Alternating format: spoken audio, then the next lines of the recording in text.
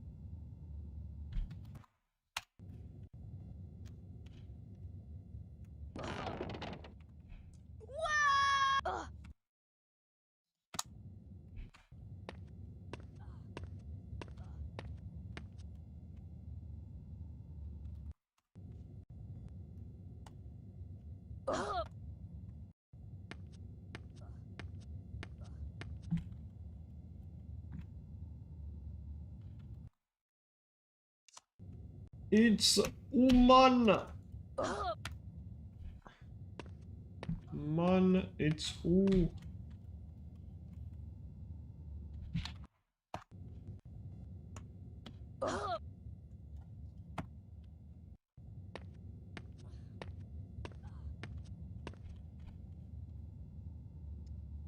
I actually had a rough morning. I had to get vaccinated for hepatitis. I think that's what it's called in English. And I had a really bad well, first that's one of the reasons why I'm tired. But I had a really bad reaction where I almost fainted. I don't know what the fuck happened. Apparently it's somewhat common for men my age.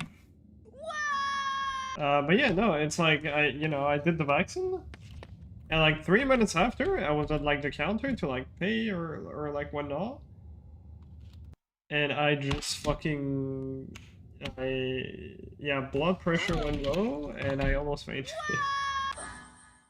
Like that was fun.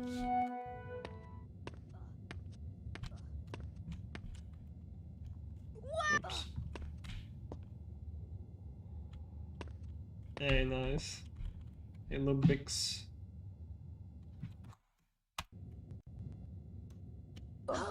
Hope you have fun. FUN with 3 GBR.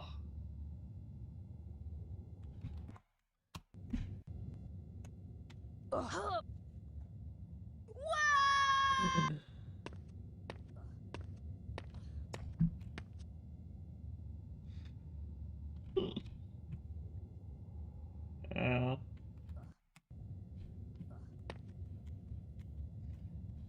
I remember the period that the resets for Orange and Amp were not fun.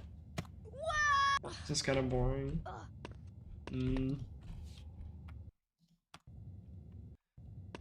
Honestly, you know, I at first, like, you might enjoy going back to 1GVC and G+, because at first I fucking hated it, because I was like, it's just any percent, just like a bit less RNG. But like with the RNG manip at the start now, it's actually kind of fun, because you just have to play well and you always get out of Gringotts. Like, obviously you still have like RNG and Dungeons RNG, but it's really not too bad anymore.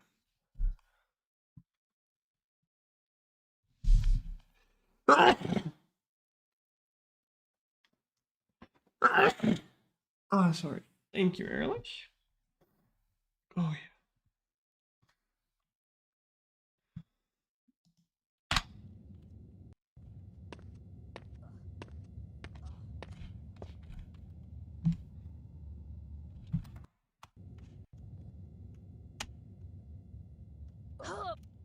Thank you, Bex.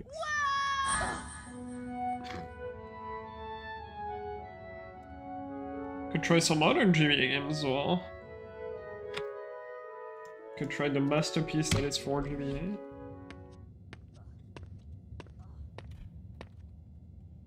Although it is a bit long. Could try to go with your 154 in 1 GBA.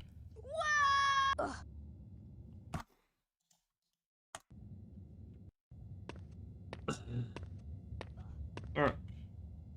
I say 154, 153? 153. Don't get the button.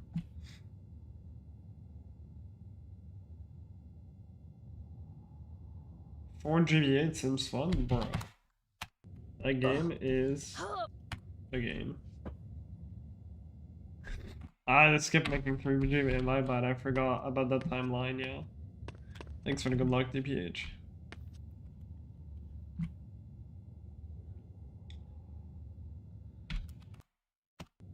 I mean, there is worse. There's way worse. I used to like fucking despise that 80% more than like all the other ones. But when I started like properly learning it, it's okay.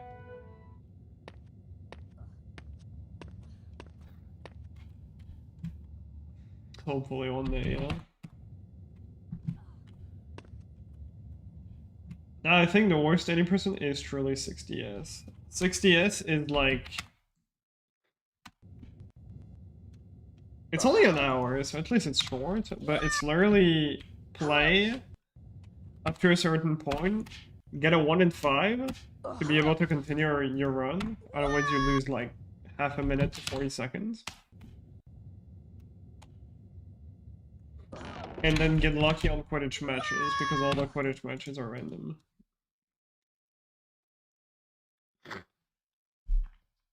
So that's pretty cool.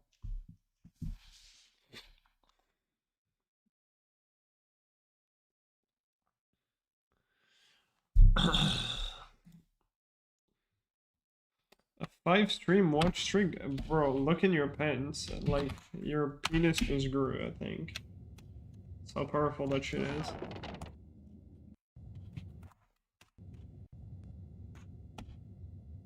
It's crazy. Same for Willis.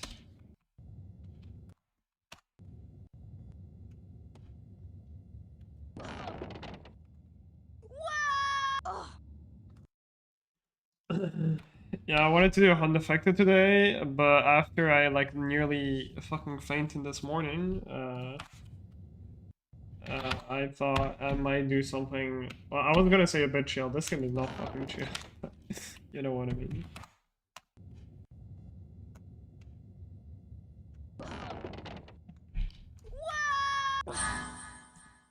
Not an 18-hour run.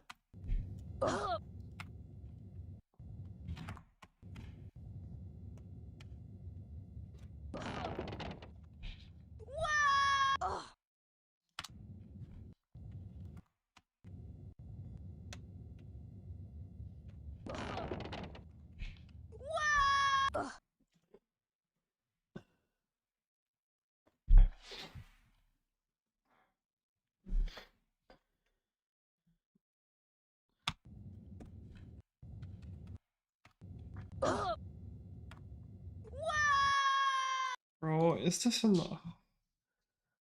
No, no, no, no. Fuck that. We're not editing that. Ain't no way. What is this garbage? Bro! There's one person who has that. And it's not even good. From The Simpsons, I don't care.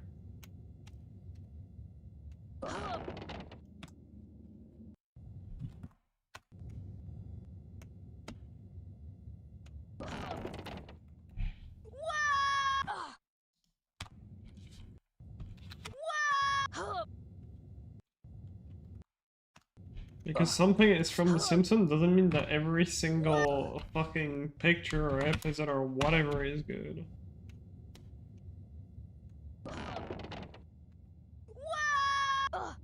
Is a manip forest troll in a willow the only other manip to look into?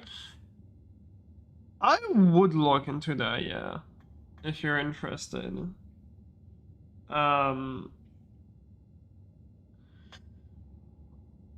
Because Buckbeak is not really gonna save time. That fight is just there's nothing you can do. Because like that's the thing, right? You have to see how much a full RNG manip saves, versus you know, the time it takes to reset the console, which is like half a minute. But that's like the only other one I would look into. Anything other than that, I would do a full minute from Crab and Goyle to Willow. No, you cannot. Like even then, when I made a full orange Manipura, which I need to rework to put it a bit earlier as well. To put it in Crab and Goyle, or like to have it start in Crab and Goyle. But words. Words. I forgot words. Nice, I just forgot what I wanted to say. That's great. Yeah, I would only do like, you know, if you're doing more than these two parts, then I would do like the entire game. That's what I wanted to say. But doing the entire game is really difficult. Crab and Goyle to Willow, that's really difficult. Because the problem is, so there are two problems that, obviously you have to hit a 2-frame window start press, which is tough. But also, so you know the particles that drop out of the one, right? And then you hit new game on like a 10-frame window-ish to get the right RNG value. The problem is, and that's what I told you in DMs, in those 12 frames, like, because that's not just the particles. In those 12 frames, if you, for example, press A in one of the later frames, then RNG is gonna slightly desync later, because obviously the way we advance RNG in fights is by going into help menu, which also spawns those particles. But then let's say, for example, you need 2 particles to spawn. If on new game you press, like, you know, new game a bit too early or too late or whatever with the particles, then the particles in the next fight are going to be delayed. And I don't know how tight the window is. If you want something perfect, I would assume like 2 frames, but it requires you to reroute even more shit. If stuff gets desynced later, it's a fucking mess. On top of that, you have to deal with like really difficult and precise enemy patterns. Yeah, there's also like other shit because you have to quit out of minigames, right? You have to quit out of the Buckbeak minigame, which when you press pause during that, it spawns the one with particles. So you actually have to quit fast before RNG starts rolling. And then on top of that, you have to, you know, make it through potion and current magical creature and DADA library on with like consistent movement so that you don't fuck up your RNG because enemies also change the RNG.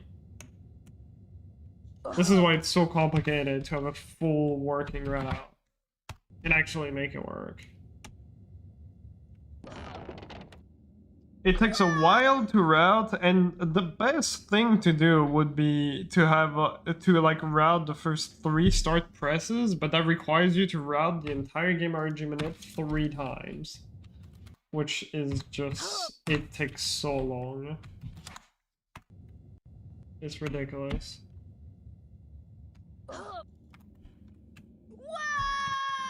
Just to make like the working route that I didn't even manage to finish, by the way.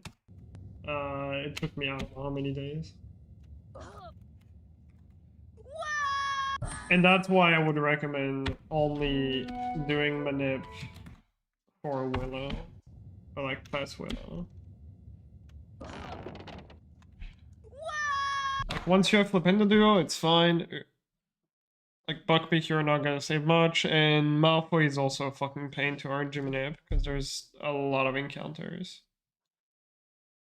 That'll change the RNG value.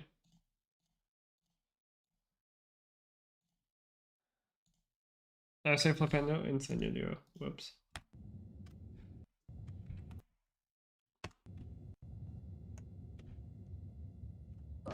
Oops. So yeah, not fun. But have fun with that if you want. And I'll do it eventually, but it's gonna be for consoles. It's not gonna be applicable for MU. I really hope at some point they fix the fucking core that they use.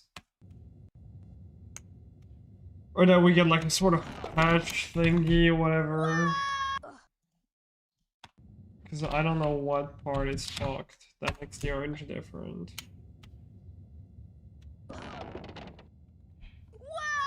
Forgot to drink my coffee. No, it's kind of cold.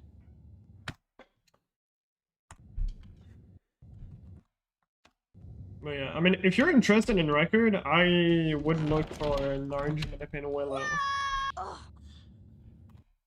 I can also help you with that, no problem at all. Like one that starts in even like earlier than Ice Room is doable. Like one that starts in the first room. I can look for one, I don't mind at all. Yeah. But yeah, even then if you want to try some orange manip, I can look for something in the Willow that starts from entering Willow up to the troll fight. Get to the troll.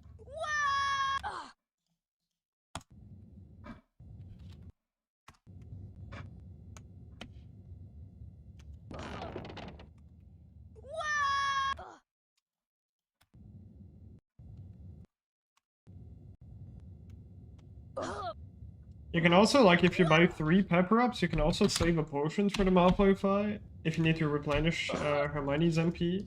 It doesn't replenish fully, that's the problem. So I think you need at least 1 crit to not run out of MP. Maybe not, I'm not sure. Maybe not, actually.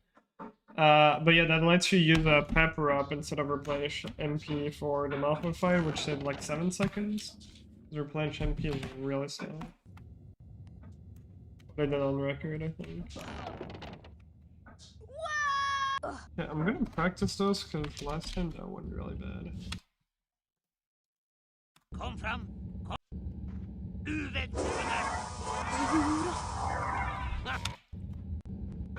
It's also nice, then people will have like RNG minute that they can try for MU.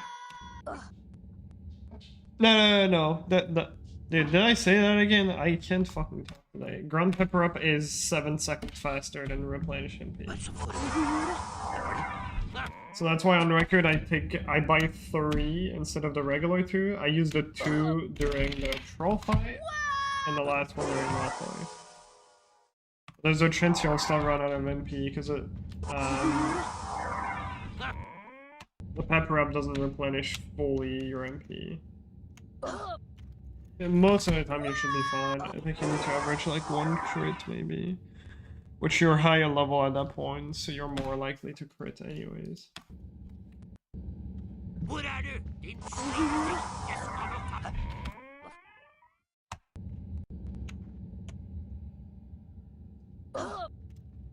It's really weird, crits are based on level.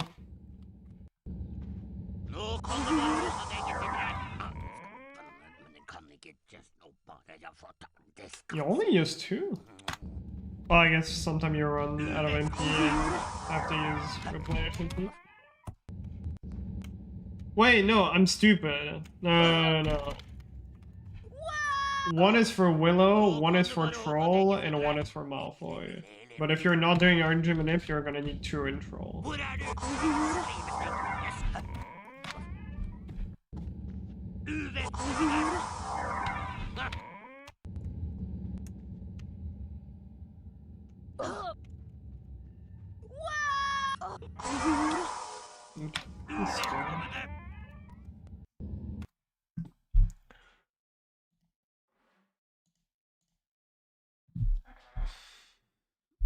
There was a good soundtrack in this fucking thing, but I can't find it. Can't find it.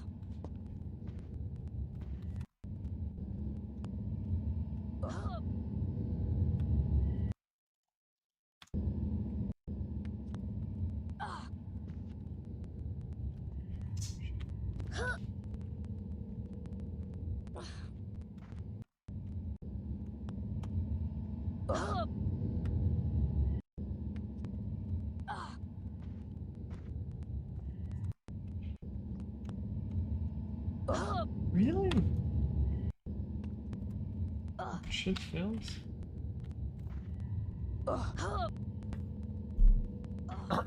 With RNG manipulated, yeah. My route does guarding less. And gets like 3 crits with Defendo. And then Hermione still dies because she gets crit by Willow. It's great.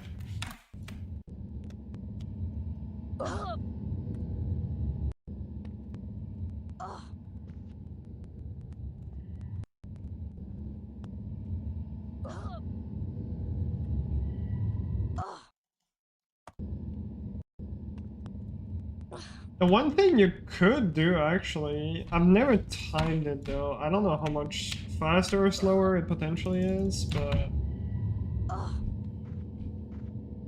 I don't know if it's gonna mess up. The thing is, it all depends when you unlock Incendio. Like, cause you could make an RNG seed for the Willify, theoretically. Just to get past it consistently without losing time, but I also don't know if you'll get enough Incendios to unlock Duo. So, with Manips, not good. Like, record, with the current Manips I'm doing, 111, super easy. Ultra easy. No RNG Manip, his run is crazy. Like, actually crazy.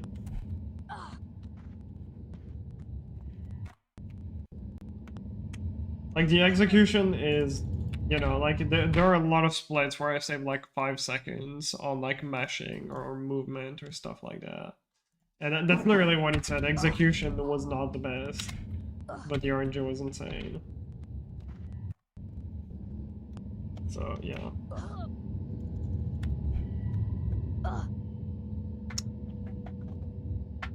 But, yeah, no, it's... Like, it was still a tough grind, even with, like, all the manips. Because, like, that's the thing. Yes, you're gonna save, like, half a minute to 40 seconds in the early game with RNG manip or so. But then SLS gets, like, crit fucking everywhere. It's just insane. The Malfoy fight is just ridiculous. It's just actually insane. That was just disgusting.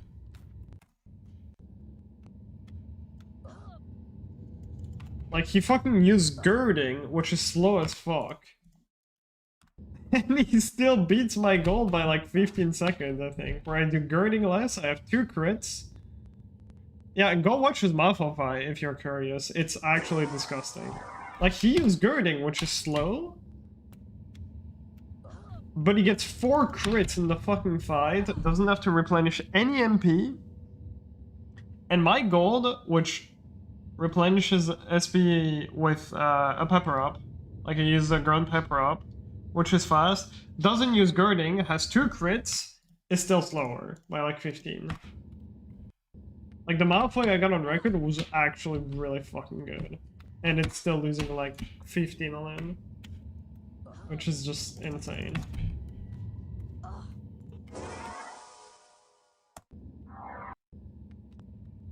Yeah, this is alright. I can work with that.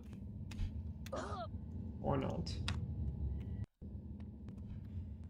And I'm boosting too much. Next time off.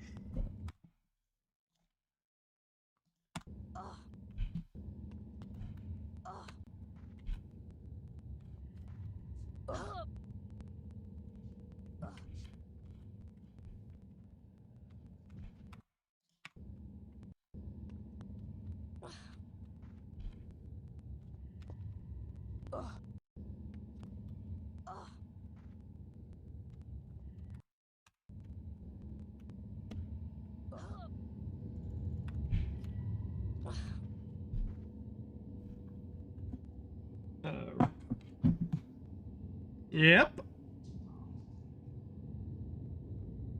Exactly. Yep. And hurry once. Even got like the good crits. Alright, because, you know, it's better with Hermione. Like, the whole run is just fucking ridiculous. Like, like, for the strats, like, you look at the Forest Trophy, I think he gets like 2 crits or 3 or something ridiculous. Then Transfig, he also gets a crit. I forgot if Hero Magical... I think Hero Magical Creature was normal. I forgot. Willow was shit. I think that was one of the only fight that was like actually really bad. I think it lost like half a minute.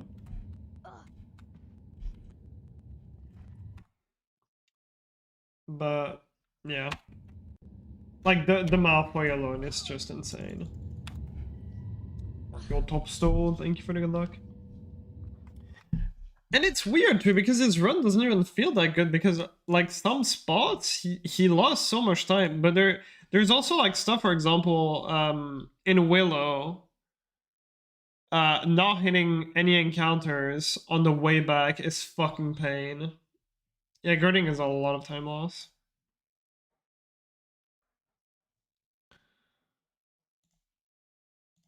Like he lost like 25 plus seconds, for example, on the way to Buckbeak, hit an encounter and couldn't flee. Apparently he lost half a minute on DD as well. It's just like some splits are insane and some splits are bad, but the splits that are insane enough that it's just impossible to fucking beat him.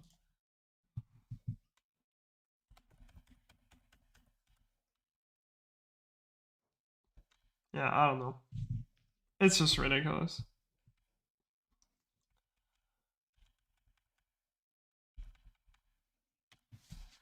And mind you, this run is fucking 9 years old. He got this in 2017, which is just crazy. It's just, yeah. Actually insane. Bro got a run that literally, bro, if I didn't even like try to challenge it and like beat it, this run would still be recorded. It's the only 112 apart from mine. Fucking 9 years old, bro. 56 attempt. It's just insane. Like, that was literally the run of his life. For that game, it's just fucking insane. It's, yeah. Actually insane. And then you look at my anti counter on that fucking game, it's like 580. Yeah, that's that. It was just a run of a fucking lifetime.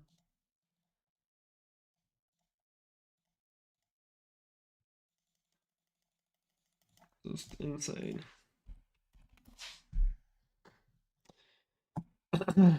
The whole reason I beat it too is just because it was like the oldest Wardecker ring on any of the HP games. And I wanted my record ring to be longer. To be the longest again. So that's why I beat it. And now it's the longest. My HP 180 and my HP 100s.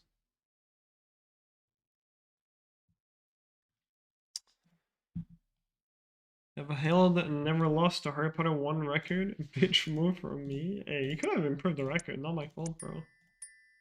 I didn't like stop him or anything. But someone could also beat my HP1 record, you know, like it's not, you know, I'm not threatening anyone. Just put some effort, you know. Kjempen, som het Vigrid, la fra seg en teppebylt på trappa til rekkvei nummer 4. Inntullet I den bylten lå et spedbarn. Just put up the game and play fast. Harry Potter, gutten som overlevde.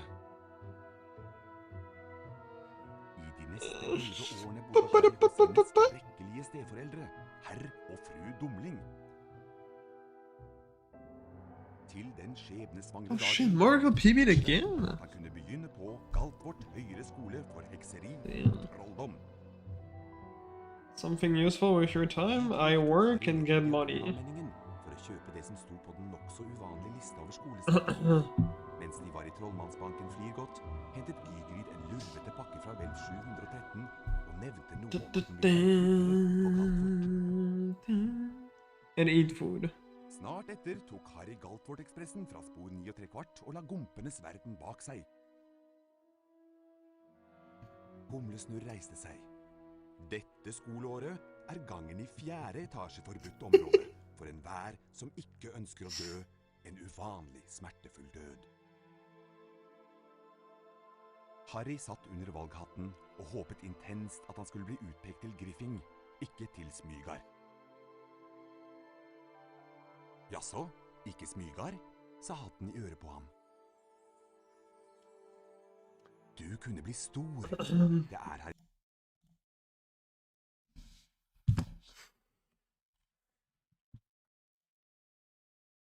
Vel, hvis du sikker, så får det vel heller bli... That's called a not living in the US fix. Griffing.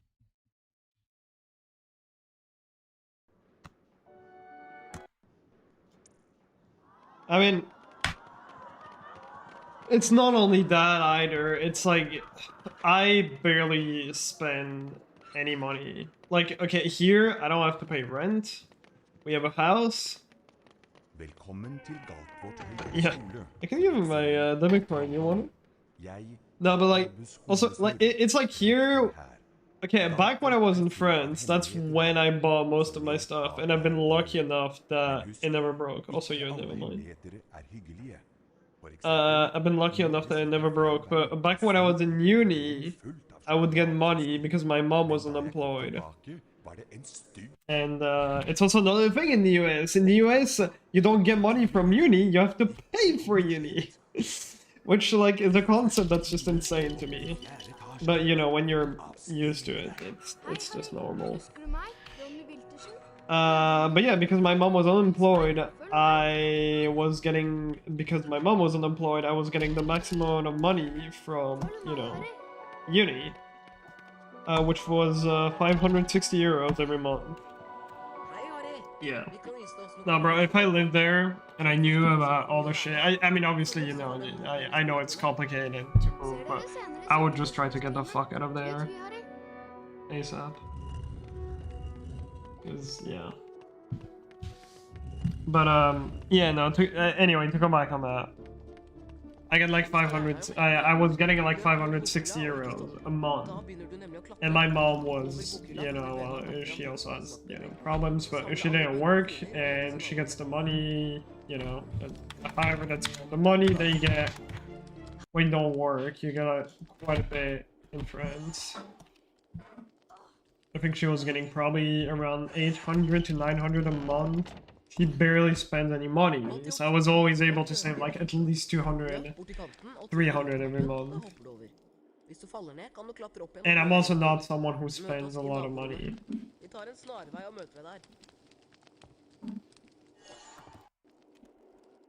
So I just managed to save up like 2,000 something, like even more. I think when I arrived in Germany, I had probably something like 3,000 euros saved, I think.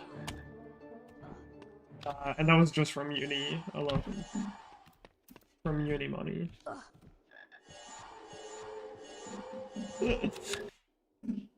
Topster.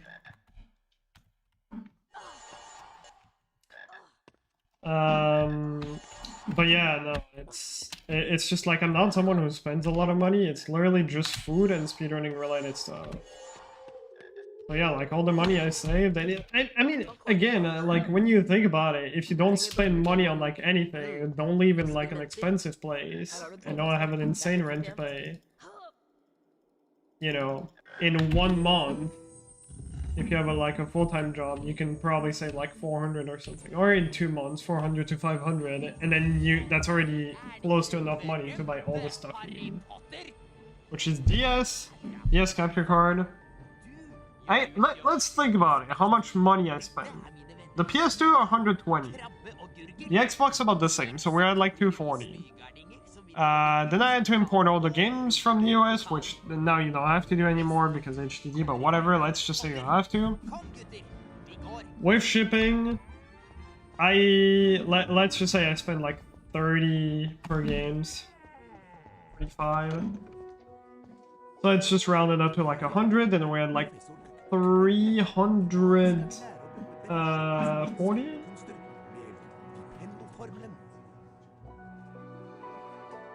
Then both PS1 games plus 2 PS2.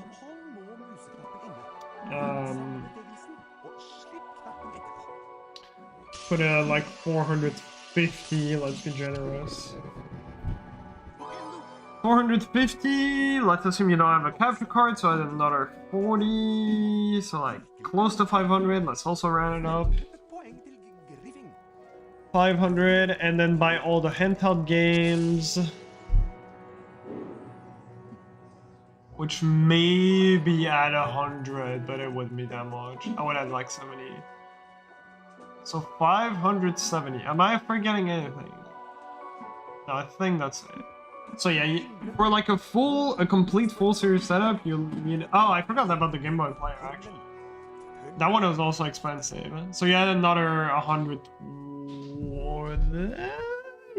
Yeah, I think I paid like 120, 130 for that. It was really expensive. Alright, anywhere between 600 to 700 euros. That is roughly... And it would be way less now again. Because you of course need to buy a physical copy of the Xbox game. Wink, wink, wink, wink, wink. I have a car and a driving license. I have a driving license, but not a car, sorry. I don't have a car. Velg den, Potter. Yeah, like that's the thing in the US, 90% of the students, like half of their money, when they start working, half of their fucking money goes into, you know, paying back the fucking credit they took to pay for uni. So you're stuck with that for I don't know how fucking long. Which we don't have that in France. We start working, we don't have a fucking credit to, you know, pay back. That helps quite a bit.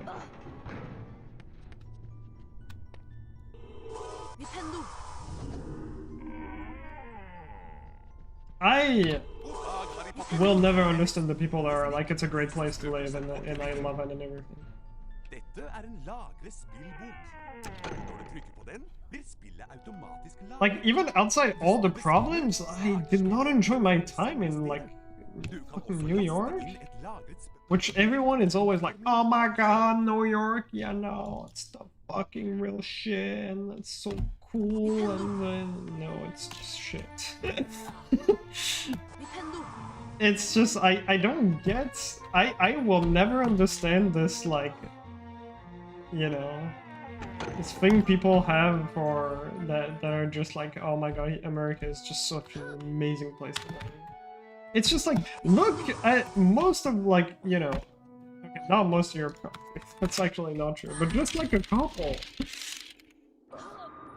that just have like so many more advantages. But I don't know, I will just never understand it. Wesh, mon gros kiki. Merci pour la good luck.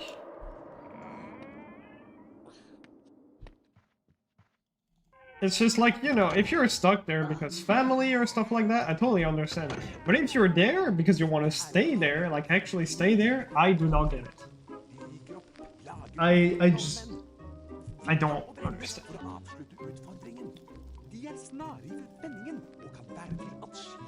Like, not even living there in New York with, you know, all the problems that come with when you actually live there, just visiting New York, I didn't even like it. Fucking living there would be hell for me. Yo, Tago, thank you for the good luck. The food is shit, unless you want something, you know, insanely expensive. But most of the, like, normal food, normal price is just shit, full of sugar and everything. Exactly, if you can. Balls! Thank you for the good luck. It's just, yeah, no.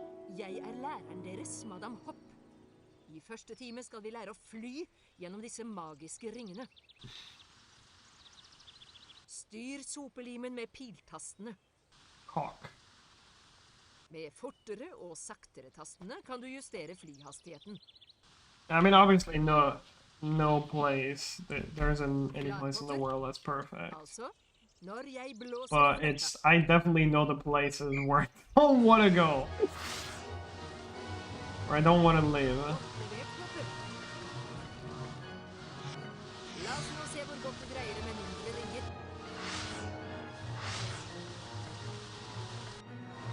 Like, I am very happy that my girlfriend lived in a country with, like, you know, advantages and stuff, or that are, like, stuff that's pretty similar to France. I think we have a bit more, like, help in France. If you're, like, unemployed or, you know, have, like, medical problems. The insurance covers more, like, stuff like that, but overall I would say it's, like, fairly similar. How much help you can get. Because if I had to go to some, just the US alone, that would have been no. I'm sorry. Either you come to France or we just stop talking. I am not moving there.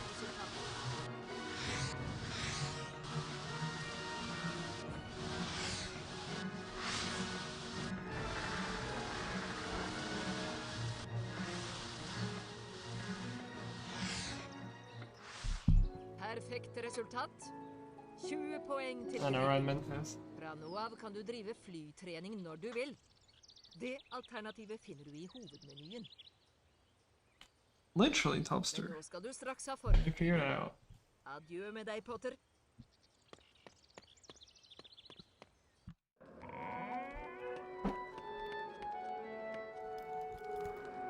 But yeah, here's your answer to how do you have enough money to buy all the speedrunning stuff and cats and everything. We don't have like any expensive expenses to take care of, and we barely buy anything. And we don't have, you know, debt.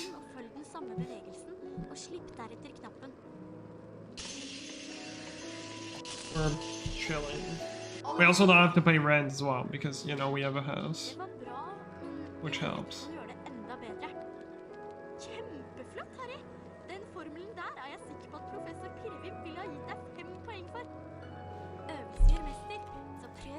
Literally. All day, every day. Hva var det?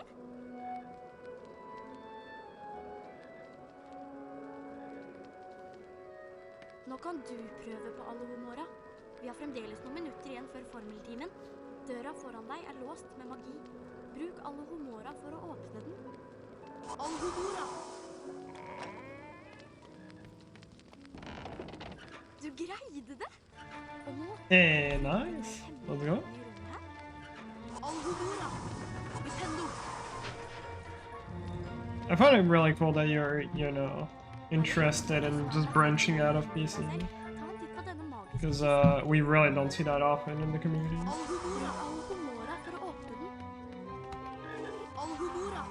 So it's really cool.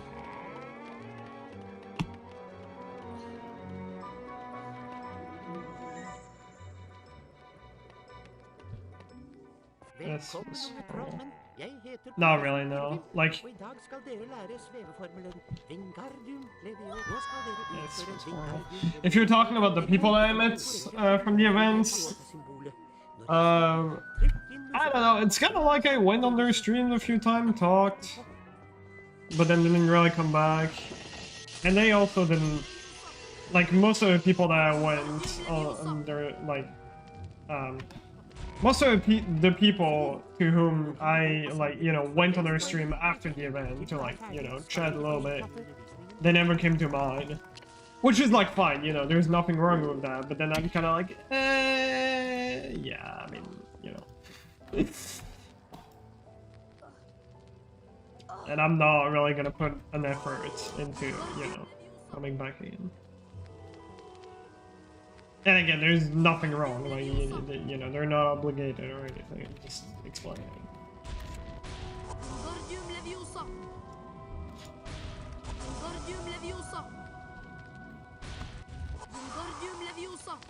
But yeah, no, yeah, to answer your question, there's not a single person that I, like, now actively talk to that I met at the event.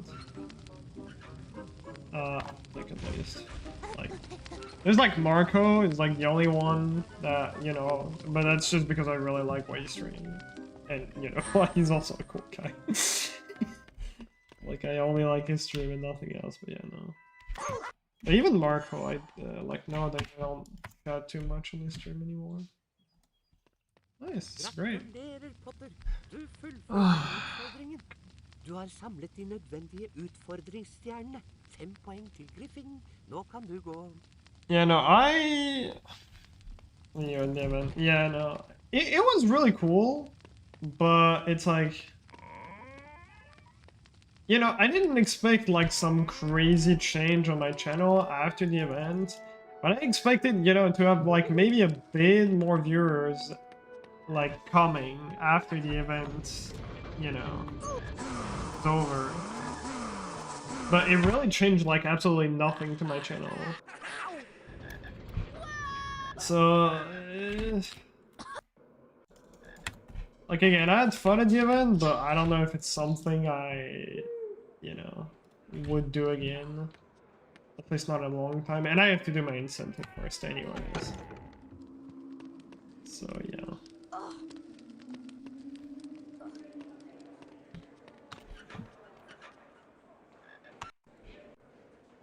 This might fail.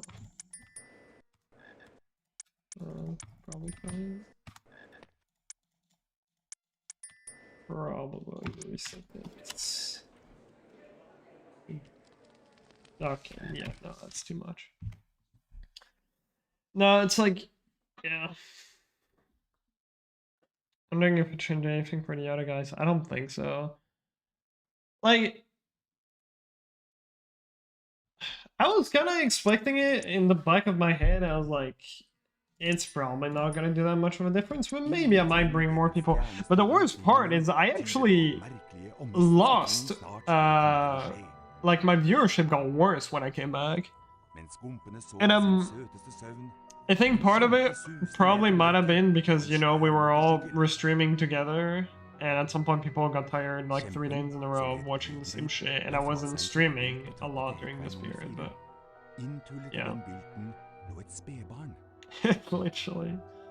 So yeah, no, it's just like, yeah.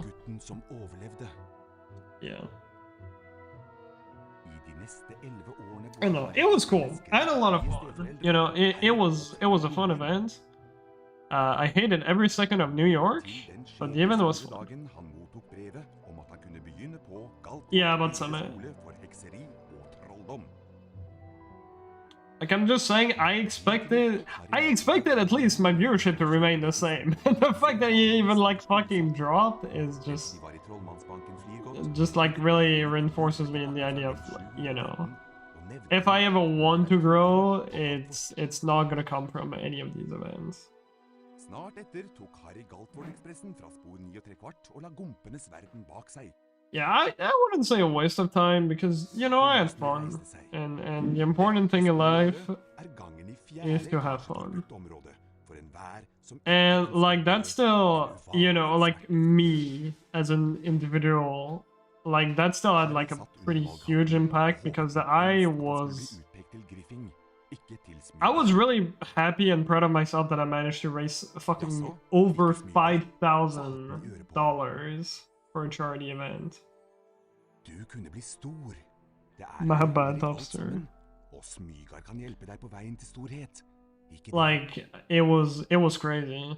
Like, especially, and like, bro, that was so stressful, and we still managed it, which I just think is insane. Like, especially when you look at all the other streamers, bro, there was like Kuru, who was like 500 viewers average and is doing really well with subs and everything, and he wasn't even in top 5, which was kind of insane. I don't know how many people know Kuru, but yeah. But like, even the big names, around, like the, you know, the people that managed to raise the most amount of money, they were like big names. And I still managed to get, I think it was top 2 on the last few minutes. Så let bak hver dør. Men husk, ikke alle hemmeligheter hyggelige. For eksempel, I morges gikk jeg feil vei og snublet. So, yeah, no. I had fun at the event. It felt really cool to, you know, be around like pretty big streamers overall, like especially the Trackmania guy, and like, you know, play stuff, Mario Party and everything. It was really fun. And yeah, no, like, again, it's another thing that just made me realize, wow, just don't ever leave this fucking community, man. It's just amazing. Even though I wasn't going to in the first place. It's just another thing that reminds me, this is, for me, the best speedrunning community, and I just don't want to leave it. Yeah, exactly. So yeah, no, I definitely wouldn't say that was a waste of time. It's just like, you know, it didn't grow my viewership or anything. It didn't help me in that regard at all. But yeah, it was great.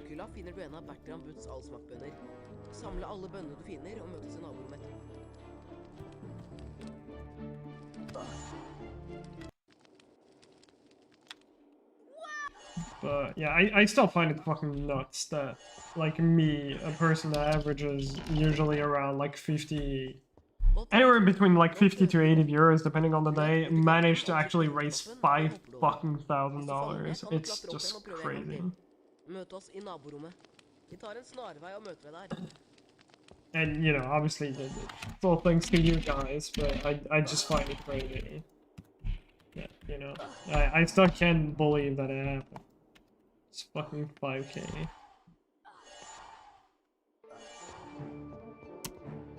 That's goofy kinda. Should stay that way.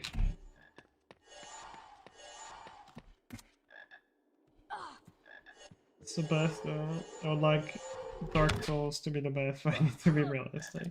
I mean, you know, it depends. For some people this would not be the best. Some people enjoy other communities more, but I just really like how, like, you know, tied together we are. Someone is gonna make like some sick jokes about that, but it's fine. Takk, Kari. Vi trenger bønnene til noen eksperimenter. It's like it's a tiny community, but just enough people that care to make a change. That's all you need.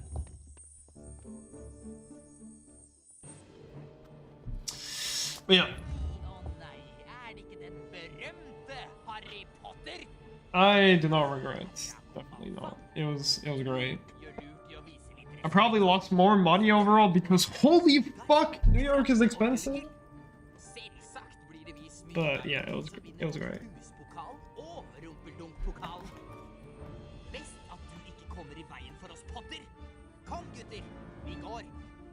You know, one of the best part is when I came back to Germany, I was like, I'm so happy to be back home. And we stayed like 3 fucking days too. It's just, I don't know, man. It's, yeah, the US is not for me. Or any big city for that matter.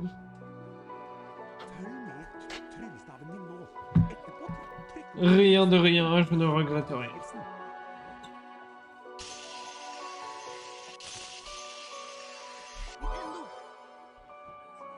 Oh, the food was like some of the worst fucking shit in New York, bro.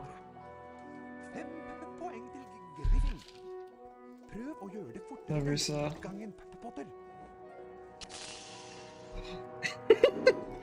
Fucking call it, yep. It's so bad, man. I don't know how people eat there. It's just insane. It feels like getting good quality food there is just impossible unless you're rich as fuck. Just like everything that we bought, that we normally bought in Germany, had like more sugar or just was tasteless. Or have a salad, bro. You know the biggest. How do I put that in words? Like, this is literally vegetarian. Fucking, at least that's the vibe I fucking got. Vegetarian in New York. We had to ask a guy for something vegetarian that wasn't a salad like 5 fucking times because he did not get it. And he was native, and you know, we don't have like a strong accent or anything with English. You can't understand us easily. He just was like, do you have something vegetarian that's not salad? And he's like, what? I don't get it. Like, you want salad or? It was the fucking girl at the counter at the end that was like, yeah, we have like vegetarian burgers. And I'm like, bro.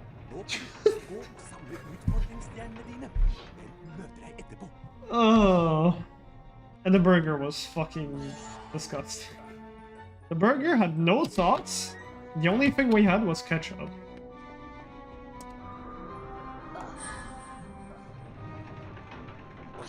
We still had to take 40%, of course.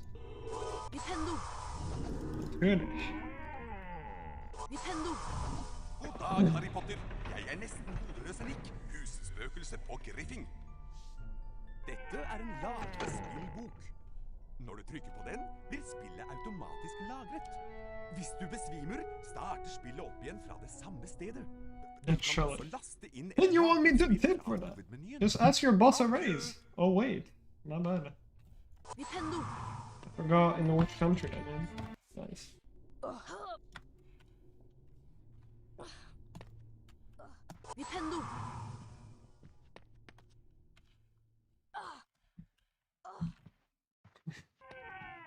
It's just like, bro, it just like, you know, the force tips just literally goes against what I've been taught. You give extra money when the people did a good job. when, you know, the person at the service or the restaurant or anything, it did something, you know, a bit more special than what you would normally expect from, like, every restaurant. It could just, like, giving you food, and that's it.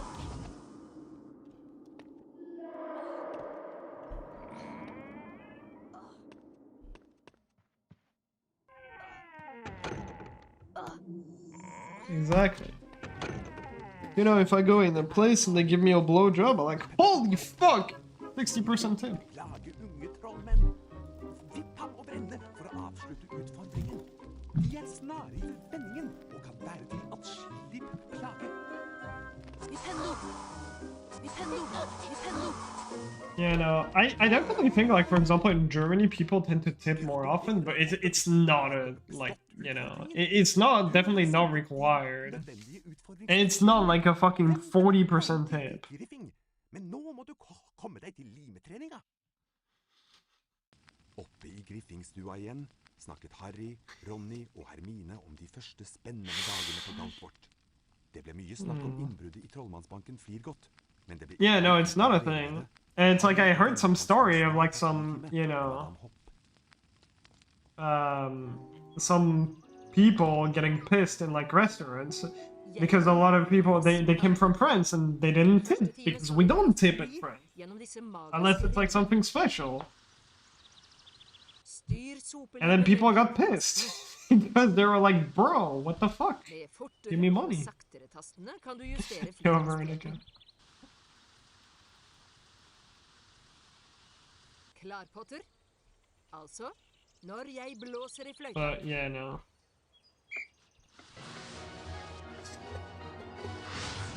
Yeah. That's me every day, for real, for real. La oss nå se hvor godt du greier det med mindre ringer. I don't know, to me the forced tip is like, if you went to a restaurant and someone just told you, yeah, that was, we did good, right? We did very good. No, like, you know, we did, like, very good, like, service. Very good food. You agree? Yeah, you agree. Give me money. And you don't even get to talk. That's how tipping in the US feels like to me.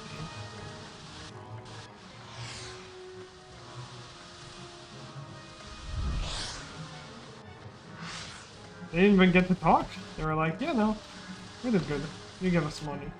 Smiley face. Skal vi prøve med bevegning?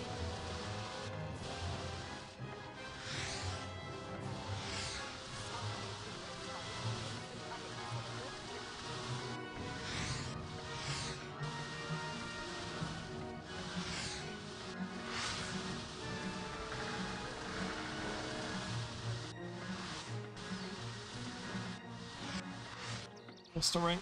Perfekt resultat. 20 poeng til For real, for real.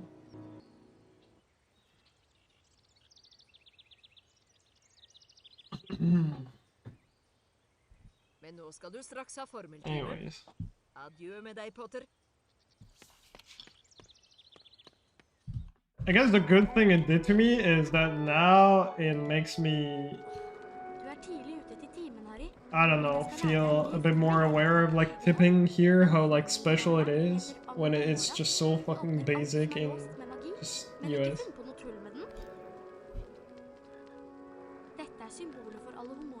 But yeah. Trykk museknappen inn og følg den samme bevegelsen, og slipp deretter knappen.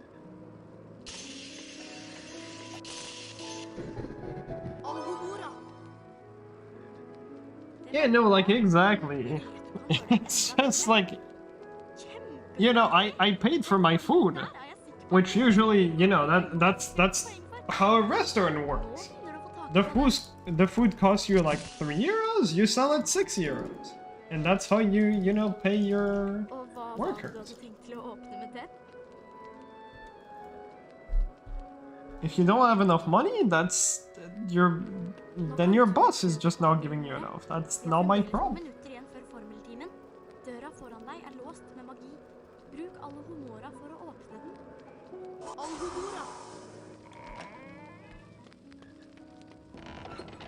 Du greide det!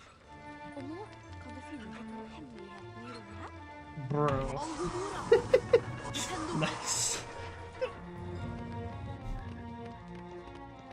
Harry, hvis du snart er ferdig med å beundre deg selv, ta en titt på denne magiske kista. That's great.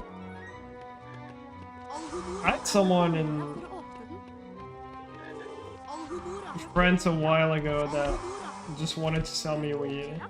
Like I was at the train station and I mean like when you look at my face I kind of look like I could be a fucking, you know, oh my, I could be someone who smokes a lot. Bro, she's getting stuck! Just fuck you, it's so bullshit. Because you are delicious. Ingenting ved den stjernestrødde natthimmelen. But yeah, that's why, like, a person came to me and I was like, hey, you want some stuff? And I was like, no, sorry, I don't smoke. And he got terrified. He took like fucking 20 steps backward. I was like, what the fuck? You never heard anything. Don't call the police. La fra seg en tippebylt på trappa til hekkveien nummer 4. Inntullet i den bylten lå et spedbarn. Yeah. I don't mind when it's a standard extra 12.5 service charge. It feels more like what you just described. Yeah. 11 årene bodde Harry hos sine skrekkelige steforeldre, herr og fru Dumling. You okay? Til den skjebnesvangre dagen han mottok brevet Hope you had fun. han kunne begynne på I'm doing Galtvort alright. høyere skole for hekseri og trolldom. I mean, at this point, I would rather, you know, have the tip in the food directly. But, you know, not physically in the food, in the food price. If you want an extra tip, then you just add it to the price of the actual food. And that's fine. Snart etter tok Harry Galtvort-ekspressen fra Put the tip in the food. Just so that you don't forget to fucking give it. Ungesnurr reiste seg. Dette skoleåret er gangen i 4. etasje forbudt område. Like, you know, it's like a potato, costs $4. A very expensive potato, I know.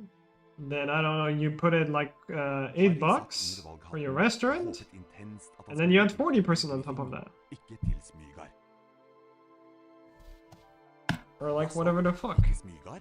It's gonna be like the most expensive potato on your life, but I would rather have that than, you know. Det er her i hodet ditt alt sammen, og Smygar kan hjelpe deg på veien til storhet. Ikke det? Vel, hvis du er sikker, så får det vel heller bli 11.20 for a fucking potato. Griffing.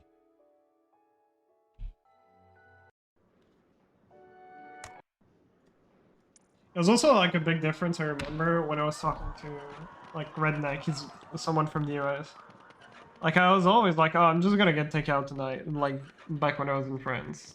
I'm just gonna order some burgers. And I was like, oh, I kind of want to do the same, but it was always the same shit. Like, no, bro, I don't want to have someone have it delivered. I'm gonna have to pay them. Like, to give them extra tip, and that's gonna be so much money. Well, I was like, no. Just don't. Ikke alle hemmeligheter er hyggelige. For eksempel, i morges gikk jeg feil vei og snublet over et rom fullt av sjokoladefrosker. Men da jeg kom tilbake, var det en stygg flokk ildkrabber der i stedet. Opp trappa og opp til timen med deg. Ikke kom for sent. Din første time er oppe i 4. etasje, Potter. It's the same thing in the UK, I think, right? You're kinda forced to tip, sort of. You know, not forced, but actually forced.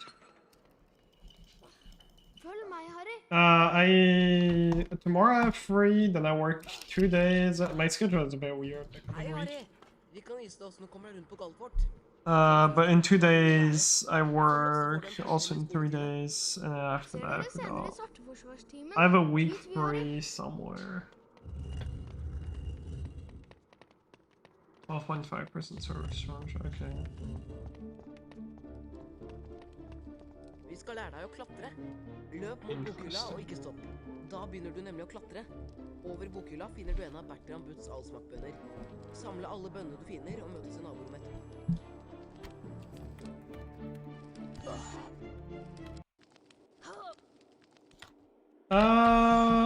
I did some GBC, yeah. I got back record in 1 GBC any person and any person in Gun Plus. Nå prøver vi å hoppe. Løp bort til kanten. I don't know what I'm gonna run next. Så Oh, hopper du over. Hvis du faller ned, kan du didn't klatre think opp about it en yet. gang til. Møt oss i naborommet. Vi tar en snarvei og møter ved der.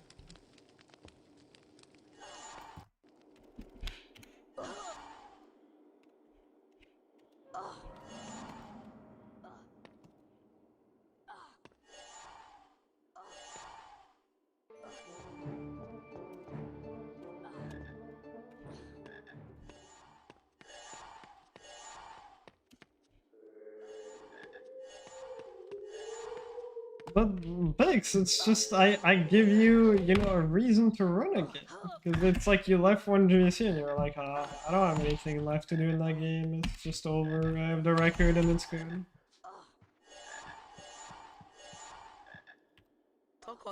Nobody wants to run one GVC. Exactly. So I knew that you were really bored alone up to the top, you know. So I was like, okay, I'm gonna give him a reason to run again. Because I know he misses it. Just a nice guy, you know. Å nei, det ikke den berømte Harry Potter? Jeg er Draco Malfang. Du gjør lurt i å vise litt respekt. Dette er mine venner fra Smygard, Krabbe og Gurgel. Selvsagt blir det vi smygardinger som vinner både huspokalen og rumpeldunk-pokalen. Best at du ikke kommer i veien for oss, Potter. Kom, gutter, vi går. And also I made New Game Plus more interesting now. Oh, and just remember, don't redeem Bunny Cam, I don't have the cable. You're just gonna get scammed. I mean, I will, you know, give you back your points, but don't redeem Bunny Cam. I wanted to disable it at the start of the stream and I forgot. Dette er symbolet for Vipendoformelen. Hold nå museknappen inne. Gjør den samme bevegelsen, og slipp knappen etterpå. Could get the cable later. I really need to go to the bathroom. Do I kill this run? Brukbart. Can probably handle 2 Du kan minutes. prestere noe bedre. 5 poeng til Griffing. Prøv å gjøre det fortere denne gangen, Potter. Orange is garbage.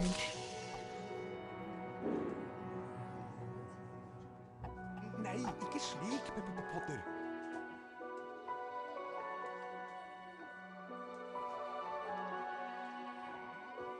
Glimrende. Nå kan du gå løs på en Vipendo-utfordring. Probably in-game. Følg meg, Potter.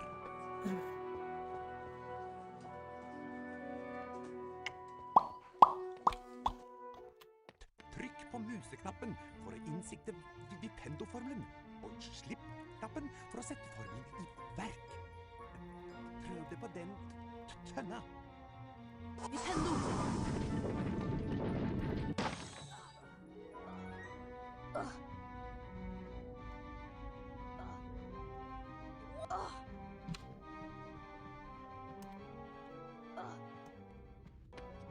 Åpne døren til å bruke Vipendo-formelen på bryteren på... I mean, I waited a bit, you know. But he didn't learn more. So I was like, okay, he's taking too long, I gotta make things interesting. Vel den, Potter. Just gotta speed it up a little bit, you know. Nintendo! If I'm taking your records, that means that you need to learn your runs faster. Levert. So I leave you Nå kan alone. du gå og samle utfordringsstjernene dine. Jeg møter deg etterpå.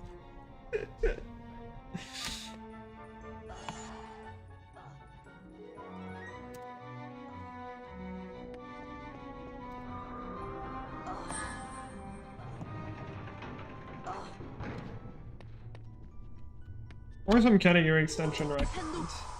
Or will he usually not touch those? Nintendo! I don't care. God dag, Harry Potter. Jeg er nesten hodeløse Nick, husspøkelse på Griffing. Dette er en lavere spillbok. Når du trykker på den, Let's look at Chungus or New Game Plus. I have not tried to reclaim those. starter spillet opp igjen fra I mean, Chungus, to be fair, Du kan human også is just way too bruke cracked. Nintendo-formelen mot denne blokken. Adjø! It's ridiculous. Nintendo! Nintendo!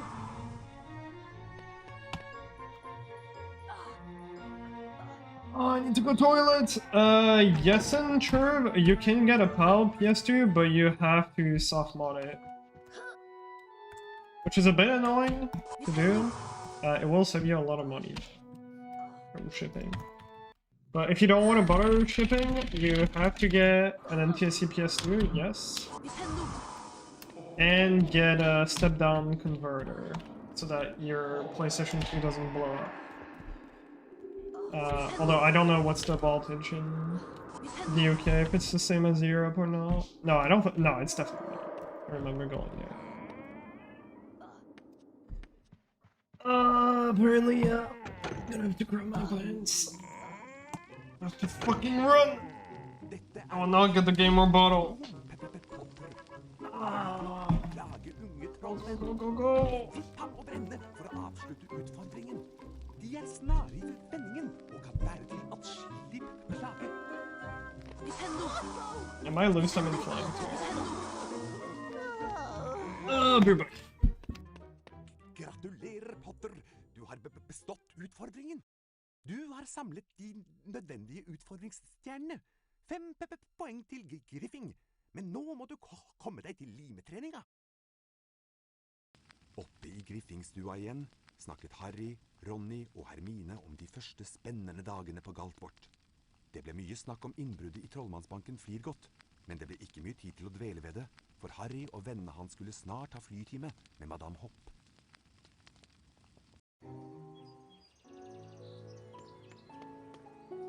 Jeg er læreren deres, Madame Hopp. I første time skal vi lære å fly gjennom disse mangene. Styr sopelimen limestene. Med fortere flyhas. No, I did not do an escape. Klar, Potter? Or did I? Altså, når jeg blåser i fløyta. Anyways.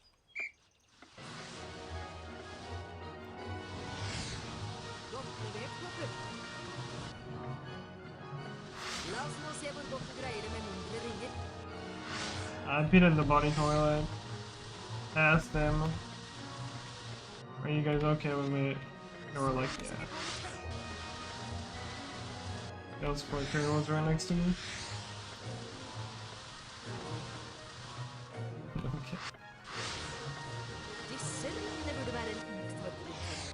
I ate some hay after that. I stole some from their fucking stack or whatever.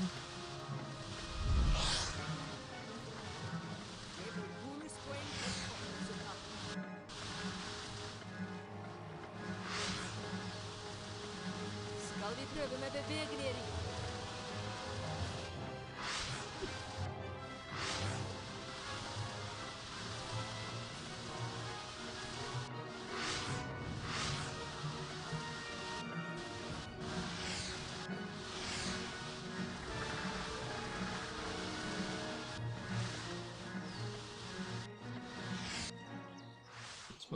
Perfekt resultat. 20 poeng til Griffing. Fra nå av kan du drive flytrening når du vil. Det alternativet finner vi i hovedmenyen. Men nå skal du straks ha formeltime. Adjø med deg, Potter.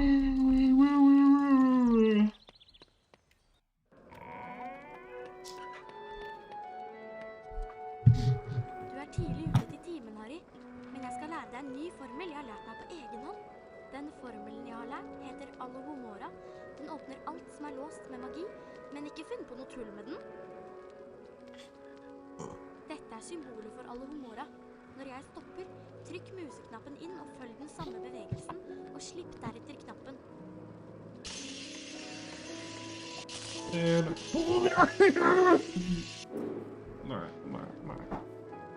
Hva var det? Alohomora er en vanskelig formel. Vi prøver igjen. It's fine. I have time save on this anyways. Alohomora! Det var bra, men jeg vet du kan gjøre det enda bedre. Kjempeflott, Harry! Den formelen der er jeg sikker på at professor Sylvim ville ha gitt deg 5 poeng for. Øvelse gjør mester. It's very true.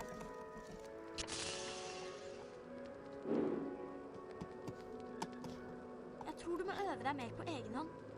Oh, I love losing 16 seconds.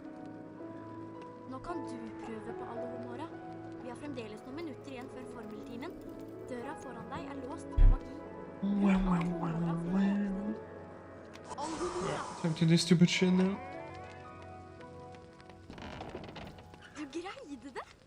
Og nå kan du finne de to hemmelighetene i rommet her. Alohomora! Nintendo! Story starts bad. Harry, Alohomora!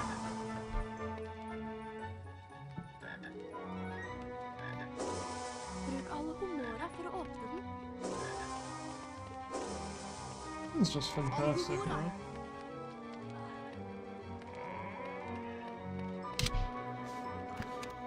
Sick. Alright, then I'll quickly get food. I actually ate too much, so I'm probably just gonna grab some. From home. And then come back instantly, so it probably won't take long.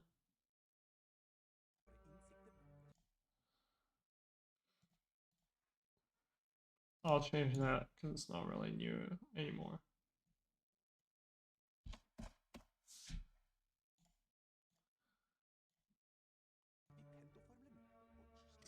Okay, what time is it? 5:20? I'll put like... let's put 5:40. Potentially I'll be back a lot earlier. We'll see. Okay, see you guys in a little bit. Oh, it would be cool if the same would happen to me. But not the... Bro, this is so fucking unfair. I should have the exact same treatment as them. Which, that is just unhealthy. And stupid.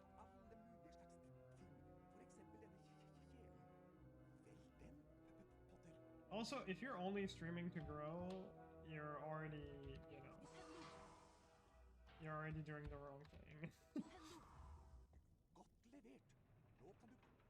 You're streaming with like the only goal of I want to get popular, you're already cooked.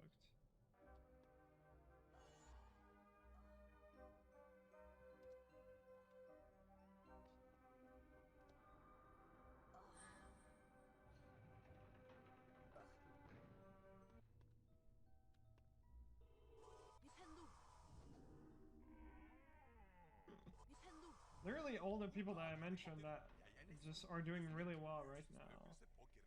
Give me one sec. Dette er en lagreservebok. Når du trykker på den, blir spillet automatisk lagret. Hvis du besvimer, starter spillet opp igjen fra det samme stedet. Literally all the people that I mentioned that are doing well now are all people that like people that I saw grow from like 30 viewers up to like way over 100 now are all people that never started because they wanted to make a living out of it. They just started out of passion.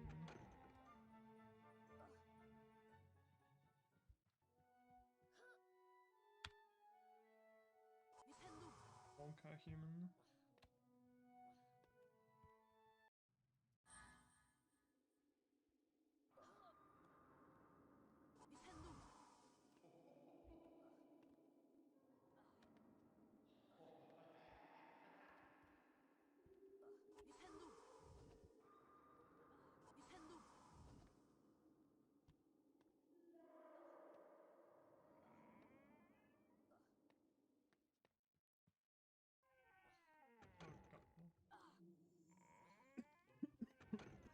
A lot of things as growing and dying as a streamer, and I don't care. Yeah. It really depends. For me, I'm really in this thing of like, I do definitely care and try to be careful with what I stream, but to an extent where I'm still enjoying what I'm doing. Like, I don't want to stream stuff that I know is not going to do well on my channel. But it's also, I'm still gonna... What I do stream on this channel, I still very much enjoy it.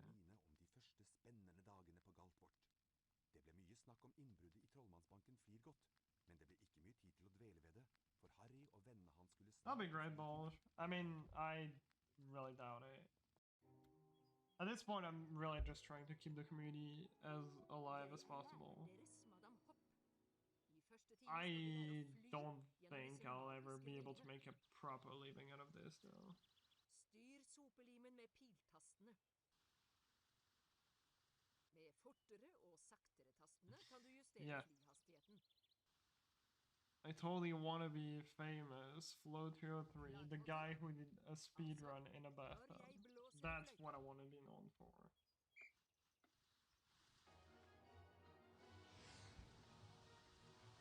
I don't know, Balsh, because we're all coping so hard with Legacy. Being like, oh my god, it's gonna fucking revive the community, and it's gonna do so much good for the community, blah blah blah.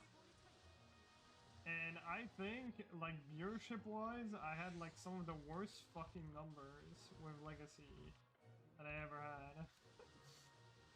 And everything went back to normal for my, you know, channel size the moment I stopped doing Legacy and I went back to these games.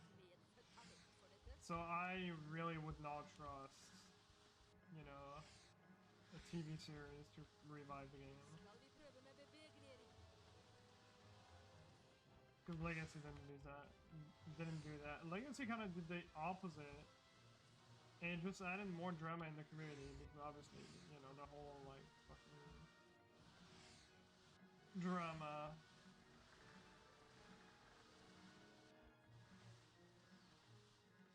So, the only way you can really hope anything, like, to grow the HP game is if, for some reason, the algorithm decides that, you know, just, like, boost a bunch of videos on YouTube. Or some, like, really popular streamer starts, you know, pushing these games.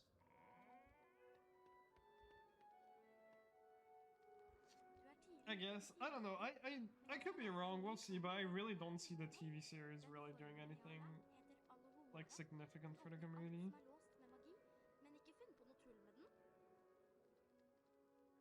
Dette symbolet for Alohomora. Når jeg stopper, trykk museknappen inn og følg den samme bevegelsen, og slipp deretter knappen. Yeah, again, I don't know. That's why you gotta work on YouTube videos, which is a lot of effort. But that's why I think what Porto is doing, for example, is great.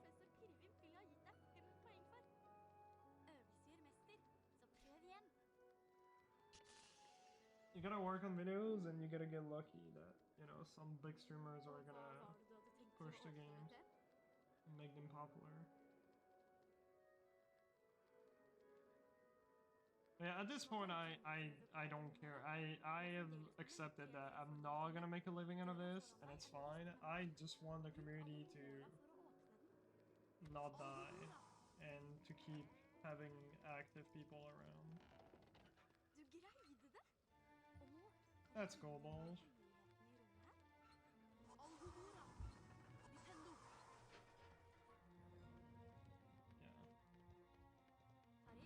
We'll see. I'm pretty happy how the community is growing. It's you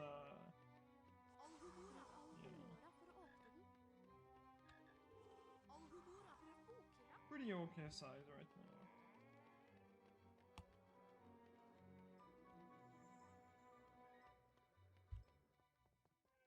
Not too big, it's not too small. Jeg heter professor Pirrepimp, og i dag skal dere lære sveveformelen Wingardium. Nå skal dere utføre Wingardium Leviosa-utfordringen. Legg merke til det korrekte Wingardium Leviosa-symbolet.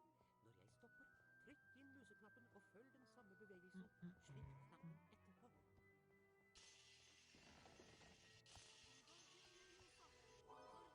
Wingardium Leviosa! Fint. Nå kan du gå og samle utfordringsstjerner. Jeg venter til du er ferdig. Lykke til, Potter.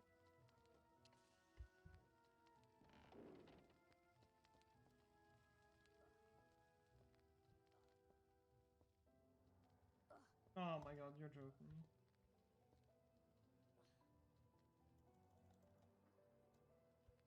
Yeah, that doesn't lose insane amount of time. Wingardium Leviosa. Wingardium Leviosa. Wingardium Leviosa. Wingardium Leviosa. Wingardium Leviosa. Vipendo. Vipendo. Wingardium Leviosa.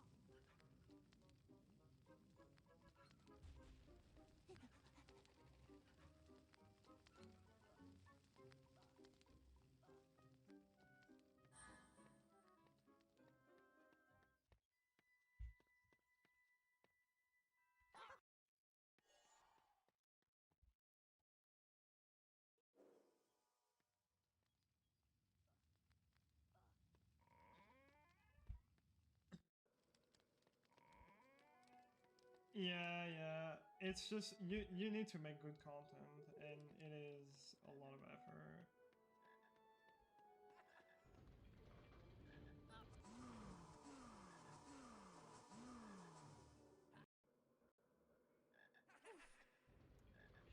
But yeah, Porto is working on that. The Locust video will hopefully do really well.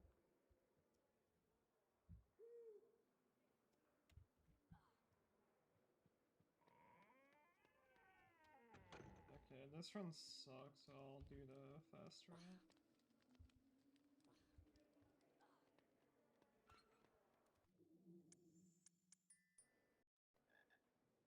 My gold.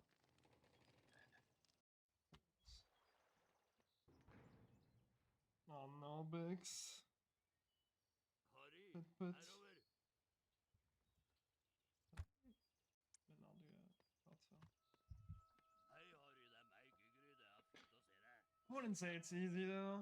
Og jeg I've seen a lot of people do Det er ikke not så necessarily tusen insane og content, but like pretty okay.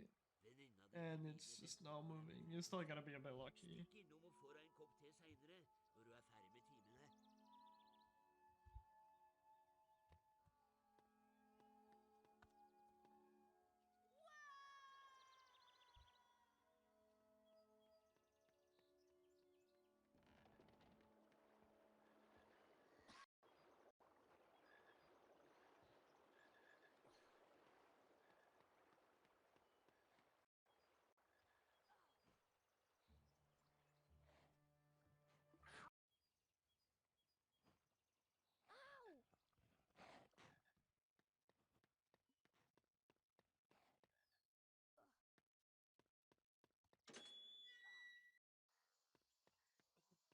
Velkommen, alle sammen. Jeg heter professor Stikling. I dag skal vi lære Tafirio-formelen, som kan komme til nytte mot en rekke farlige planter. Følg godt med på det korrekte Tafirio-symbolet.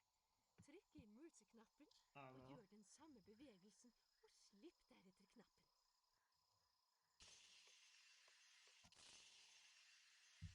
We'll see. I really hope Porto's video works well. The Chungus video already did pretty good, I Skal vi think. fortsette med leksjonen, Potter? So I really hope that video does well. En interessant Put a lot variant of av time into it. Tafirio, men I want to see the human. tiden er I don't know, especially with speedrunning, I still think Gå ut av it's... døren, Potter. Jeg skal holde Again, it really depends what content you do. But especially speedrunning, growing is just insanely stupid. Dette er A challenge, spyttbusker. sure. Dere kan bruke Tafirio, I'll give you a men year. hold dere godt tilbake for å unngå nålene. Tafirio! Nintendo! A year from now, prove me 1,000 subs. I'd love to see that. Nintendo! Tafirio!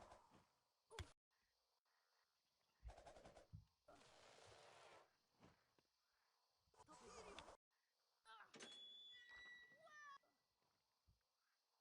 What do you get in return? I don't know, what do you want? Alhumora! No. Not getting enough hair? Not really. My problem with hot showers is usually I don't want to get out. Because then after that it's cold.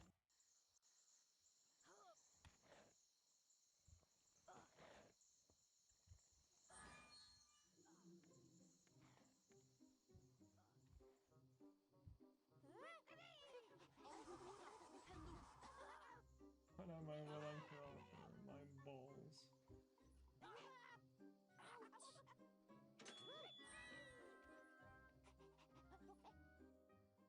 Nintendo! Nintendo! And balls. Tapirio! Yeah, I mean, again, getting 1,000 sub, I think it really depends what kind of content you do. It can be really easy if you make the good type of content. I'm just talking like right now, specifically speedrunning. Nintendo! Nintendo! I think is difficult. And you also need to be like really motivated to actually make not bad videos.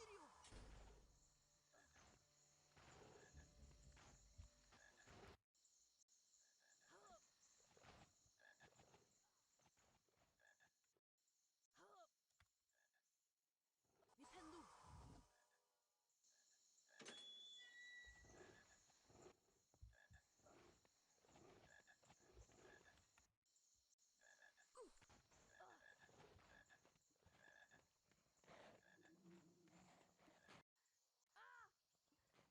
Nintendo! Really into go to the toilet, man. I'm just golden and send you, I just realized. Nintendo! Nintendo!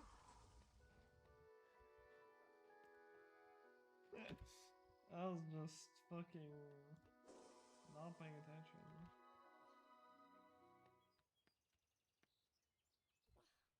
And nice. And double nice. For 10. For 14!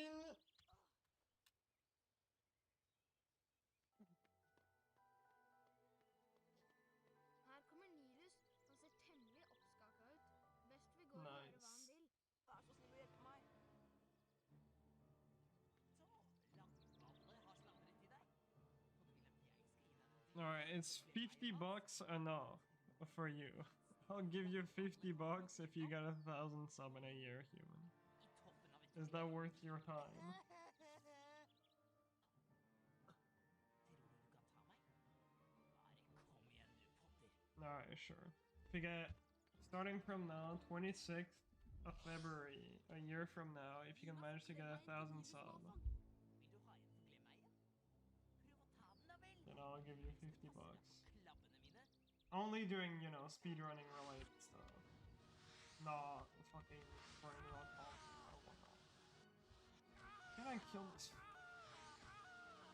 Alright. Du skadet sopelimen min, Potter. Det skal du få igjen. Her, så ta den dumme greia da. Jeg har vel ikke bruk for det.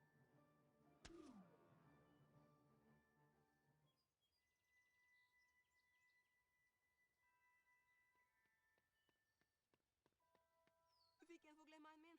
Tusen takk, Kari. Nå kan vi finne padda mi. Kom, så Tristan, kom tilbake. Nå husker jeg det. Jeg lot Tristan bli igjen i urtologisalen. Og der er det planter som spiser padder. Jeg er professor McSnurp, Potter. Viserektor på Galtvort og husstyrer på Griffy. Jeg liker ikke at du jager slik etter malfang. Men jeg må innrømme at du viser utrolig talent på sopeliv. Start from more. Vanligvis får ikke førsteklassinger spille rumpeldunk. Men i ditt tilfelle kan vi kanskje overse den regelen. Griffin No.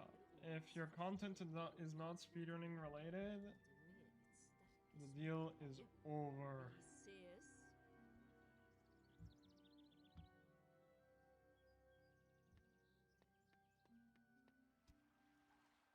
Oh shit. The guy stopped holding forward too early.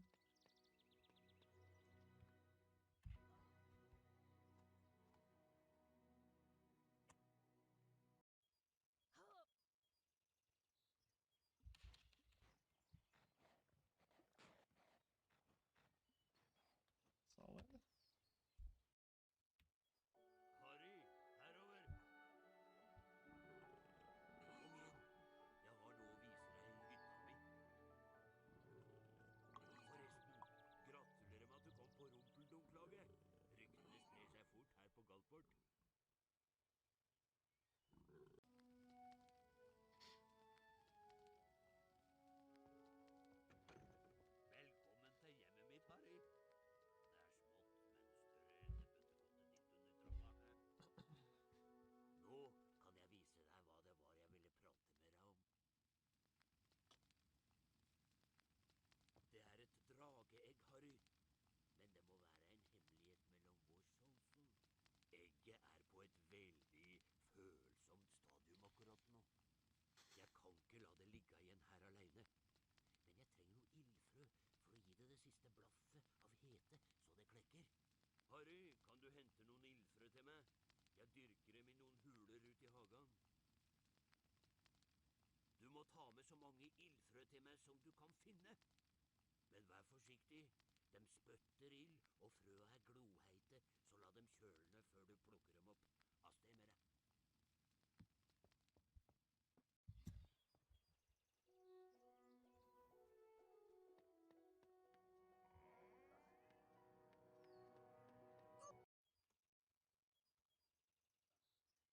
That was really good. Kjempeflott, Harry. Du har samlet inn alle de ildfrøa jeg trengte. Kom inn, kom inn. Bare husk å tørke deg på beina.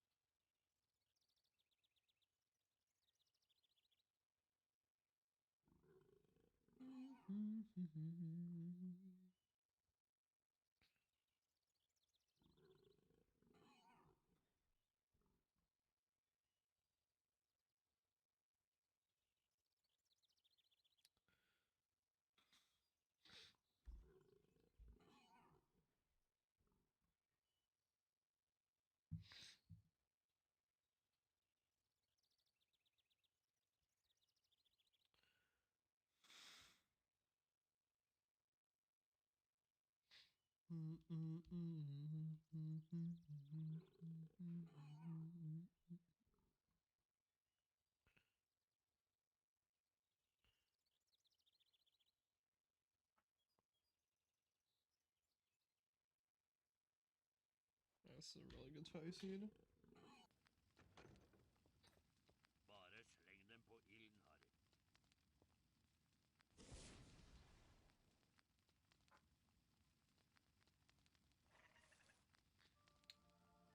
True. Du greide det, Harry. Nå begynner det å klekke. Er han ikke søt? Jeg skal kalle han for Norbert. Han er en norsk kamrygg, skal jeg si deg. Opp med seg, søte lille... Takk, Harry. Her, ta denne fløyta. Med denne kan du lulle noen vesener i støv. Best du gjør deg klar til rumpeldunk nå. Det blir nok en spennende kamp. Smygard er et sterkt lag, men jeg tenker du skal vise dem, hæ?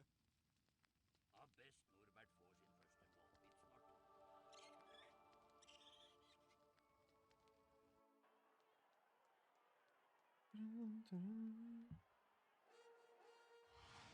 Velkommen til Rumpeldunk. Jeg er kommentatoren her, Lappen Styx. Det er Griffing mot Speedruns.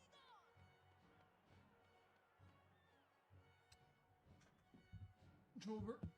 Rumpelunkbanen har 3 monslinger i hver ende. Dun, dun, Hvis dun. de får den gjennom ringene. Pass opp for kladdene. De er forhekste baller som kan slå deg av linjen. 2 knakkere på hvert lag har til oppgave å holde unna. Griffings nye speider er Harry Potter. Det er hans jobb å finne gullstoppene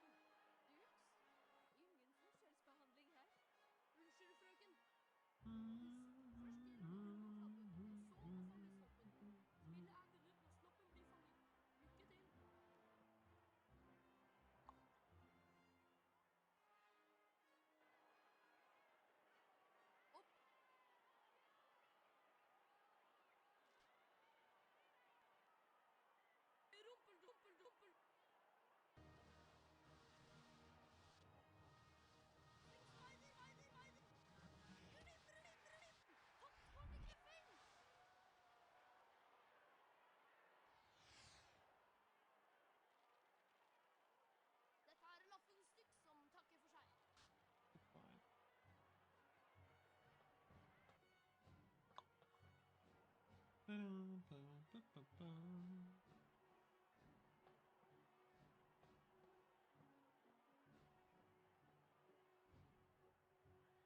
Potter, den yngste speider i Galtvorts historie, hadde vunnet rumpeldungkampen.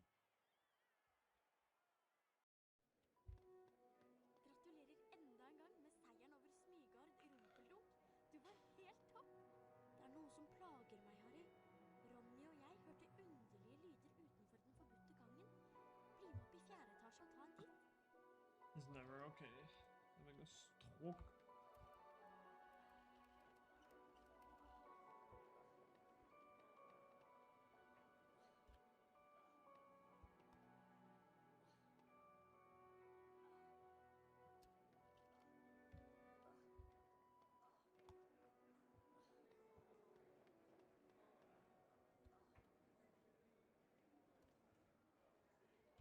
Really slow setup, but at least first try. You're welcome back, Vlad. Right on time to see the run die. Take a seat.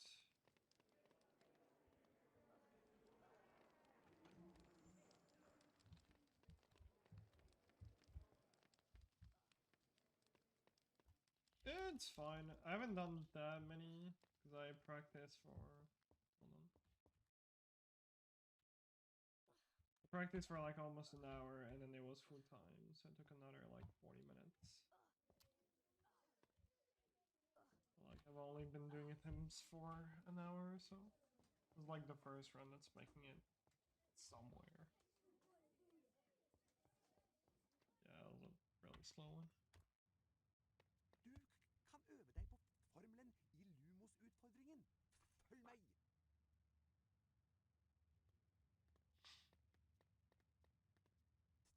Trykk på museknappen for å innsikte Lumos-formelen, og slipp knappen for å sette formelen i verk. Lumos! Me close Pixel stream and I get distracted.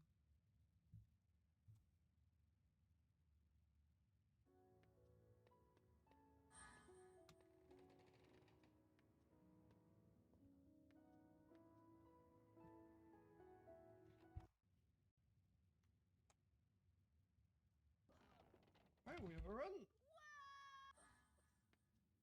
That's cool.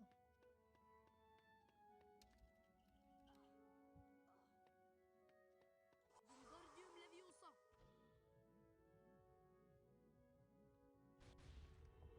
Lumos. Let's see how long it lasts.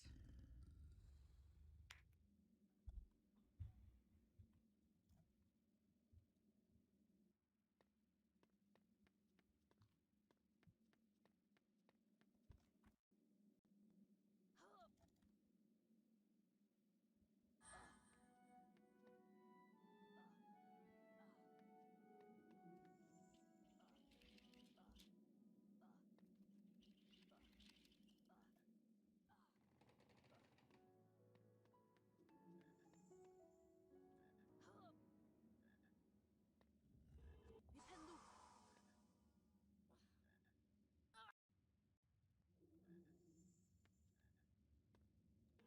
Nintendo.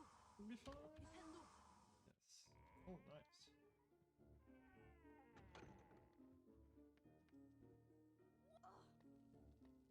And the gold is still unoptimized. At some point I will get a proper good one. Har vi eliksirer? Det ser ut som de er sent ute alt.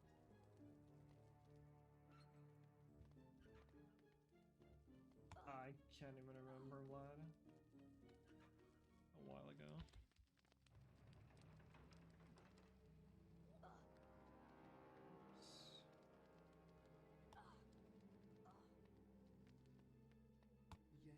i Good run. Professor Well, terrible early game, but Skal dere lære mid game has been good. hvilken mikstur? Mid game has been really solid. Du kommer for sent til eliksirtimen, Potter. Utilgivelig selv for en berømthet. 5 straffepoeng til Gryffindor. Potter, gå til fangekjelleren og hent eliksiringrediensene til klassen. Ta med viggentrebark, askrot og slubberbakslem. Litt kvikt.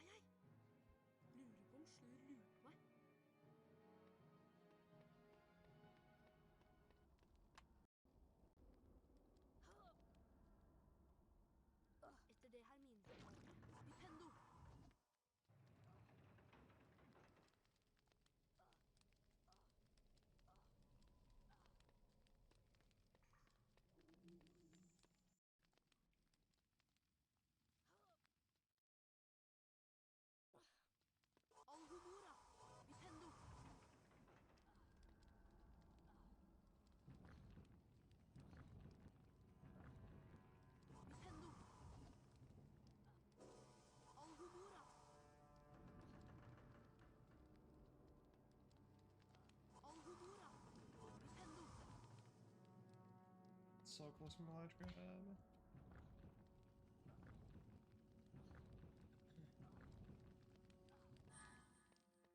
Alright, good so far. Å nei, det er blodbaronen! Might lose a little bit to getting stuck. This time. Vipendo! Vipendo! Vipendo! Vipendo! Vipendo!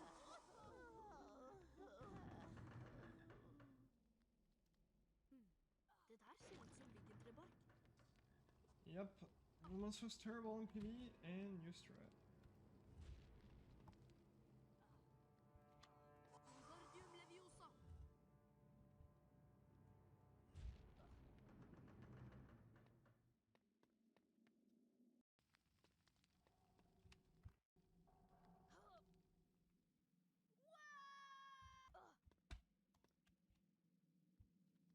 Good one.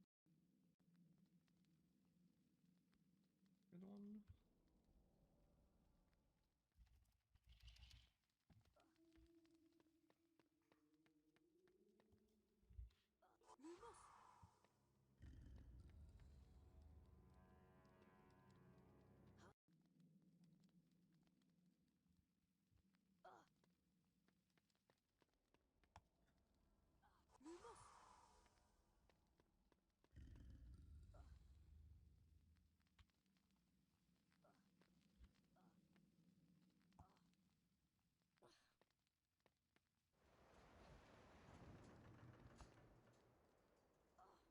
Vipendo!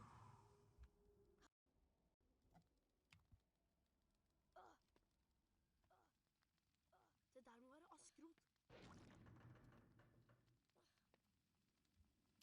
Oh, that sucks. Whatever. For sent igjen, Huntinia. I'm gonna do some blind walk again. W run. Early game was really bad. Mid game has been really solid. Also 2 golds in 1 run. Men de er nok verdiløse i Yeah, thank you, Fire. Jeg avsluttet timen uten deg, Potter. We'll see. De andre elevene har gått They til all helgensfesten. way too much to do. That was a really bad ending for this. No super jump at all. Harry, det er et digert troll på frifot her. Det har fått Hermine inn i et hjørne på jentedoen. Hun trenger hjelp. Vi må prøve å redde henne med en gang.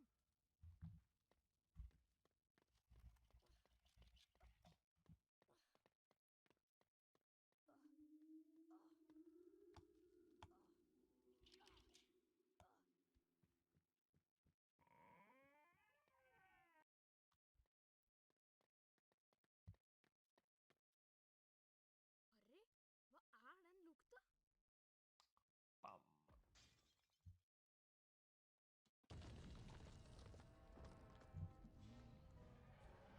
Denne veien, Harry!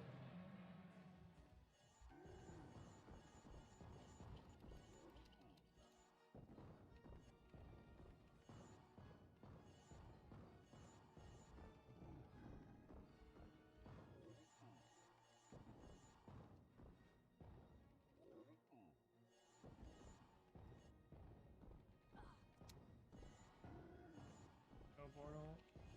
So far. Let's see how the rest goes. And choke something probably. No superdom at all. Fucking 0 out of 3.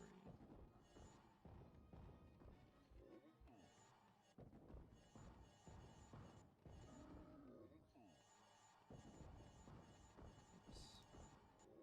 Going too far. Yeah, I always go for it. Every run now. It's consistent enough. It's just, you know, it's gonna kill some runs.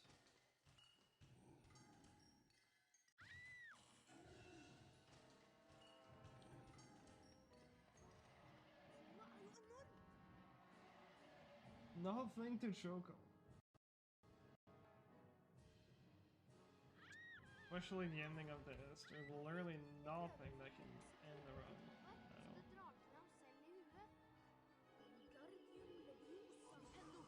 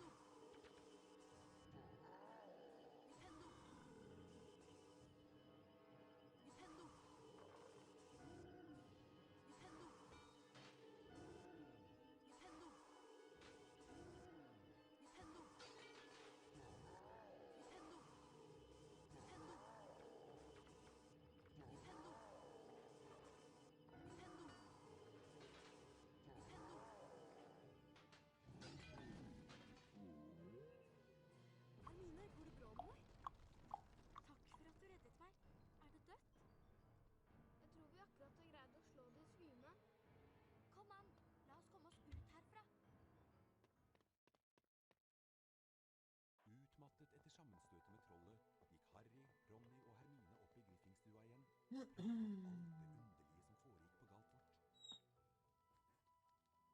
Harry hadde en mistanke om at noen hadde sluppet inn trollet for å avlede oppmerksomheten, slik at de selv kunne komme seg inn i den forbudte gangen.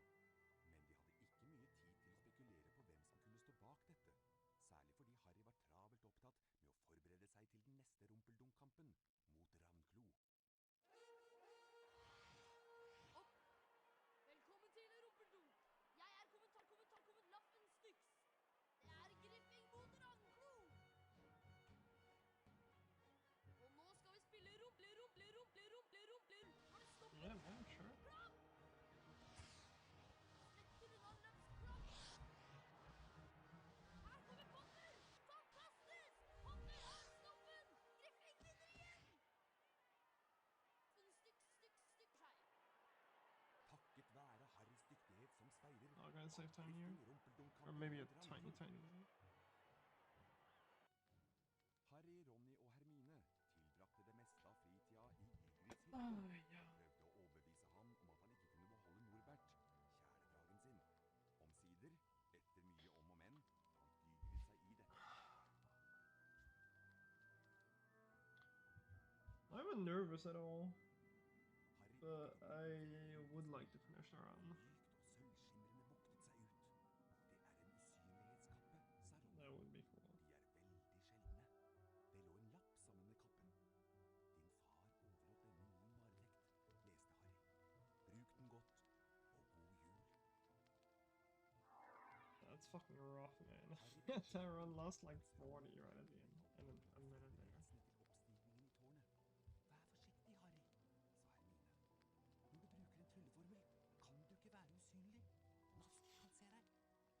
Alright. Med Norbert trygt innpakket, satte Harry kursen til det Time. høyeste tårnet. Han håpet at kappen ville holde ham skjult for Nask og katten hans, fru Hansen. Hvor er du, din slibestikk? Jeg skal nok ta deg. Jammen skal jeg se.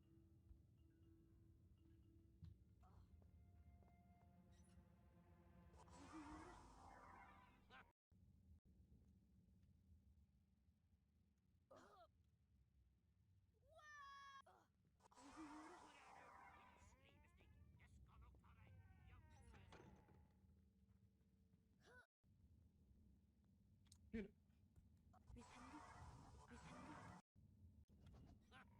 slider was fucked.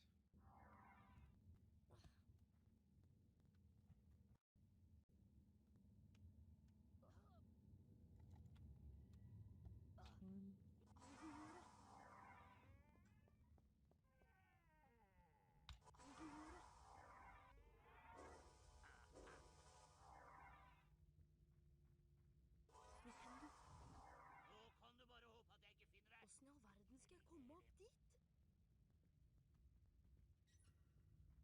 Uvedkommende!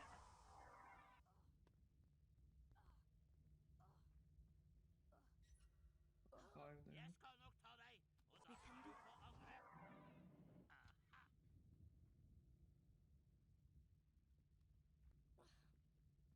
Kom fram, kom fram. Den du er.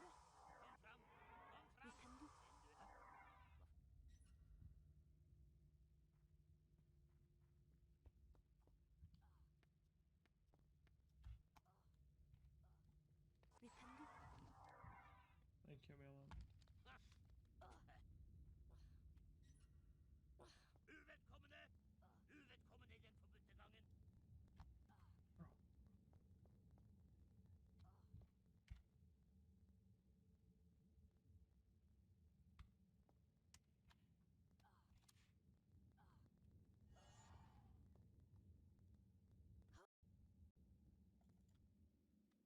Bro.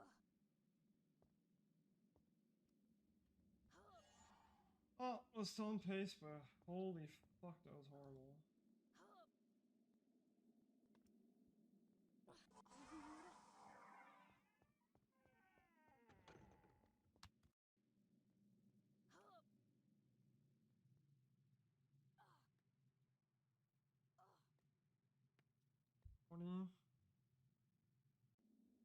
Losing like 3, I think. When I had like 5 to 6 to save. It's okay. It's Ronnys bror Kalle hadde fine. ordnet det så dragen ble hentet der og brakt til Romania.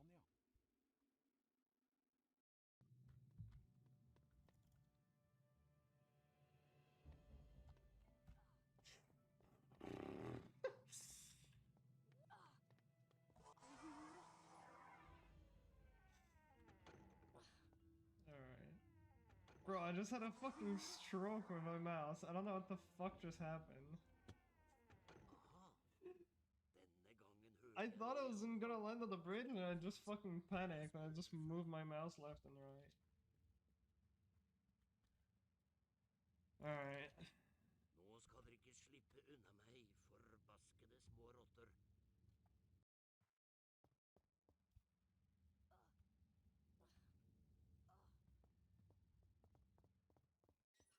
Jeg skal nok ta deg, og da skal du få angre. Ugh. Vedkommende. My god, man.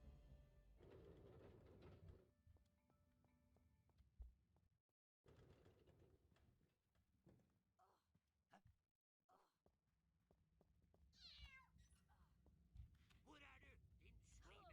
Jeg skal nok ta deg. Jammen skal jeg så. Det kan ikke.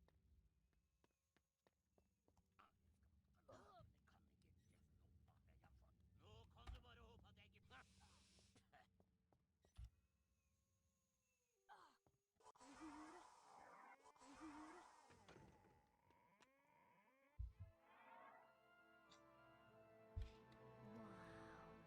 All new stupid shit. It's that easy.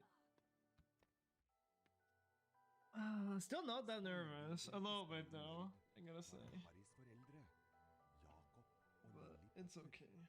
Harry stirret sulten tilbake, som om han ønsket at han kunne falle gjennom glasset og inn It's up to dem. the block Han now. spottet da han hørte en stemme bak seg. Han snudde seg sakte. The block has to be Som nice. hundrevis før Otherwise I deg lose half a hadde minute. speilet Mørds forlokkelse, sa rektor Humlesnurr. Og han forklarte at det speilet viste Of bare var course. hjertets dypeste, inderligste drøm. Men hverken kunnskap eller sannhet var å finne der. Yeah. Endgame has a lot of time save. Fortsatte So Humlesnurr. Han la illevarslende yeah, til. we'll see what Hvis Harry happens. noen gang skulle se det igjen, var han forberedt. We will Men see. forberedt på hva, tenkte Harry.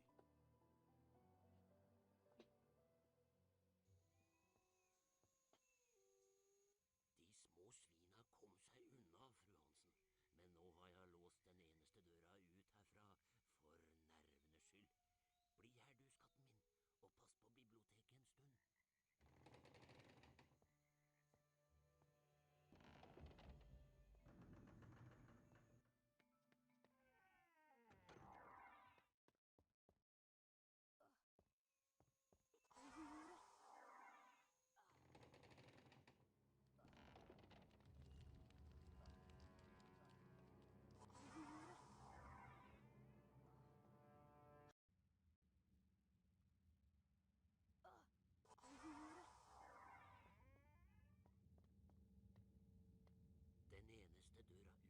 der, og den lager et forskrekkelig bråk. Nå tar du den siden av rommet, så tar jeg denne. Og så tenker jeg vi skal få kloa i dem, fru Hansen. Uvedkommende!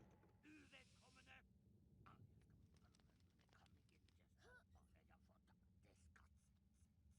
skatt. Wingardium Leviosa.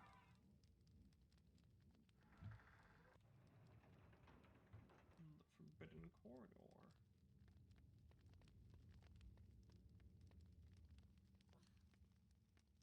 Wingardium Leviosa. I'll explain in a bit.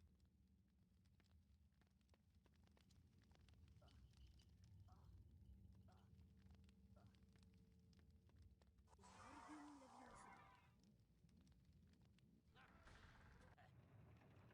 Leviosa.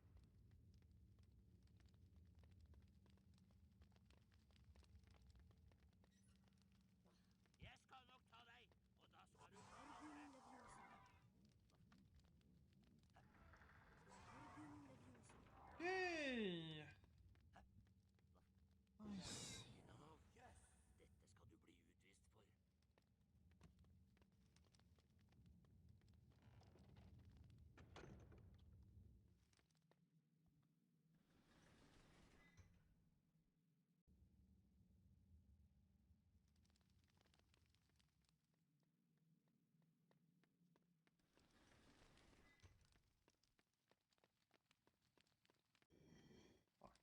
it's too late. Whatever. Good. Alright, so yeah, the spin is the range that you have to like place the block, or like how far you can move the block, is not based on Harry, but on the camera. And since the camera is behind Harry, you turn Harry so that the camera is closer to the block. And that allows you to move the block a bit further. Og at det var de vise stein som nå befant seg i forguttegangen, voktet av hva det nå var som hadde knurret til dem. Alright, man. Just don't shoot the Slur har oppført seg mistenkelig. Makes sense. Kanskje han har planer om å stjele de vise stein? Men ikke snakk om at Slur ville finne på noe så lenge Humlesnurr er her. Men Humlesnurr dro Can for 5 minutter still siden til be a Magidepartementet i 3x. London. Det må bety at det er i natt det skal skje. Kom igjen! But I'm happy with any PV. As long as it's at least more than, you know, a second. Hva med Nask? Han holder alltid øye med den forbudte gangen. Vi får bare ta risken, da. Thank you, Melon. Enjoy having a real life. Det ser ut som Nask er et annet sted i kveld.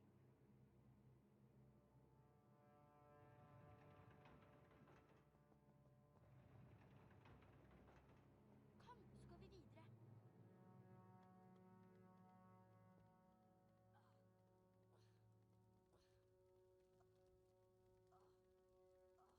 Denne veien, Harry!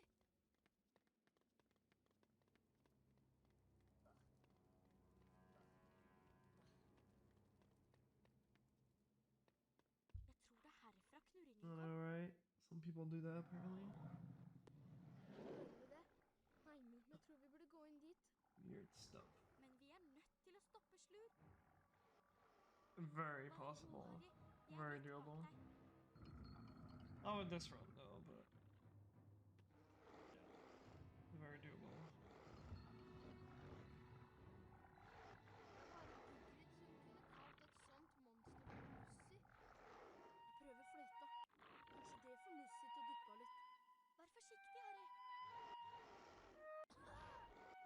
Miss RNG. I realized really late.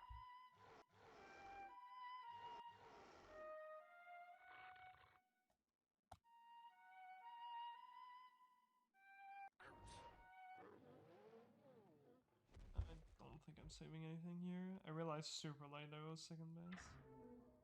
Vil du gjerne gå først, Hermine? Aldeles ikke. Ok, ser dere om et sekund. Håper jeg.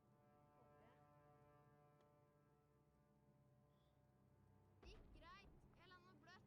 Dere kan bare hoppe.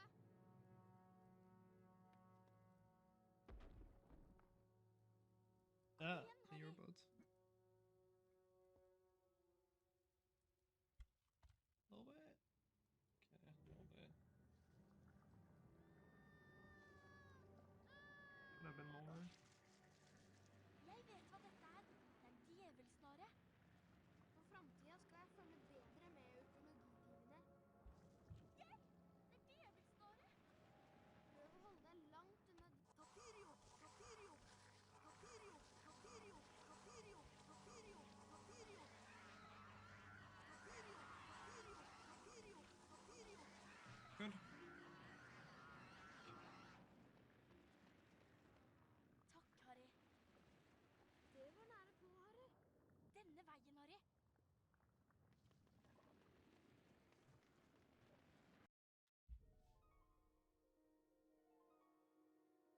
Du må få tak i nøkkelen, Harry.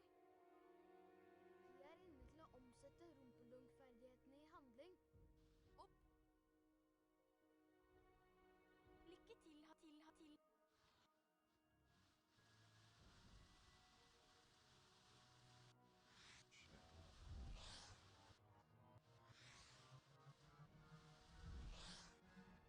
Alright, good recovery, but that was bad. Shouldn't lose too much. Maybe it was also La oss bad. se hvor denne fører hen.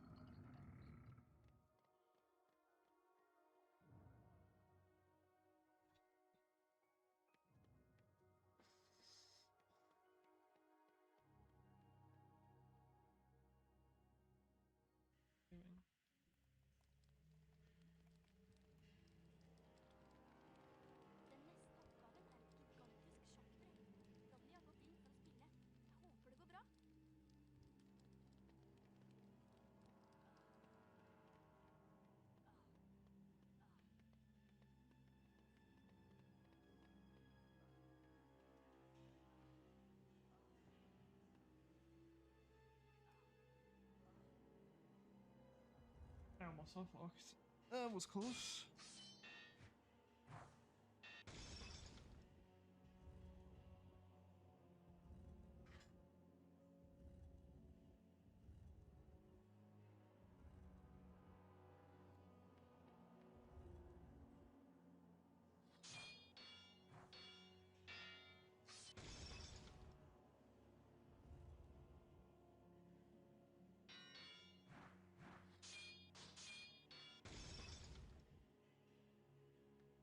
Perfect.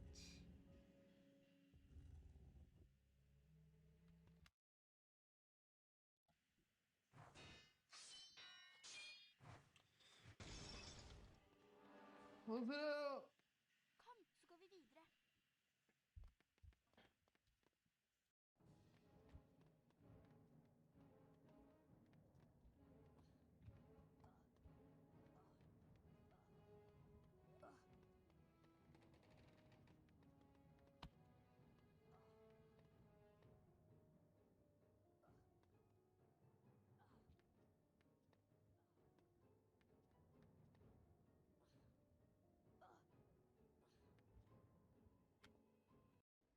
Spring.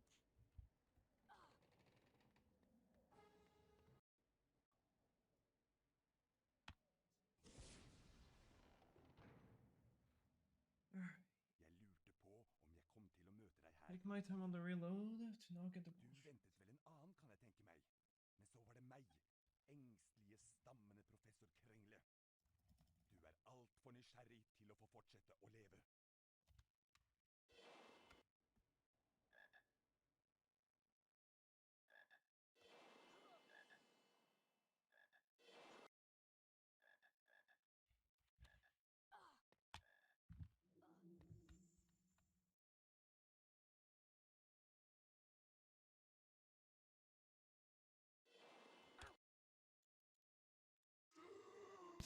I'm late.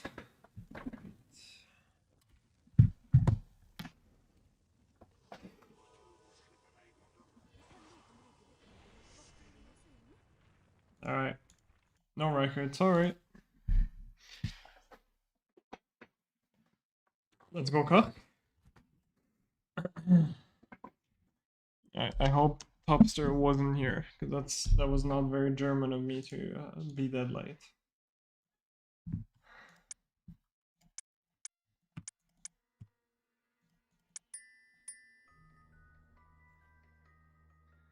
Ingenting ved den stjernestrødde nattehimmelen tydet på at merkelige og mystiske ting snart skulle komme til å skje. right at the end. Why? Don't fucking PTSD, I want to say cocked. Kom en kjempesnuse Nice. ned fra mørket. Thanks for the 27 I won. Much appreciated. Kjempen, som het Gygrid, la fra seg en teppebylt på trappa til Thank you. vegg nummer 4. Inntullet i den bylten lå et spedbarn. Harry Potter, gutten som overlevde. I was like, oh, it's probably because it's in all caps. Until it finished reading cocked, and then read the rest like normally. That's great. Til den skjebnesvangre dagen han Ino Kakko. om at han kunne begynne I på am back. Oxford høyere skole for hekseri og Big 40, yeah, congrats. It's a big streak. Gygrid tok Harry med til Diagonalen Big for å streak. kjøpe det som sto på den nokså uvanlige lista over skolesaker. Mens de var i trollmannsbanken Flirgodt, hentet Gygrid en lurk. I was very smart at this dinner. I ate some peppers. Not some papers, some peppers. They were like really spicy. Snart etter tok Harry Galtvort-ekspressen And I was fucking dying. og la gumpene svære And then på I seg. decided to be even smarter and rub my Denne eyes. snurr reiste seg. Dette skoleåret er So then my eyes were on fire. et område for enhver Or my som right ikke eye. ønsker å dø My en left eye farlig, was fine. smertefull død. Harry satt under valghatten og håpet intenst at han skulle bli utpekt til Griffing, ikke til Smygar. Jaså, ikke Smygar? Sa hatten i øret på ham. Du kunne bli stor. Det er her i hodet ditt alt sammen, og Smygar kan hjelpe deg Dude, med Rose- en sikkerhet. Ikke det? Dude, actually, Ehrlich's mom said, careful next time you go to the toilet, make sure you, like, wash your hands. Otherwise your pee-pee might be on the fire. Well, she didn't say him those words, but yes.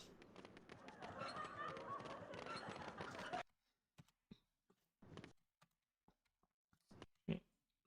This and this, there we go. Velkommen til Galtvort høyere skole for hekseri. Dude, I kinda wanna try it, just for science. Skolesnurr, rektor her. Galtvort I'll probably full av regret it. hemmeligheter, Harry. Så let bak hver dør. Men husk, ikke Just for alle science, you hemmeligheter know. er hyggelige. For eksempel, i morges gikk jeg feil vei og snublet over et rom fullt av sjokoladefrosker. Men da jeg kom tilbake, var det en stygg flokk ildkrabber der i stedet. Opp trappa og opp til timen med deg. Ikke kom for sent. Din første time er oppe i 4. etasje, Potter.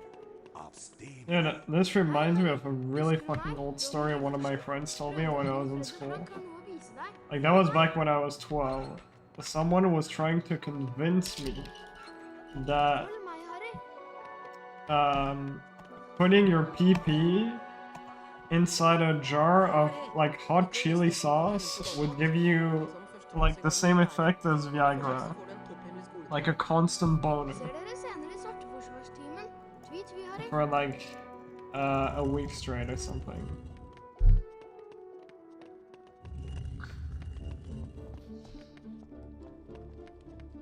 Vi skal lære deg å klatre. I had some smart people in school, you know. Da begynner du nemlig å klatre. You try, yeah, of course. Background Boots allsmakkbønner. I did this for science, you know. Kvinner og møtes i naborommet.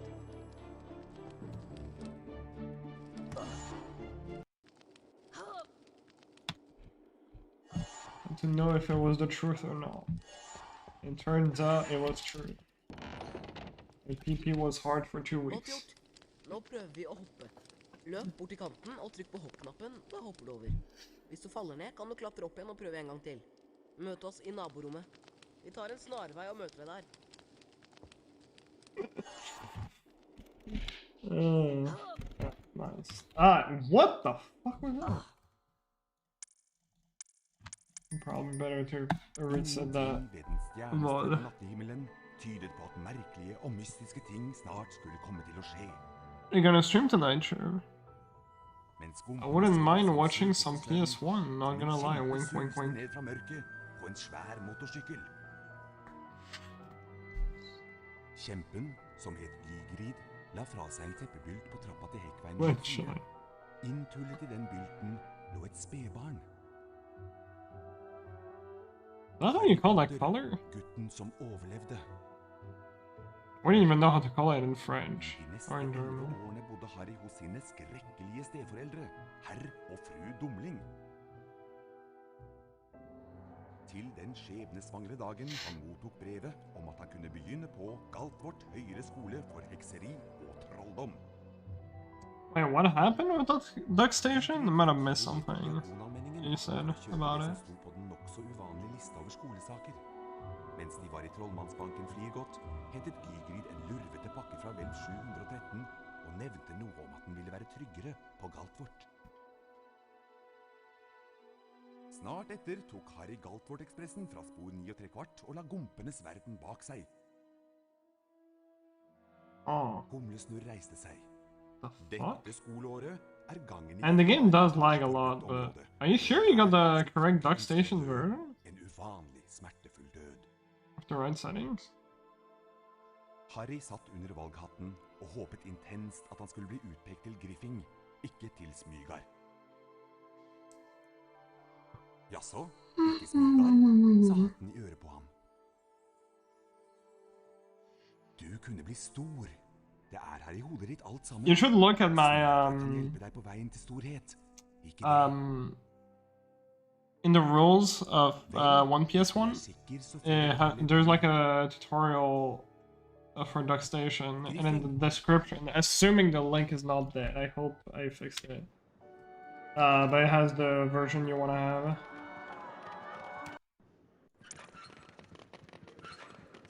It's like a an older one that you want to use, because the most recent DuckStation version lags like insane.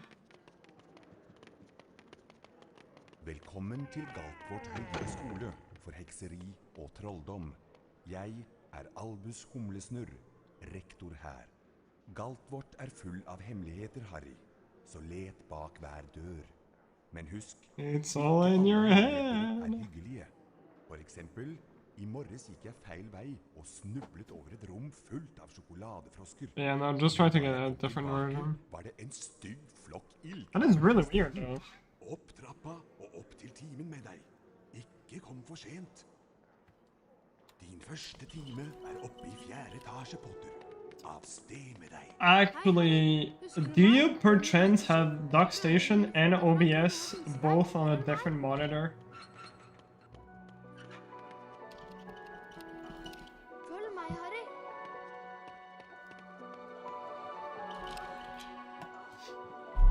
Hei, Harry. Vi kan vise deg hvordan du kommer deg rundt på Galtvort. Shut the fuck up. Følg oss, så får du en topphemmelig skoletime. Ser dere senere i Svarteforsvarstimen. Rip. Dit vi, Harry. What abusing. But yeah, Turf, do you have OBS and the DuckStation on like both different windows? Because there's some stuff where Over bokhylla if you're capturing the window, Samle alle bønnene du finner, og møtes i naborommet. like there's some weird shit where sometimes when it's on a different monitor, it does some weird shit.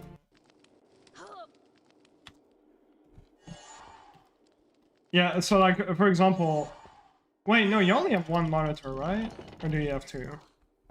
Godt gjort. Like I mean linked on to the same Løp opp i PC. kanten og trykk på hoppknappen. Da 'Cause I think you use a laptop as a second monitor, but it's not linked. Okay, yeah, then never mind. Du tar en snarvei og Yeah, no, I would just use the old version then. Like this, look at my DuckStation. Amazing. Look at my DuckStation tutorial. This is the rules. Grab the version and just replace the files. Ingenting ved den stjernestrødde nattehimmelen tyder Like på whatever at DuckStation you have, you Galtvort just snart skulle take komme all the til file in the version I link and just put them in your DuckStation, and it should do the trick. And don't update the version, obviously. På en svær motorsykkel. Kjempen, som het Vigrid, la fra seg en teppebylt på trappa til hekkveien nummer 4. Inntullet i den Oh. bylten lå et spedbarn. And there's not too much to, Potter, you gutten som know, overlevde. do. Well, I guess it will fuck up your save Neste 11 states. årene bodde Harry That's hos kind of den annoying. skrekkelige I do have spedbarn, save states herre though, og that fru I could just Bolig. send you. Wouldn't be Til too den bad. skjebnesvangre dagen han mottok brevet om at han kunne begynne på Galtvort høyere skole for hekseri Ja. og trolldom. Gygrid tok Harry med til Diagonalmenningen for å kjøpe det som sto på den nokså uvanlige lista over skolesaker. Mens de var i Trollmannsbanken Flirgodt, hentet Gygrid en lurvete pakke fra Hvelv 713 og nevnte noe om at den ville være tryggere på Galtvort. Snart etter tok Harry Galtvort-ekspressen fra spor 9 3/4 og la gompenes verden bak seg.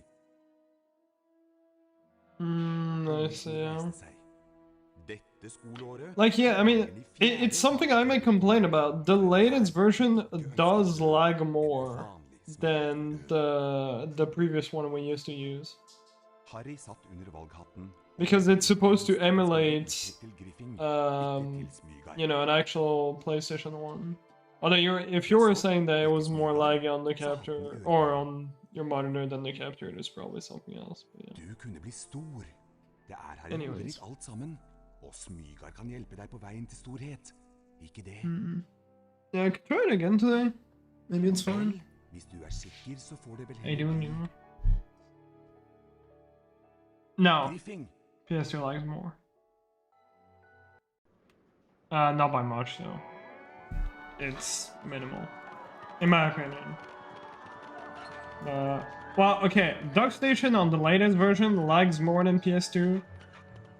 DuckStation on the old version lags less than PS2. Velkommen til Galtvort høyere skole.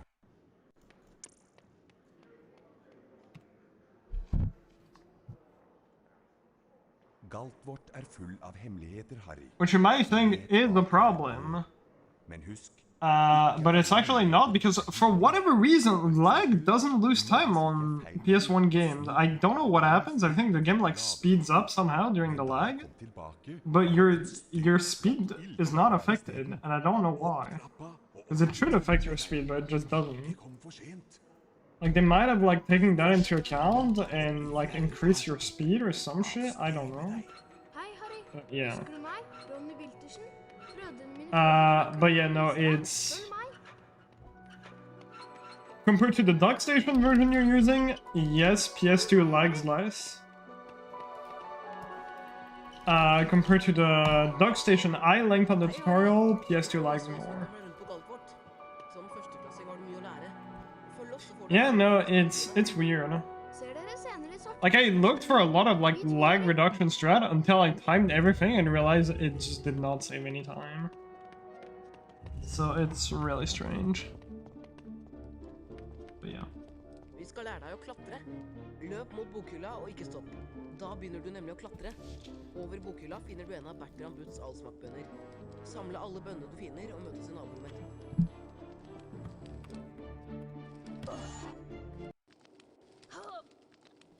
PS1 games actually optimized, ain't no way.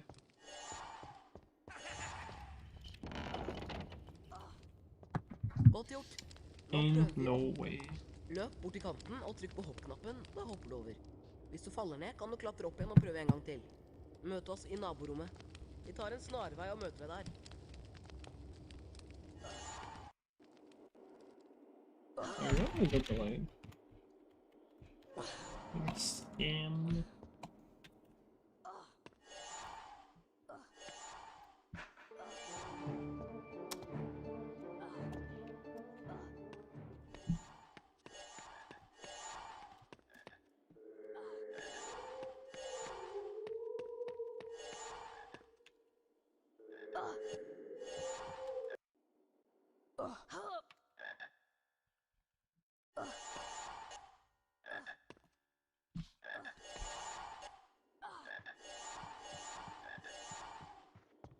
Takk, Harry.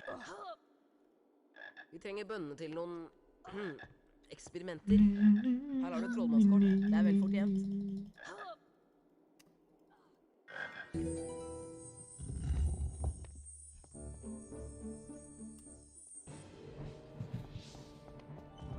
Å nei, er det ikke den berømte Harry Potter? Jeg gjør lurt i å vise litt respekt. Dette krabbe og gurgel. Selvsagt blir det vi smygardinger som vinner både huspokalen og rumpeldunk-pokalen. Best at du ikke kommer i veien for oss, Potter. Kom, gutter, vi går.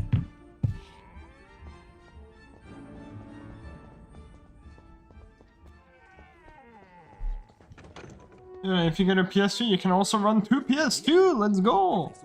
Krengle. I dag skal vi lære å beskytte oss mot svarte kunster. Nah, I don't think so. Especially when I saw the responses. Dette er symbolet for Dipendo. I don't think it's worth it. Hold nå museknappen inne. Gjør den samme bevegelsen, og slipp knappen etterpå.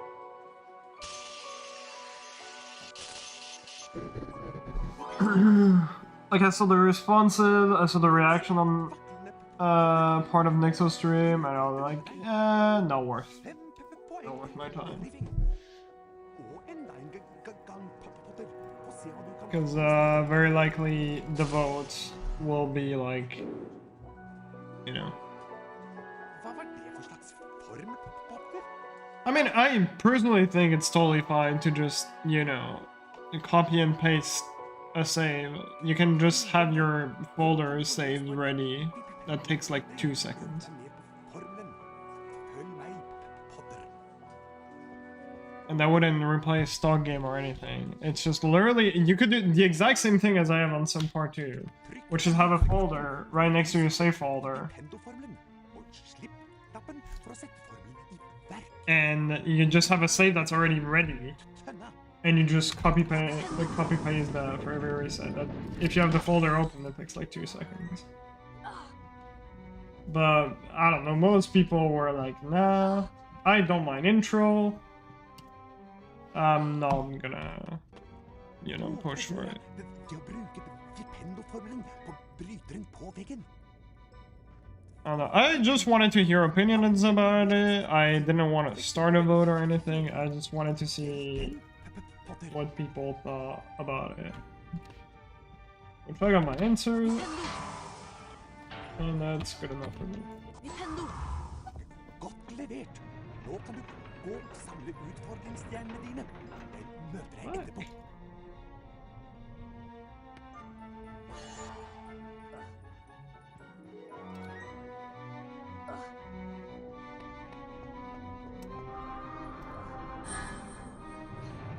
Nice, let's go.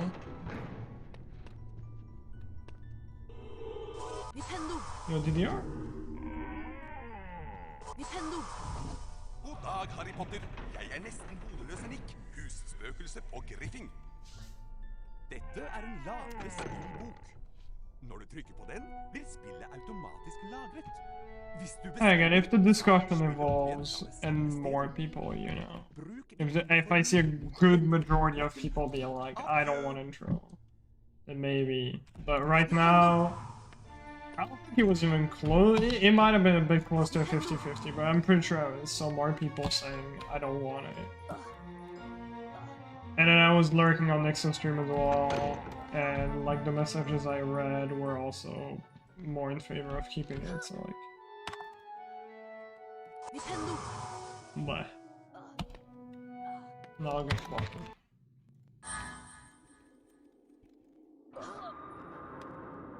Nintendo! And most of them were just viewers, but I also saw some runners named, like...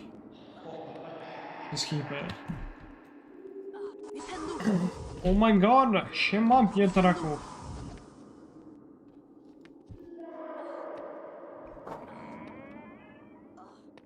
I don't mind intro, I've never minded intro.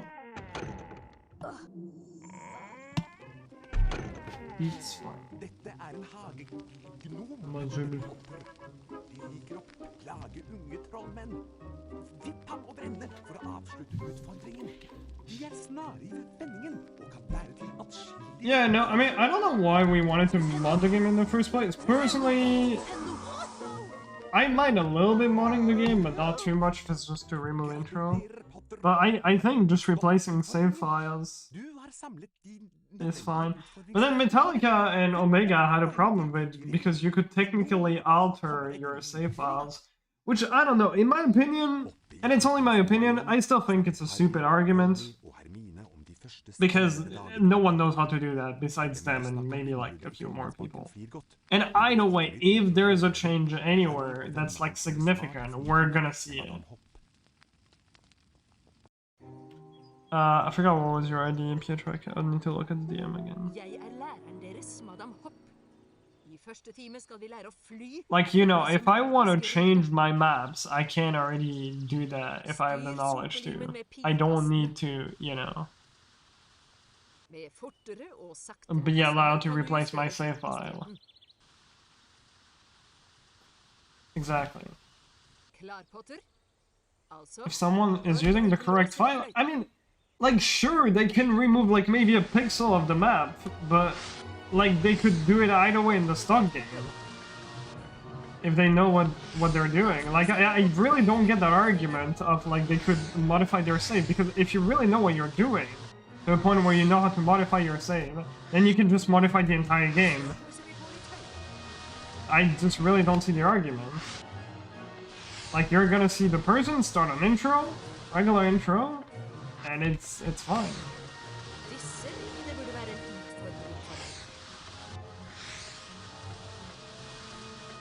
Fuck. Wait that in a sec.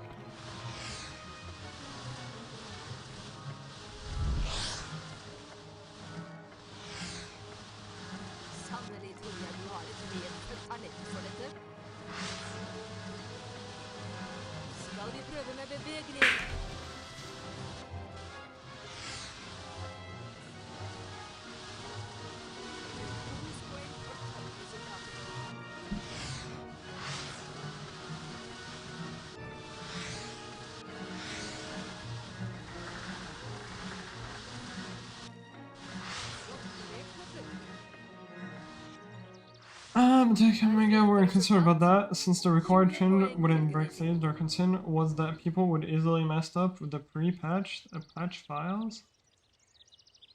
Would make the game unstable. Like, Men nå skal du straks ha formeltime. Adjø med deg. overwriting a game file, like a game save, that's not gonna change anything.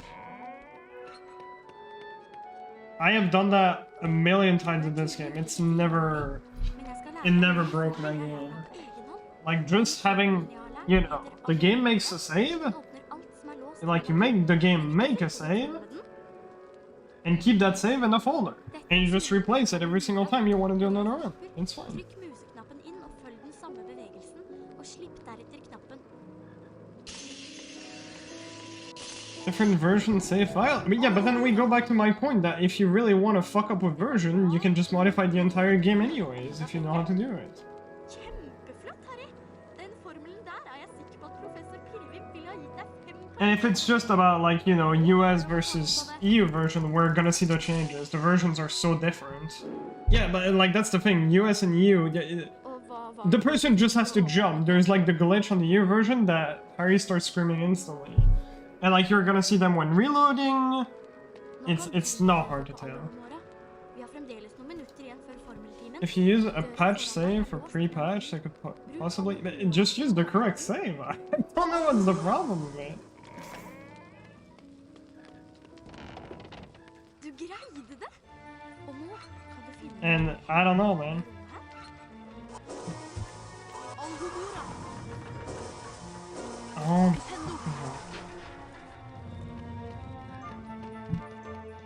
Harry, hvis du snart er ferdig med å beundre deg selv, ta en titt på denne magiske kista. Exactly. Alhumora for å åpne den. Expecting people to be confident? Like, again, what can possibly go wrong? If we see something that's wrong, then we just remove the run. Like, you don't have to be a genius to... Like, everyone plays on EU anyways, because it's the meta now. Pretty much no one plays on US. So the save that we would provide anyways would be from EU no matter what.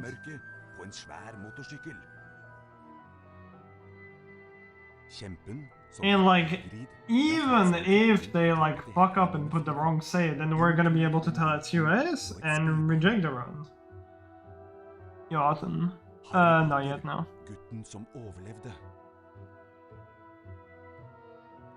Struggle to even install the game. Like the people that you're describing are probably the same people who would install the fix mod, like the fixed movement mod, and submit that as run and think that it's fine.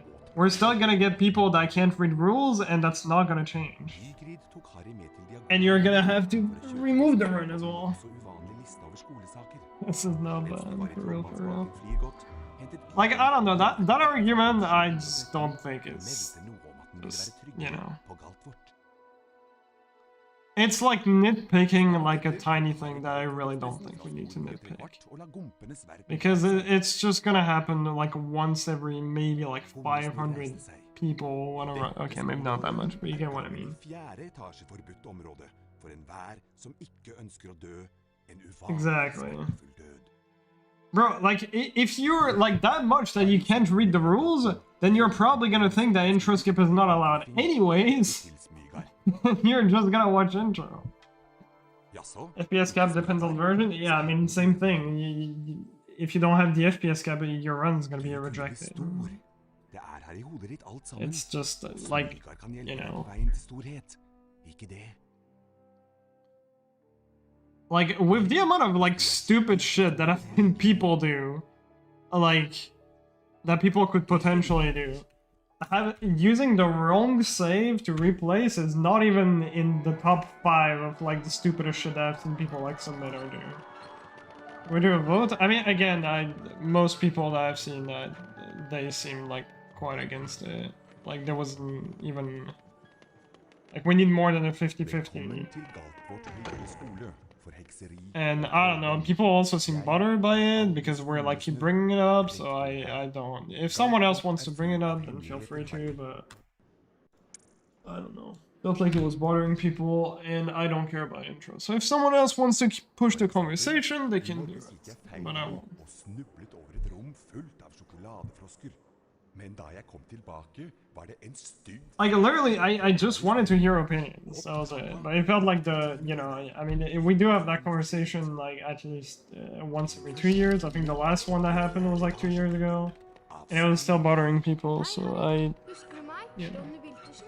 I don't want to stutter. Følg meg. For real, for real. Følg meg, Harry. You do whatever you want, Mentis. I'm done with the discussion. If someone else wants to push for a vote, they think a vote could be good, they can post it in the Discord. I just don't want to continue.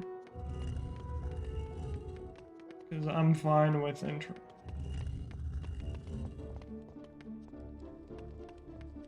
Vi skal lære deg å klatre. Løp mot bokhylla og ikke stopp. Da begynner du nemlig å klatre. Over bokhylla finner du en av Bertram Butts allsmakkbønner. Samle alle bønnene du finner og møtes i naborommet etterpå.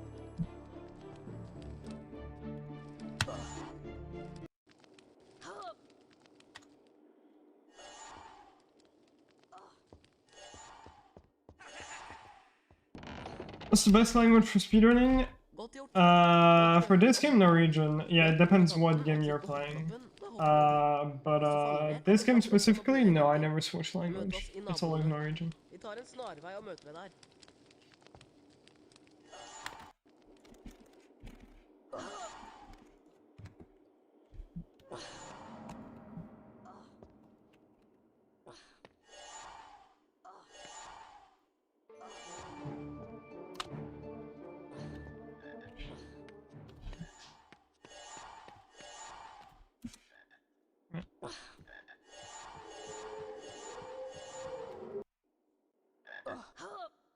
I mean, the intro skip for me was like purely so that the game would be more enjoyable for other people. It wasn't even for me.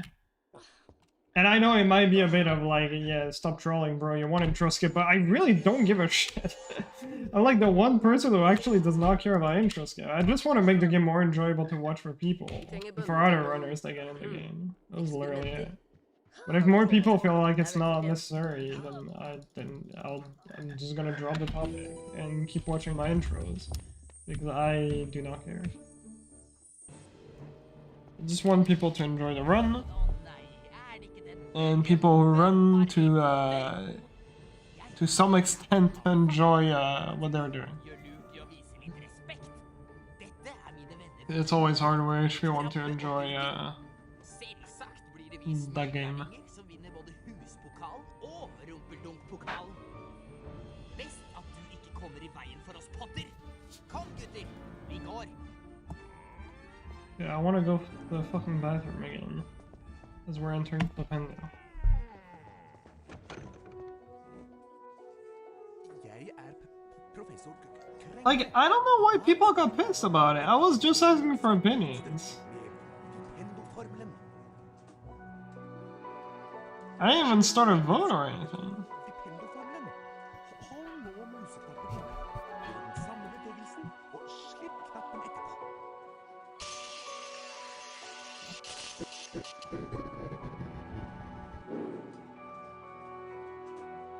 Hva var det for slags form, Potter? Dette greier du, Potter. Prøv igjen. Hey, most people that I saw in Nixon's chat at least seemed like pretty pissed about it. I guess maybe I'm making a big deal of like what I saw there.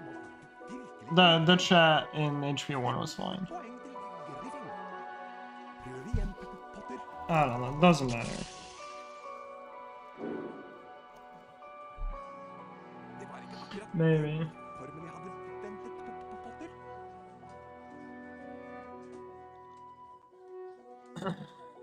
But yeah, either way, yeah. Glimrende. Nå kan du gå løs på en Someone wants to push for it, feel free to. Følg meg, Potter.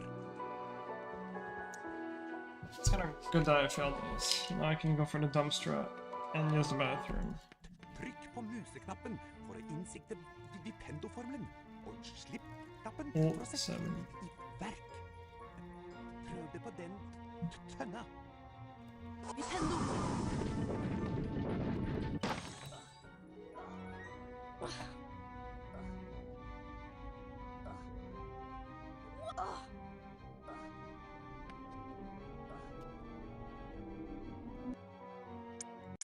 Let me go toilet. Stjernestrødde nattehimmelen tydet på at merkelige og mystiske ting snart skulle komme til å skje. Mens gompene sov sin søteste søvn, kom en kjempe susende ned fra mørket på en svær motorsykkel. Kjempen, som het Gigrid, la fra seg en teppebylt på trappa til hekkveien nummer 4. Inntullet i den bylten lå et spedbarn. Harry Potter, gutten som overlevde.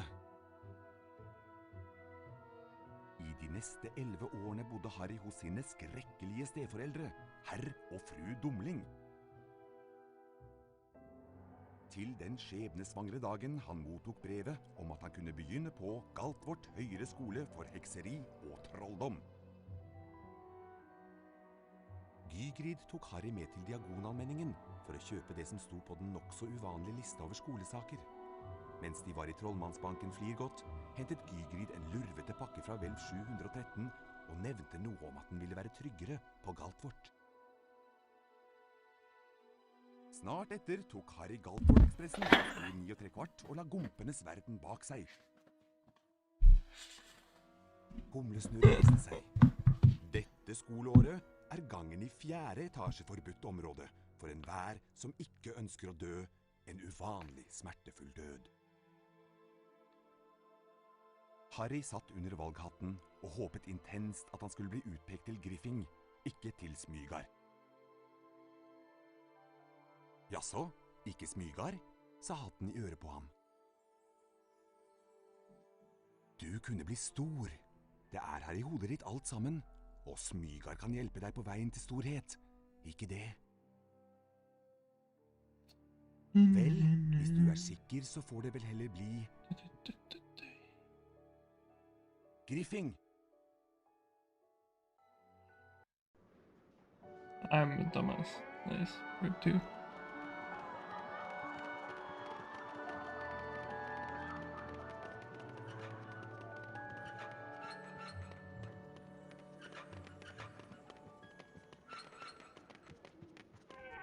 Velkommen til Galtvort høyere skole for hekseri og trolldom. Jeg er Albus Humlesnurr, rektor her. Galtvort er full av hemmeligheter, Harry, så let bak hver dør. Let's say first try. Do you have to Ikke restart? alle No. hemmeligheter er hyggelige. For You don't. eksempel, i morges gikk jeg feil vei og snublet over et rom fullt av sjokoladefrosker. It's literally while the game is on, you copy and paste the file. Opp trappa og opp til timen med deg. Yeah, exactly. And if you reset in tutorial, you literally just reload your save file again. Etasje, Potter. Av sted med deg. Hei, Harry. Husker du meg? Ronny Wiltersen? Brødrene mine Fred og Frank har noe å vise deg. Følg Which a meg. lot of my resets are in tutorial anyways. Følg meg, Harry.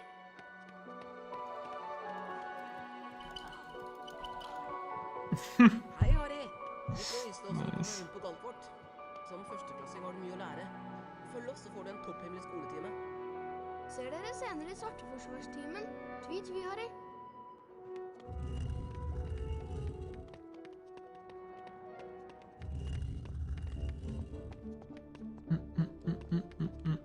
Vi skal lære Of deg å course. klatre. Løp mot You bokhylla, got ikke it. stopp. Da begynner du nemlig å klatre. Over bokhylla finner du en av Bertram Butts allsmaktbønner. Samle alle bønnene du finner og møtes i naborommet.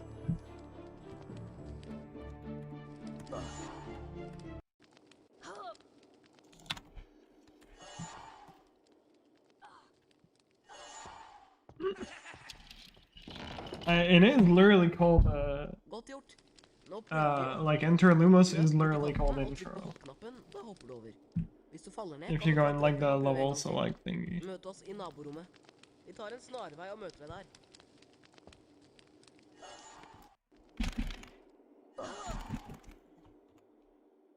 It's the intro of the chapter.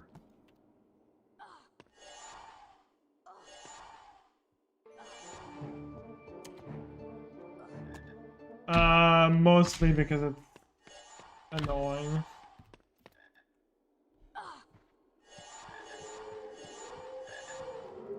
Like, you can't see the first frame of pressing new game unless you actually, you know, like capture that window as well, which I think is a bit weird. Takk, Harry. Vi trenger bønnene til noen eksperimenter. Her har du trollmannskort. Det er vel Choke fortjent. thing, feel free to.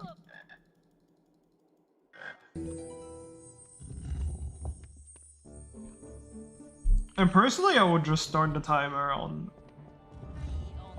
loading the map. Harry Potter! But yeah, Du gjør lurt I think most people were in favor of fra Smygard. adding 2 minutes and 8 seconds to a timer. Selvsagt blir det vi smygardinger som vinner både huspokalen og rumpeldunk-pokalen. Best And what are you confused about? for oss Potter. I mean, it makes sense. Most speedrun, you just start on, you know, pressing new game.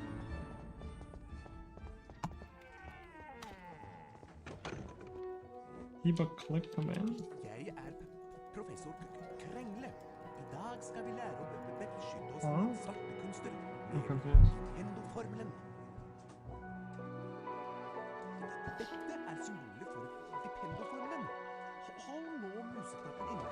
Gjør den samme bevegelsen, og slipp knappen etterpå. Bro, why do I suck? Hva var det for slags form, Potter? Dette greier du, Potter. Prøv igjen. Like, we could, it's just a bit shit. Because, you know, you'd have to capture... I don't even know if you can see, like, the fucking new game press. 5 poeng til Griffing. Prøv igjen, Potter.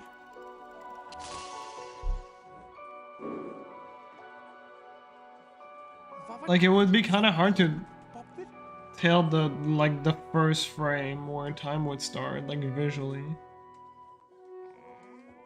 Glimrende. Nå kan du gå løs på en Nintendo-utfordring og øve deg mer på formelen. Yeah. Which is why I think it's a bit better that HP2 stays where it currently is. I just happened to design HP2 really fucking weirdly for, like, pressing new game. Og slipp knappen for å sette formelen i verk. Prøv det på den tønna. Nintendo!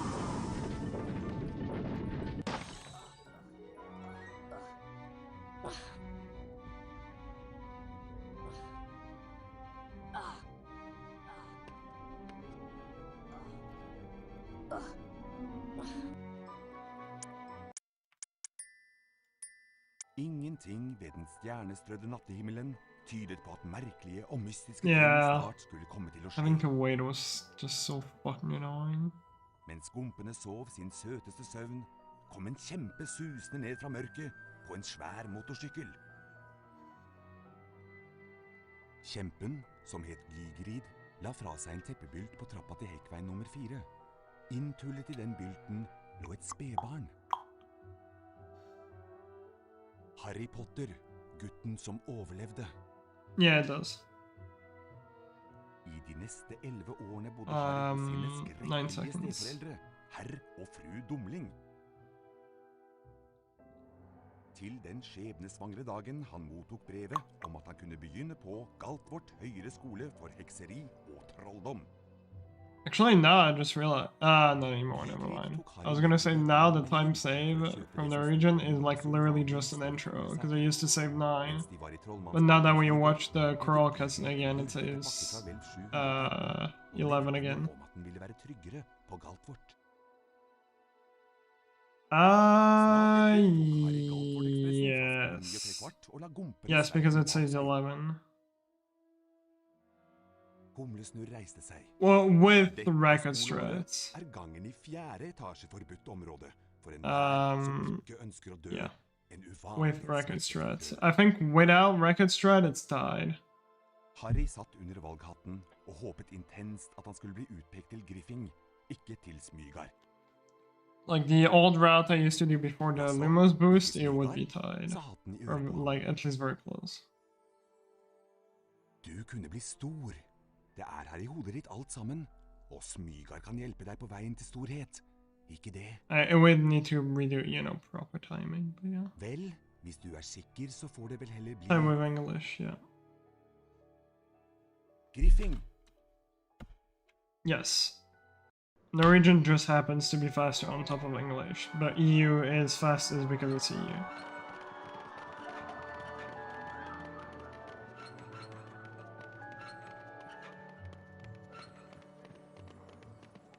But yeah, if English was faster, then we would switch to English EU. Og trolldom.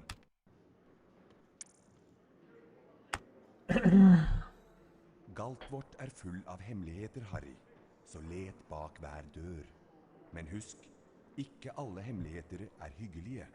For eksempel, i morges gikk jeg feil vei og snublet over et Yeah, it's a bit annoying to mod it. Men da jeg kom I tilbake, remember how it var det en works. stygg English did that on flagg one of der them. isteden.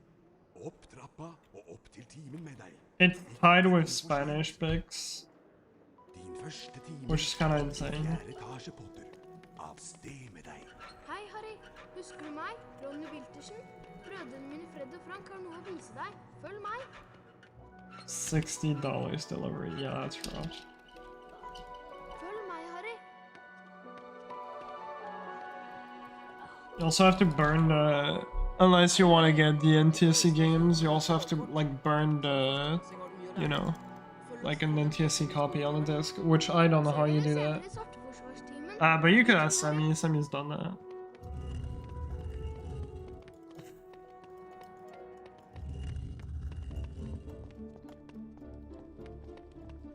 Vi skal lære deg å klatre. Løp mot bokhylla og ikke stopp. Da begynner du nemlig å klatre. Over bokhylla finner du en av Bertram Butts allsmakkbønner. Samle alle bønnene du finner og møtes i naborommet etterpå.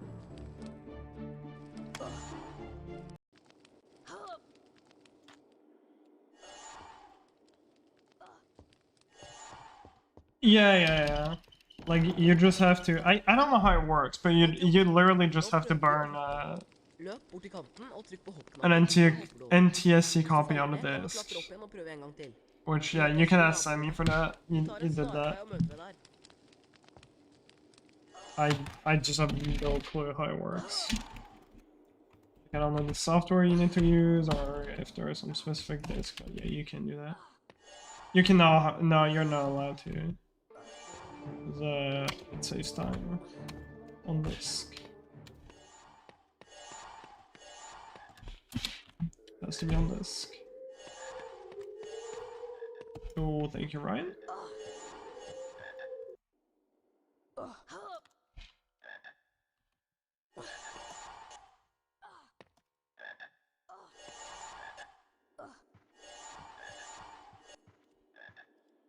Takk, Harry. Vi trenger bønnene til noen eksperimenter. Her har du trollmannskort. Det er vel fortjent.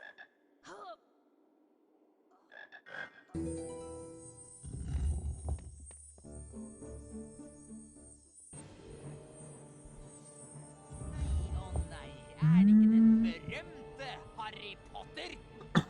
Jeg er Draco Malfang. Du gjør lurt i å vise litt respekt. Gone. Dette er mine venner fra Smygard, Krabbe og Gurgel. Selvsagt blir det vi smygardinger som vinner både huspokalen og rumpeldunk-pokalen. Best at du ikke kommer i veien for oss, Potter. Kom, gutter, vi går. Oh, damn. Let's go. Have fun with that. Jeg er professor Krengle. I dag skal I hope you will not be disappointed. Pendoformelen. Følg med tryllestaven min nå, og etterpå trykker du på museknappen og gjentar bevegelsen.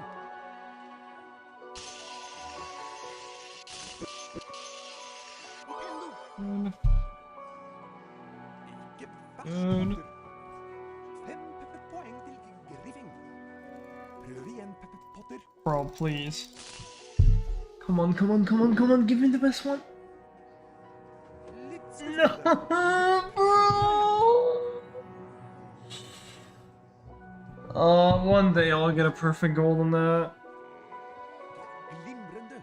Nå kan du gå løs på 3 out of en 4. utfordring og øve deg mer på formelen. Oh, man. Potter.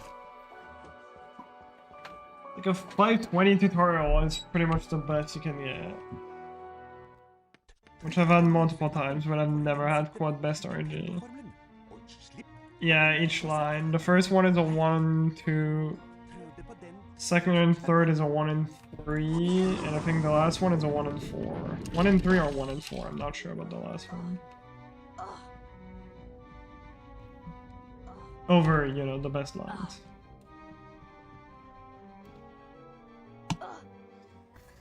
Oh, I could have called it by 1 or 2, I don't know. It literally could have been an unbeatable goal. Vipendo virker på alle mulige slags ting. For eksempel denne kjelen. Velg den, Potter.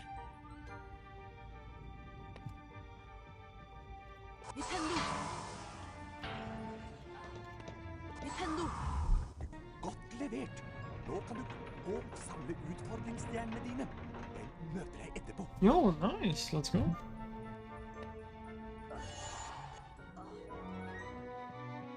And the website looks sick. Really, really good.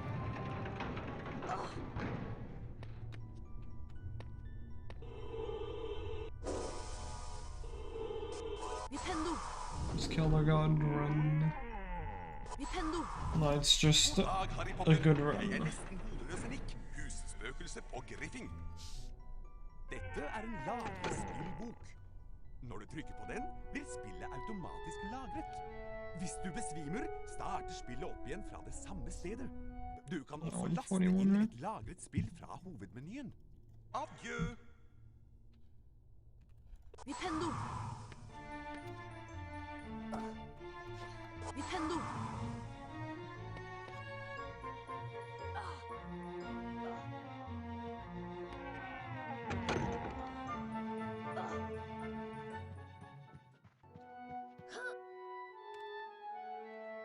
Nintendo!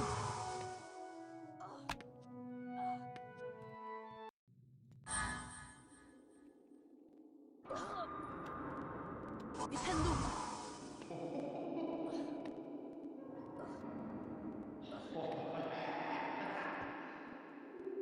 Nintendo!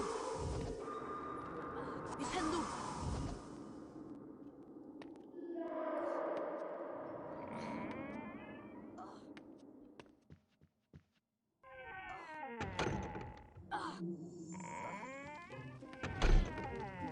Dette er en hagegnom, Potter.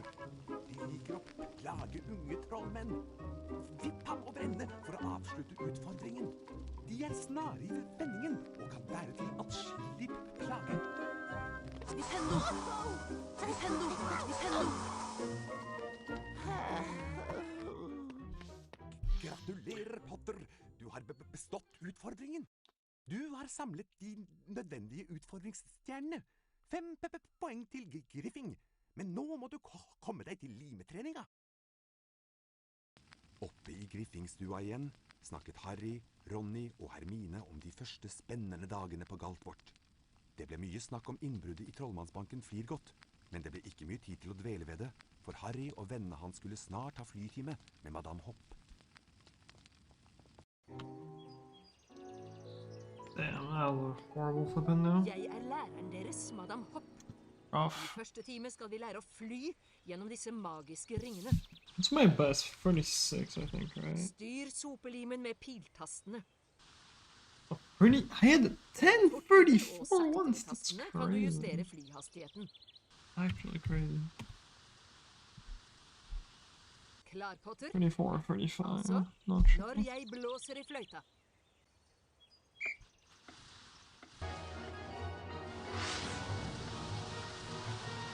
Godt levert, Potter. La oss nå se hvor godt du greier det med mindre ringer.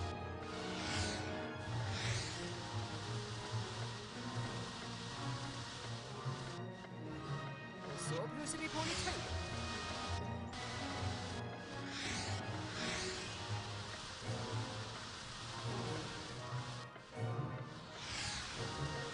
Disse rittene burde være en utfordring for deg.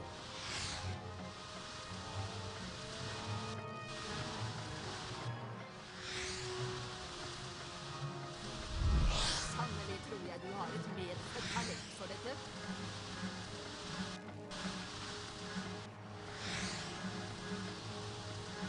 Skal vi prøve med bevegelige ritt?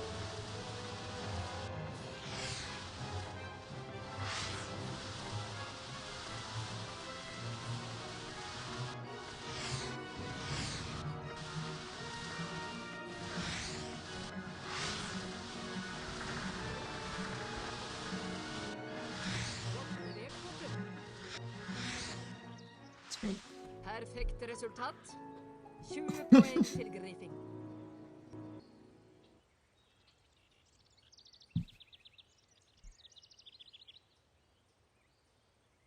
Men nå skal du straks ha formeltime. Adjø med deg, Potter.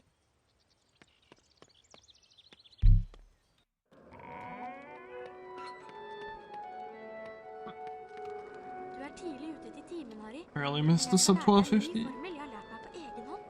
Den formelen jeg har lært, heter Alohomora. Den åpner alt som er låst med magi, men ikke finn på noe tull med den. Dette er symbolet for Alohomora. Når jeg stopper, trykk museknappen inn og følg den samme bevegelsen, og slipp deretter knappen. Alohomora! Det var bra, men jeg vet du kan gjøre det enda bedre. I don't think so, no. Den formelen der er jeg sikker på at professor Pirre... I could look, I'm not sure.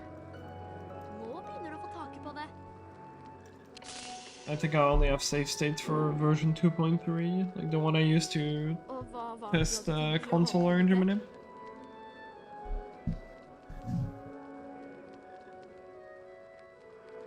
Nå kan du prøve på Alohomora. Vi har fremdeles noen minutter igjen før formeltimen.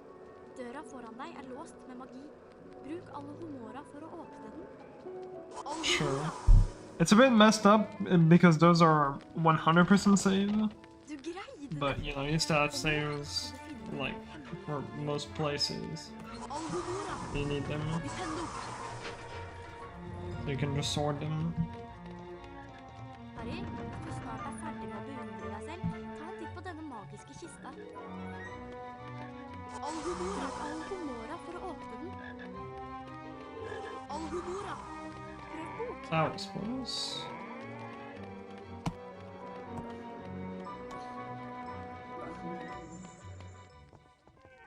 Velkommen, unge trollmenn. Jeg heter professor Pirvimp, og i dag skal dere lære sveveformelen Vingard. Nå skal dere utføre Vingardium I think I'm Leviosa-utfordringen. fine. Legg dere til det korrekte Vingardium Leviosa-symbolet. Når jeg stopper, trykk på Yes, museknappen of og følg course. den samme bevegelsen.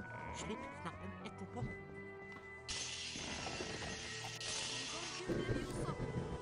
Wingardium Leviosa! I'm sorry, I can look later. I might have some. Jeg venter til I du don't er know. ferdig. Lykke til, Potter. I think the only one I used were the ones I used to like find an orange M&M on train, so I could send it to you. So yeah. Wingardium Leviosa! Perfect. Wingardium Leviosa!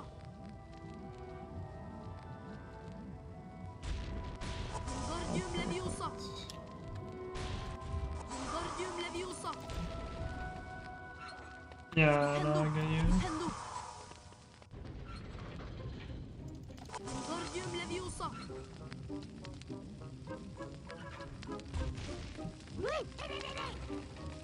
Actually, oh, what the fuck? 1 second, let me boost.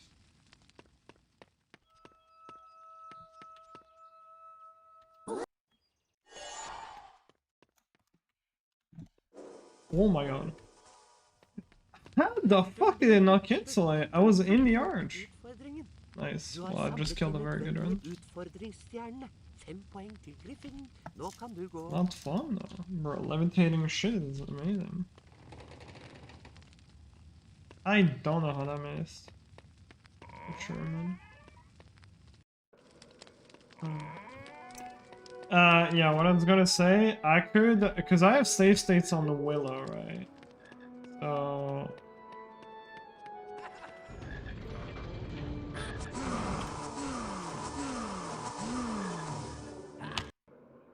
And my ball. Second of one. And nice. I could just make a regular save, like an actual game save, on one of my save state that's next to Willow on version 2.3, and I send you that. That would probably work. I think. A great run, by the way. In case you didn't tell. You couldn't tell.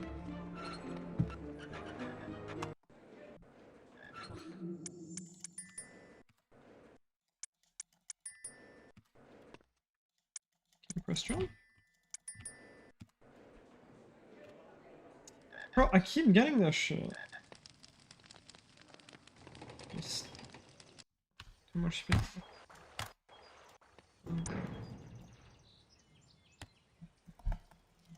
Harry, herover.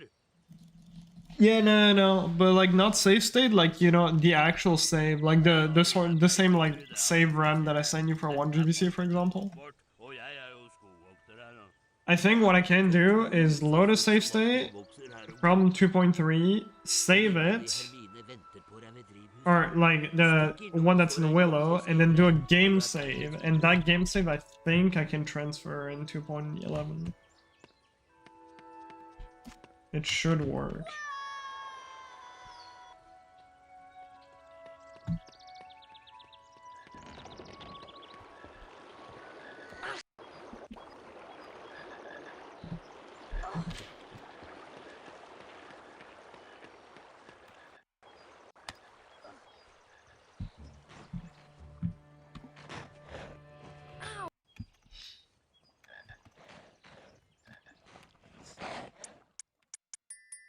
Ingenting ved den stjernestrødde nattehimmelen tydet på at merkelige og mystiske ting snart skulle komme til å skje.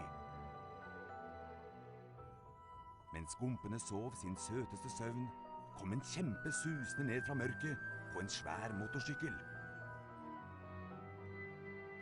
Kjempen, som het Gigrid, la fra seg en teppebylt på trappa til hekkveien nummer 4. Inntullet i den bylten lå et spedbarn. Harry Potter, gutten som overlevde. I de neste 11 årene bodde Harry hos sine skrekkelige steforeldre, herr og fru Dumling. Til den skjebnesvangre dagen han mottok brevet om at han kunne begynne på Galtvort høyere skole for hekseri og trolldom. Gygrid tok Harry med til Diagonalmenningen for å kjøpe det som sto på den nok så uvanlige lista over skolesaker. Mens de var i Trollmannsbanken Flygot, hentet Gygrid en lurvete pakke fra vel 713 og nevnte noe om at den ville være tryggere på Galtvort. Snart etter tok Harry Galtvort-ekspressen fra spor 9¾ og la gumpenes verden bak seg. Humlesnurr reiste seg. Dette skoleåret er gangen i 4. etasje forbudt område for enhver som ikke ønsker å dø en uvanlig smertefull død. Harry satt under valghatten og håpet intenst at han skulle bli utpekt til Griffing, ikke til Smygar. Jaså, ikke Smygar, sa hatten i øret på ham. Du kunne bli stor. Det er her i hodet ditt alt sammen. Og Smygar kan hjelpe deg på veien til storhet, ikke det? Vel, hvis du er sikker, så får det vel heller bli... Griffing! Was there a new one that I missed?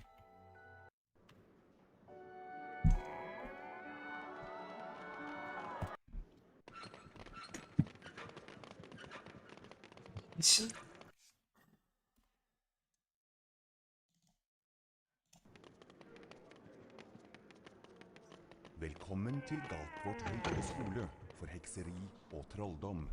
Jeg er Albus Humlesnurr, rektor her. Galtvort er full av hemmeligheter, Harry. Så let bak hver dør. Oh, this Men one. husk, ikke alle hemmeligheter I'm not gonna put that one. For I'll eksempel, give you back your I morges gikk jeg points. feil vei og snupp. Men da jeg kom tilbake, var det en stygg flokk ildkrabber der I steden. Opp trappa og opp til timen med deg. Ikke kom for sent. Din første time er oppe I 4. etasje, Potter. Av sted med deg. Hei, Harry. Husker du meg? Ronny Wiltersen? Brødrene mine Fred og Frank har noe å vise deg. Følg meg.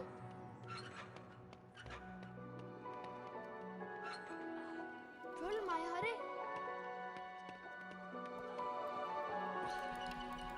It was 500 points to get this guy off your screen.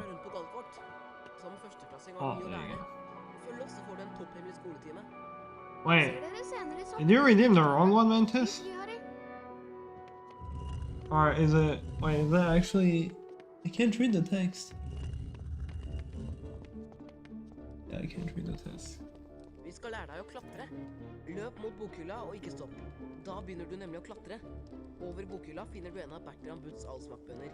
Samle alle bønnene du finner. Yeah, I thought you wanted to rename a split. And now... Redeem that. I think you can give yourself back the points. Can you also give Coney back his points for the webcam redeem? Godt gjort. Nå prøver vi å hoppe. And also disable bunny cam for today, because Hvis du faller ned, kan du klatre opp igjen. I don't have the cable. Møt oss I naborommet. Vi tar en snarvei og møter deg der.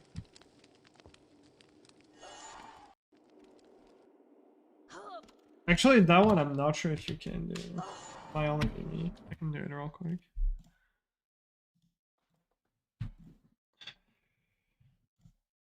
Let me check.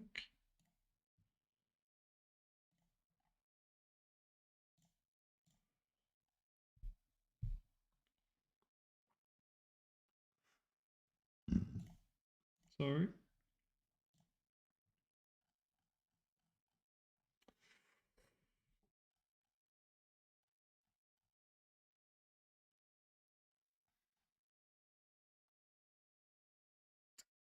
Please bunny disable.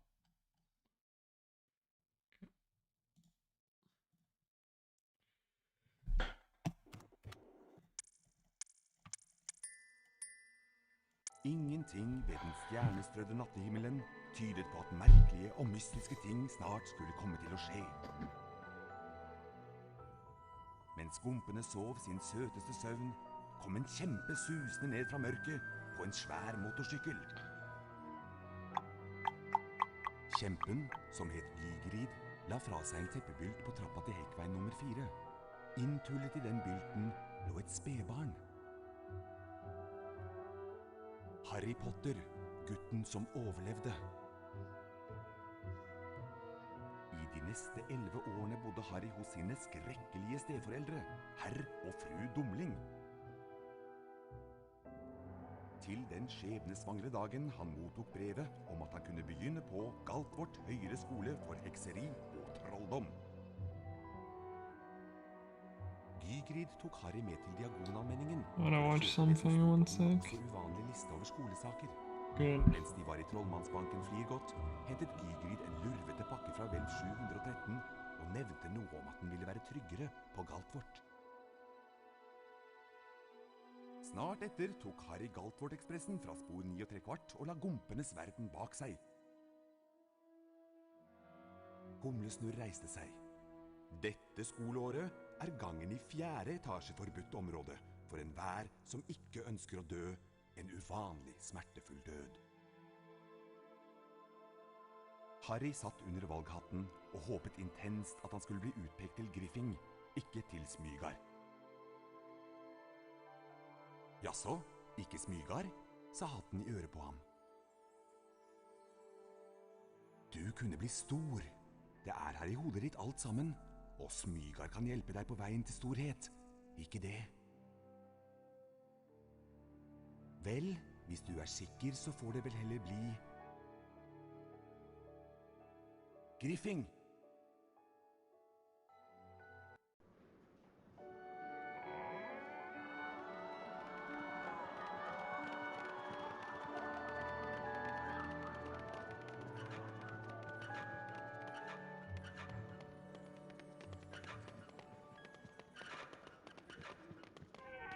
Velkommen til Galtvort høyere skole.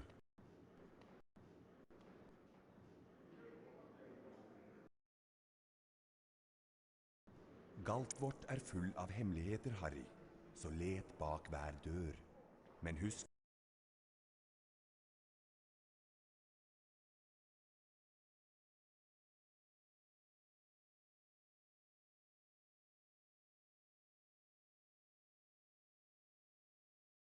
opp trappa og opp til timen med deg. Ikke kom for sent. Just like put the text that you want in chat. Fjerde etasje, Potter. Av sted med deg. Hei, Wait, did you get your points back actually? That was kind of stupid. Brødrene mine Fred og Frank kan hjelpe deg. Sure. Følg meg. I can do that next reset. Følg meg, Harry.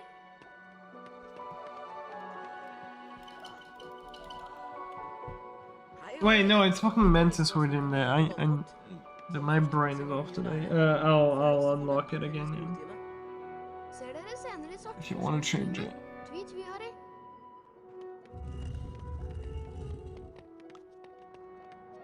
I don't know if I unlock it and then I put it back to only one day, if it's gonna keep in mind that it was already used this stream or Da not. begynner du nemlig å klatre. The final split is Over blank, bokhylla yes. finner du en av Bertram Butts allsmakkbønner. Samle alle bønnene du finner, og møtes i naborommet. No one, or someone, is it Connie? I don't know, someone put a blank split at the end.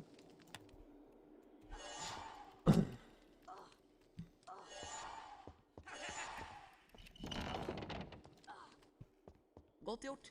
Nå prøver vi å hoppe. Løp bort til kanten og trykk på hoppknappen, da hopper du over. Hvis du faller ned, kan du klatre opp igjen og prøve en gang til. Møt oss i naborommet. Vi tar en snarvei og møter deg der.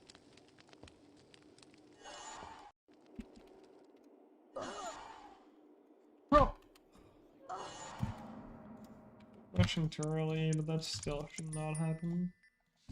Ingenting ved den stjernestrødde nattehimmelen tydet på at merkelige og mystiske ting snart skulle komme til å skje. Mens skumpene sov sin søteste søvn, kom en kjempe susende ned fra mørket på en svær motorsykkel. Kjempen, som het Gigrid, la fra seg en teppebylt på trappa til hekkveien nummer 4. Inntullet i den bylten lå et spedbarn. Harry Potter, gutten som overlevde. I de neste 11 årene bodde Harry hos sine skrekkelige steforeldre, herr og fru Dumling. Til den skjebnesvangre dagen han mottok brevet om at han kunne begynne på Galtvort høyere skole for hekseri og trolldom. Gygrid tok Harry med til Diagonalmenningen for å kjøpe det som sto på den nok så uvanlige lista over skolesaker. Mens de var i Trollmannsbanken Flirgodt, hentet Gygrid en lurvete pakke fra Hvelv 713 og nevnte noe om at den ville være tryggere på Galtvort. Snart etter tok Harry Galtvort-ekspressen fra spor 9¾ og la gumpenes verden bak seg. Humlesnurr reiste seg. Dette skoleåret er gangen i 4. etasje forbudt område for enhver som ikke ønsker å dø en uvanlig smertefull død. Harry satt under valghatten og håpet intenst at han skulle bli utpekt til Griffing, ikke til Smygar. Jaså, ikke Smygar, sa hatten i øret på ham. Du kunne bli stor. Det er her i hodet ditt alt sammen. Og Smygar kan hjelpe deg på veien til storhet. Ikke det? Vel, hvis du er sikker, så får det vel heller bli Griffing.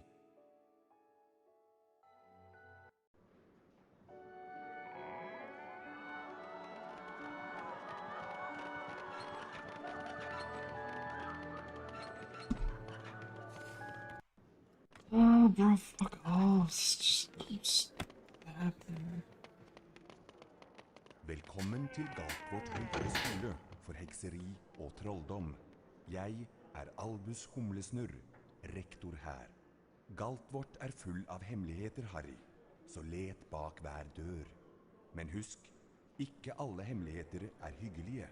For eksempel, I morges gikk jeg feil vei og snublet over et rom fullt av sjokoladefrosker. Men da jeg kom tilbake, var det en stygg flokk ildkrabber der I steden. Opp trappa og opp til timen med deg. Ikke kom for sent. Din første time oppe I 4. etasje, Potter. Av sted med deg. Hei, Harry. Husker du meg? Ronny Wiltersen? Brødrene mine Fred og Frank har noe å vise deg. Følg meg.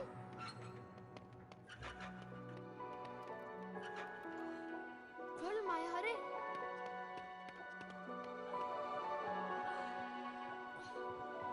Hei, Harry. Vi kan vise deg hvordan du kommer rundt på Galtvort. Som førsteklassing har du mye å lære. Følg oss, så får du en topphemmelig skoletime. Ser dere senere I Svarteforsvarstimen. Tvi, Harry.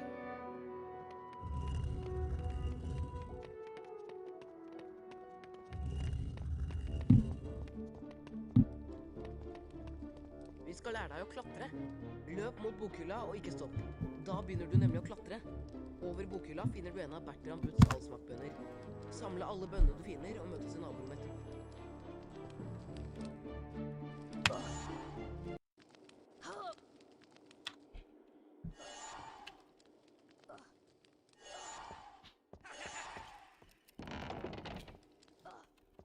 Godt gjort. Nå prøver vi å hoppe. Løp bort til kanten og trykk på hoppknappen, da hopper du over. Hvis du faller ned, kan du klatre opp igjen og prøve en gang til. Møt oss I naborommet. Vi tar en snarvei og møter deg der.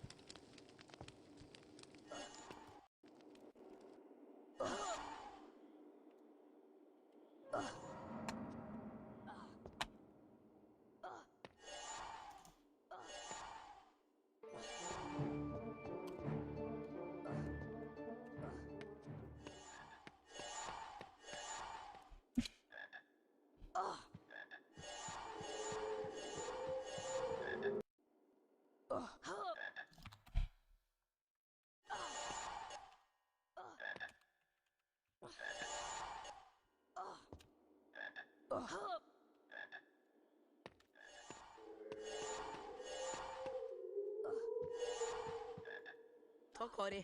Vi hadde ikke greid uten deg.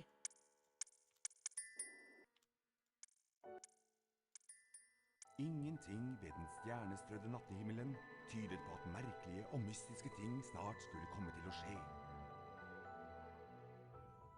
Mens gompene sov sin søteste søvn, kom en kjempe susende ned fra mørket på en svær motorsykkel. Kjempen, som het Ligerid, la fra seg en teppebylt på trappa til Helkveien nummer 4. Inntullet I den bylten lå et spedbarn. Harry Potter, gutten som overlevde. I de neste 11 årene bodde Harry hos sine skrekkelige steforeldre, herr og fru Dumling. Til den skjebnesvangre dagen han mottok brevet om at han kunne begynne på Galtvort høyere skole for hekseri og trolldom. Gygrid tok Harry med til Diagonalmenningen for å kjøpe det som sto på den nok så uvanlige lista over skolesaker. Mens de var I Trollmannsbanken Flirgodt, hentet Gygrid en lurvete pakke fra Hvelv 713 og nevnte noe om at den ville være tryggere på Galtvort. Snart etter tok Harry Galtvort-ekspressen fra spor 9¾ og la gompenes verden bak seg. Humlesnurr reiste seg. Dette skoleåret gangen I 4. etasje forbudt område for enhver som ikke ønsker å dø en uvanlig smertefull død. Harry satt under valghatten og håpet intenst at han skulle bli utpekt til Griffing, ikke til Smygar. Jaså, ikke Smygar, sa hatten I øret på ham. Du kunne bli stor. Det her I hodet ditt alt sammen. Yeah, no, we haven't had a vote in... Like, people were like, oh, this is being brought up every year, but I'm pretty sure the last intro vote was a while ago. Griffing. I could be wrong, but I really don't feel like it was last year.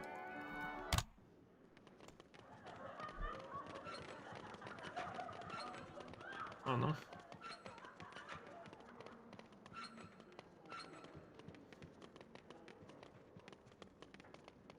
Velkommen til Galtvort. Yeah, it was last year and I just can't remember shit. Jeg er Albus Humlesnurr, rektor her.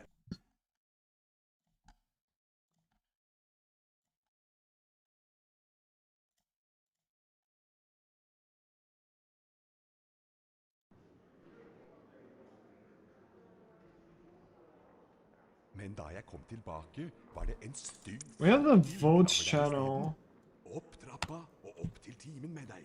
Ikke Maybe for we sent. posted the results in there. Din første time er oppe i 4. Whenever etasje. that happened. Av sted med deg. Hei, Harry. Husker du meg? Ronny Wiltersen? Brødrene mine Fred og Frank har noe å vise deg. Følg meg.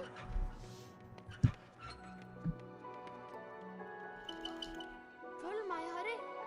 We discussed it, okay. But we didn't make a vote on it, did we? Hei, Harry. Vi kan vise deg hvordan du kommer Did we only talk about it? Som førsteklassing har du mye å lære. Følg oss, så får du en topphemmelig skoletime. Ser dere senere i Svarteforsvarstimen. Tvi, Harry. Animus. HP2. 2023. Vi skal lære deg å klatre. Løp mot bokhylla og ikke stopp. Yeah, Da it was like 60% against 33. Buds allsmaktbønner. Samle alle bønnene du finner, og møtes i naborommet etterpå.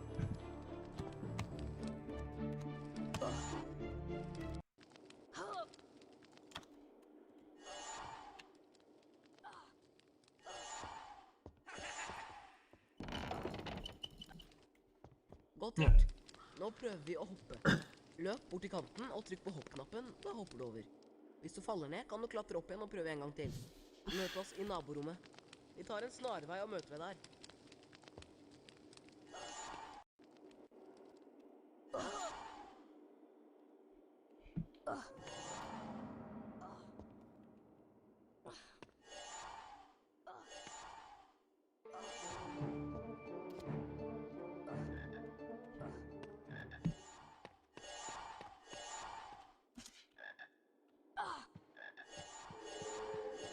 Yup.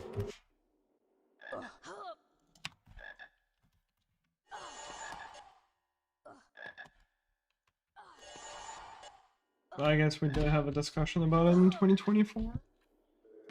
According to Farb. I don't know how big of a discussion it was. It was just like one person mentioning it and then dropping it, or was it like a serious discussion involving like Her multiple har du people? trollmannskort. Det er vel fortjent.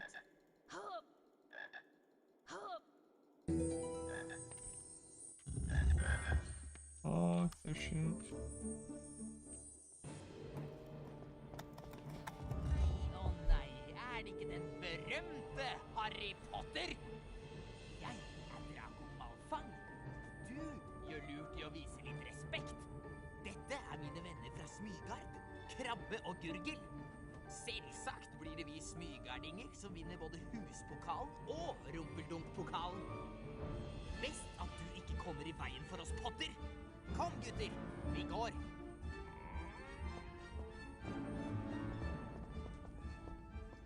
Hei, Harry. Det er meg. Why do I just fat finger my jump button or my jump key sometimes? I just do not get it. Stjernestrødde nattehimmelen It's just been tyder på more and more at thing mystisk lately. ting snart skulle komme til å skje. Mens gumpene sov sin søteste søvn, kom en kjempe susende ned fra mørket på en svær motorsykkel. Kjempen, som het Gigrid, la fra seg en teppebylt på trappa til hekkveien nummer 4. Inntullet i den bylten lå et spedbarn. Harry Potter, gutten som overlevde. I de neste 11 årene bodde Harry hos sine skrekkelige steforeldre, herr og fru Dumling. Literally. Til den skjebnesvangre dagen han mottok brevet om at han kunne begynne på Galtvort høyere skole for hekseri og trolldom. Gygrid tok Harry med til Diagonalmenningen for å kjøpe det som sto på den nokså uvanlige lista over skolesaker. Mens de var i trollmannsbanken Flirgodt, hentet Gygrid en lurvete pakke fra Hvelv 713 og nevnte noe om at den ville være tryggere på Galtvort. Snart etter tok Harry Galtvort-ekspressen fra spor 9 3/4 og la gumpenes verden bak seg. Humlesnurr reiste seg. Dette skoleåret er gangen i 4. etasje forbudt område for enhver som ikke ønsker å dø en uvanlig smertefull død. Harry satt under valghatten og håpet intenst at han skulle bli utpekt til Griffing, ikke til Smygar. Jaså, ikke Smygar? Sa hatten i øret på ham. Du kunne bli stor. Det er her i hodet ditt alt sammen, og Smygar kan hjelpe deg på veien til storhet. Ikke det? Vel, hvis du er sikker, så får det vel heller bli Griffing.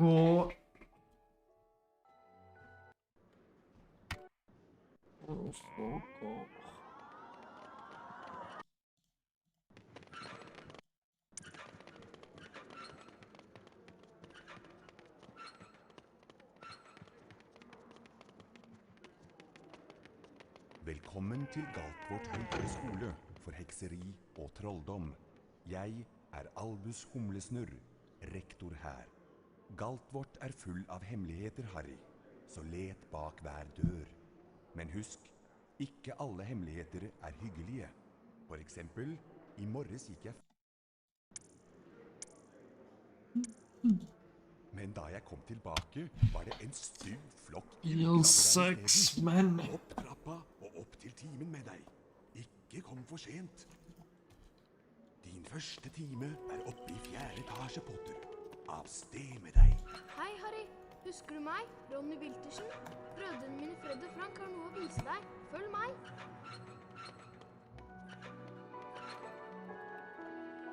Følg meg, Harry.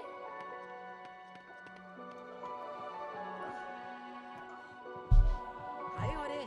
Vi kan vise deg hvordan du kommer deg rundt på Galtvort. Som førsteklassing har du mye å lære. Følg oss, så får du en topphemmelig skoletime. Ser dere senere i Svarteforsvarstimen. Tvi, Harry.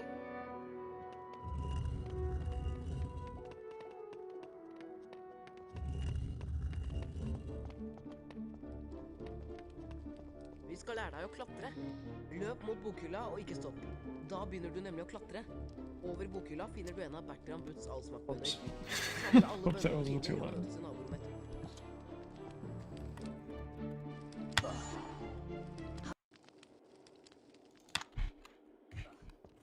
Ok, Peter.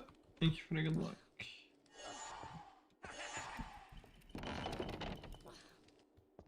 Godt gjort. Nå prøver vi å hoppe. Løp bort til kanten og trykk på hoppknappen, da hopper du over. Hvis du faller ned, kan du klatre opp igjen og prøve en gang til. Møte oss i naborommet. Vi tar en snarvei og møter deg der.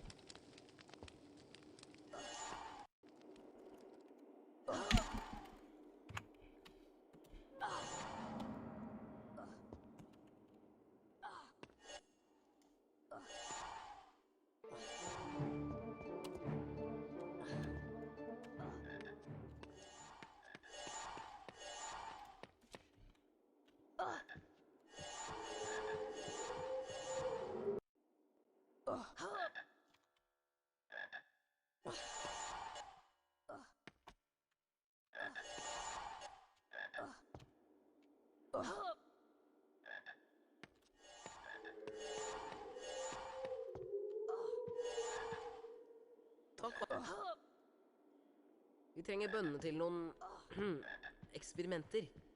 Her har du et trollmannskort. Det er vel fortjent.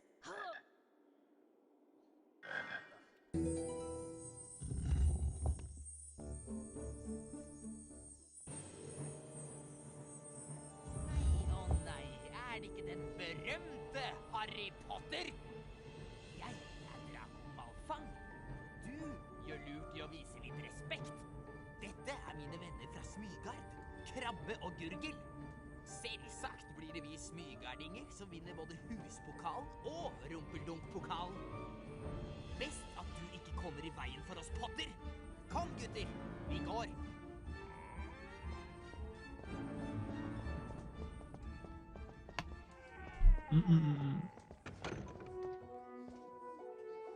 Jeg er professor Krengle. I dag skal vi lære å beskytte oss mot svarte kunster med Vipendo-formelen. Dette er symbolet for Vipendo-formelen.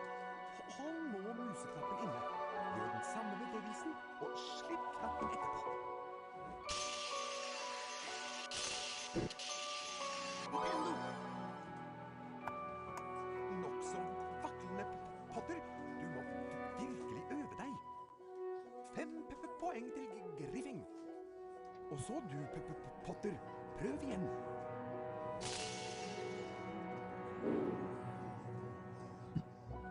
Det var ikke akkurat den formen jeg hadde ventet, Potter.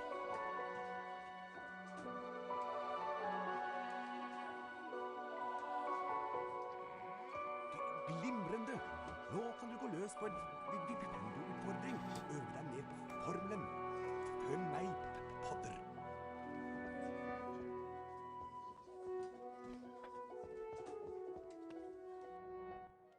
Trykk på museknappen for å innsikte Vipendo-formelen, og slipp knappen for å sette formelen i verk. Prøv det på den tønna. Vipendo!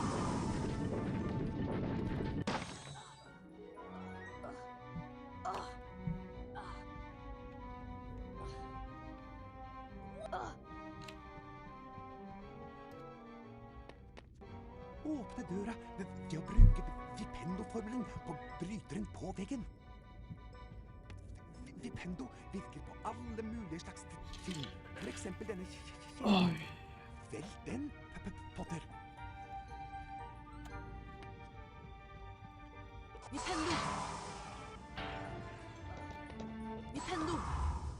Godt levert. Nå kan du gå og samle utfordringsstjernene dine. Jeg møter deg etterpå.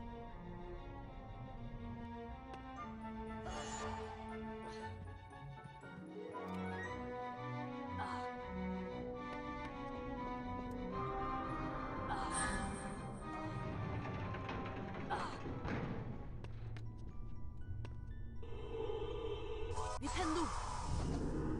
Hello. Vipendo!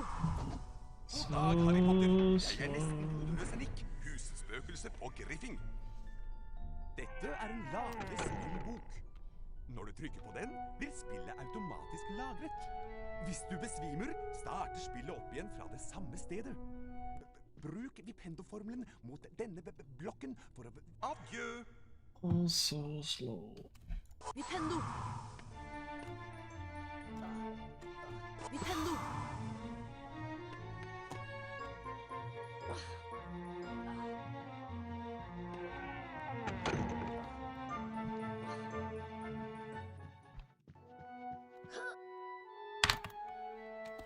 Vipendo!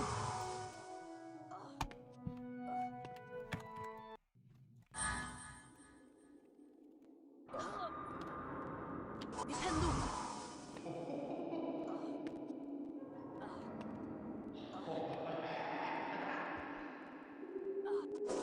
Vipendo! Vipendo! Greedy. Greedy.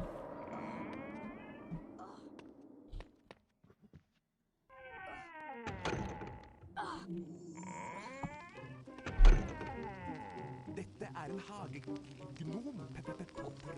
De liker å plage unge trollmenn. Ta på denne for å avslutte utfordringen. De er snare i vendingen og kan være til atskillig plage. Vipendo! Vipendo! Vipendo! Gratulerer, Potter. Du har bestått utfordringen. Du har samlet de nødvendige utfordringsstjernene. 5 poeng til Griffing. Men nå må du komme deg til limetreninga.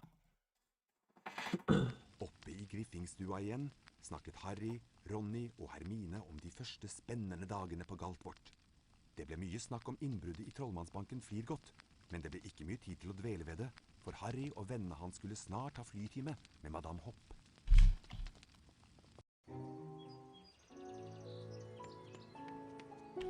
Jeg er læreren deres, Madame Hopp. I første time skal vi lære å fly gjennom disse magiske ringene. Styr sopelimen med piltastene. Med fortere og saktere tastene kan du justere flyhastigheten. Klar, Potter? Altså, når jeg blåser i fløyta.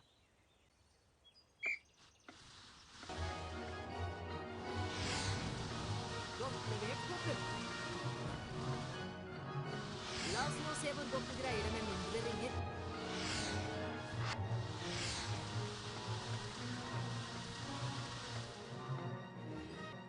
Så blusser vi på litt høyt.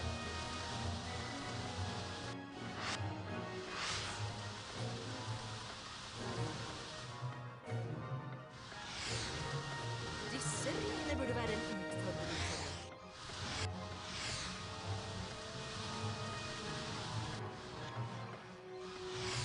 Sannelig tror jeg du har et meget talent for dette.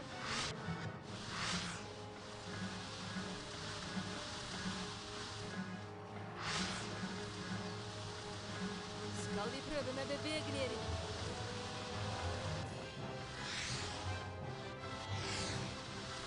Yeah, why am I so fucking green? That's for no reason. Godt levert, Potter.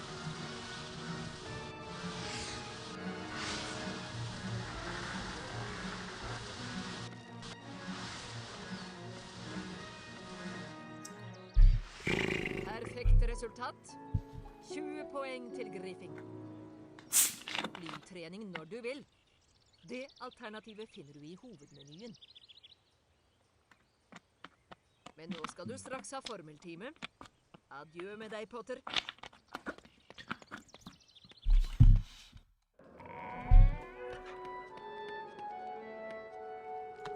Du er tidlig ute til timen, Harry. Men jeg skal lære deg en ny formel jeg har lært meg på egen hånd. Den formelen jeg har lært, heter Alohomora. Den åpner alt som er låst med magi, men ikke funn på noe tull med den. Dette er symbolet for Alohomora. Når jeg stopper, trykk museknappen inn og følg den samme bevegelsen, og slipp deretter knappen.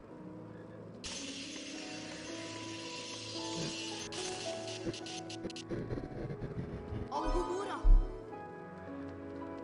Det var bra, men jeg vet du kan gjøre det enda bedre. Kjempeflott, Harry!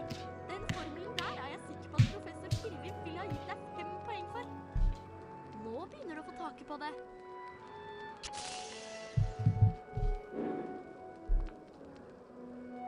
Og hva var det du hadde tenkt til å åpne med den?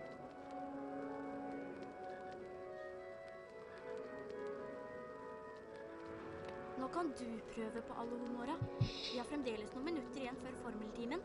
Døra foran deg er låst med magi. Bruk Alohomora for å åpne den. Alohomora! Du greide det! Og nå kan du finne de 2 hemmelighetene i rommet her. Alohomora! Nintendo! Harry, hvis du snart er ferdig med å beundre deg selv, ta en titt på denne magiske kista. Alohomora! Bruk Alohomora for å åpne den. Alohomora!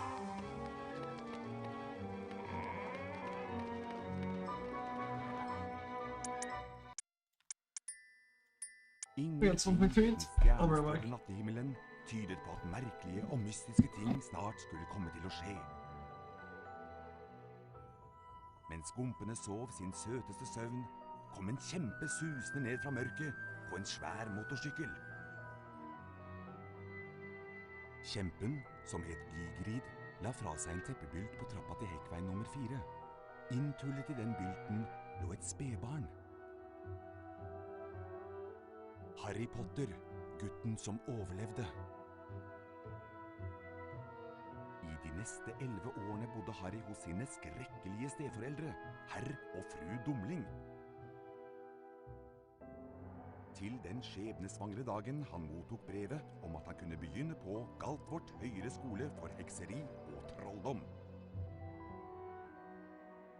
Gygrid tok Harry med til Diagonalmenningen for å kjøpe det som sto på den nokså uvanlige lista over skolesaker.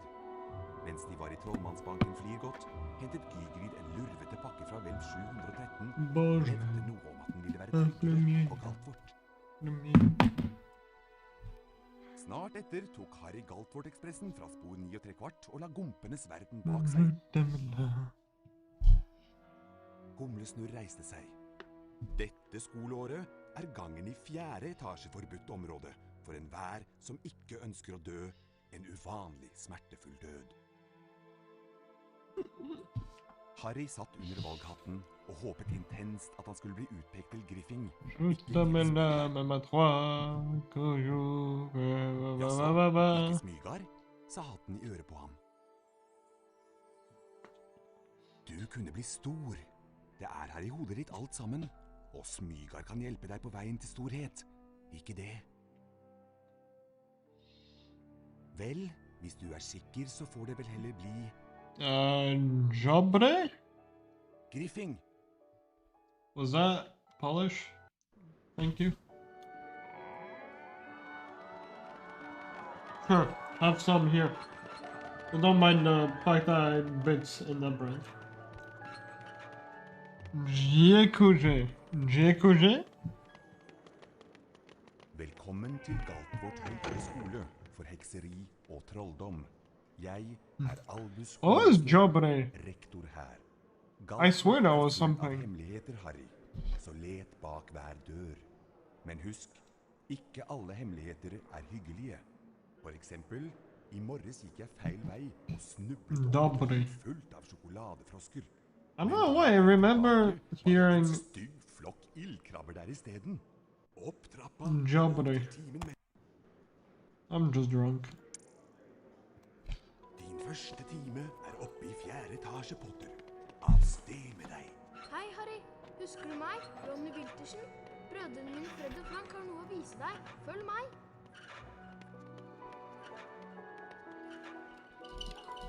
Følg meg, Harry.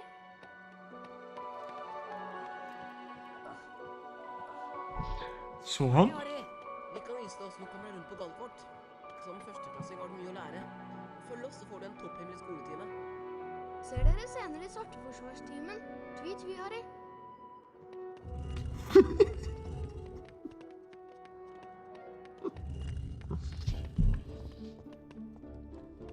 No gakke Du skal lære deg korva. å klatre. Løp mot bokhylla og ikke stopp. Da begynner du nemlig å klatre. Over bokhylla finner du en av Bertram Butts allsmakkbønner. Samle alle bønnene du finner og møtes i naborommet etterpå. Shit, did I put the sign in? Okay, I did. Well, nice. So much for that. So much for that.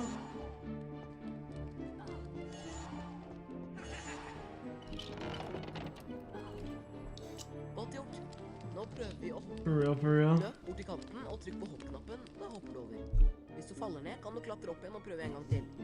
Møt oss i naborommet. Vi tar en snarvei og møter deg der.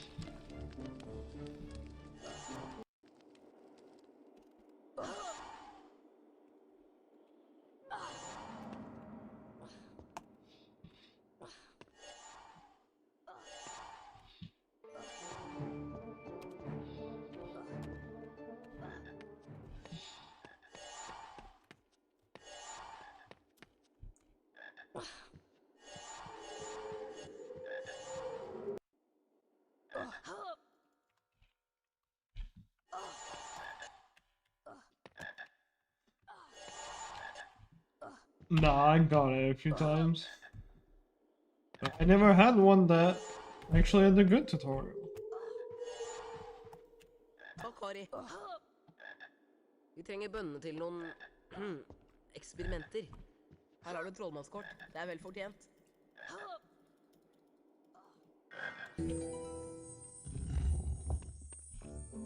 Like, I need a 520 tutorial and then quad best RNG. Er det ikke den berømte Harry Potter? Jeg er Draco Malfang. I think gold is 520 tutorial, Litt respekt. triple best RNG, and last one I got second Krabbe best. og gurgel. Selvsagt blir det vi smygardinger som vinner både huspokalen og rumpelunkpokalen. It's just so hard to fucking hit a super jump and get lucky. Kom, gutter. Vi går.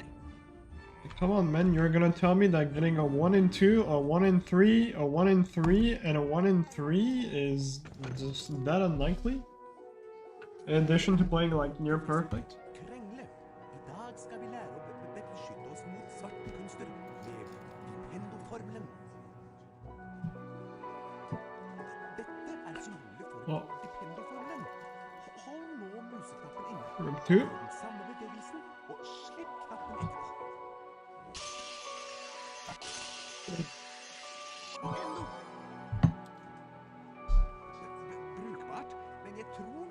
2? Prestere noe bedre. 5 poeng til Griffing. Prøv igjen, Potter. No time loss? Hva var det for slags form? Yeah, rip like 1. Thank you, Blaze. Glimrende. Nå kan du gå løs på en Vipendo-utfordring og øve deg mer på formelen. Følg meg, Potter.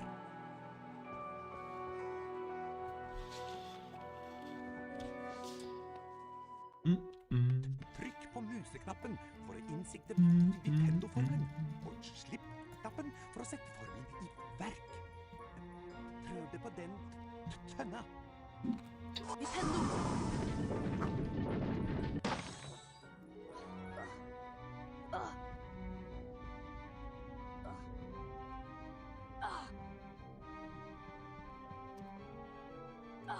It sucks. Åpne døra ved å bruke Vipendo-formelen på bryteren på veggen. Vipendo virker på alle mulige slags ting. For eksempel denne kjelen. Velg den, Potter. Vipendo! Vipendo! Godt levert. Nå kan du gå og samle utfordringsstjernene dine. Jeg møter deg etterpå.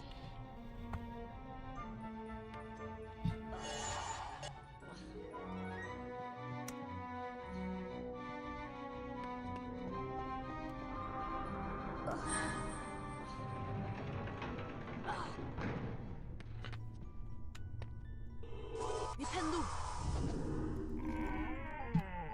Vipendo! God dag, Harry Potter.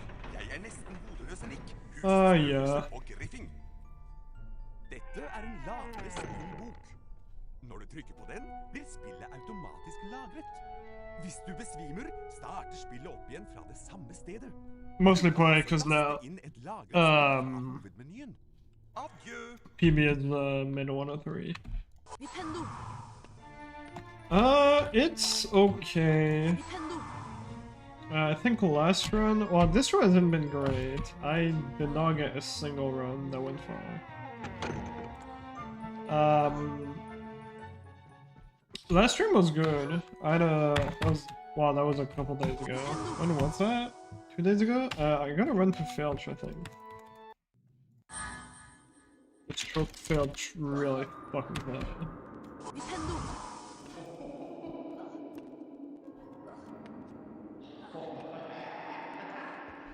I usually get at least one run that makes it pretty far, Vipendo! which is nice.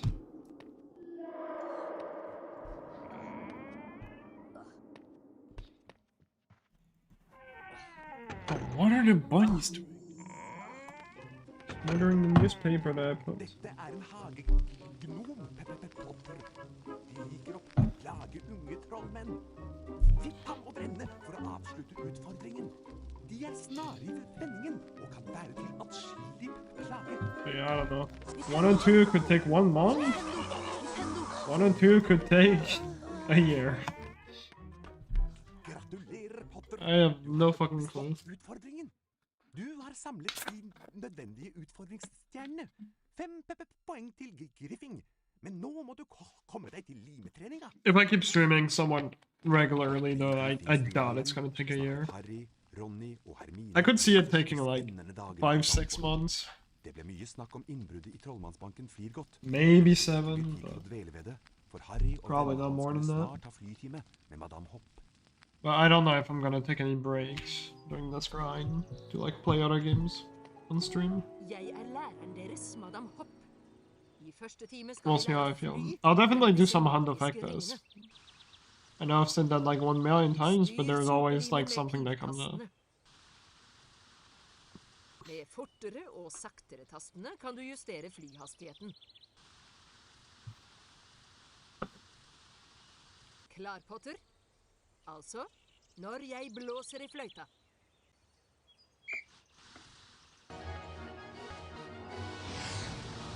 Godt levert, Potter. La oss nå se hvor godt du greier det med mindre ringer.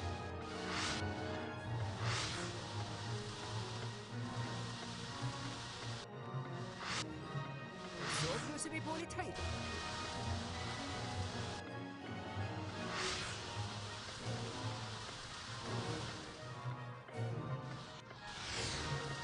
Disse ringene burde være en utfordring for deg.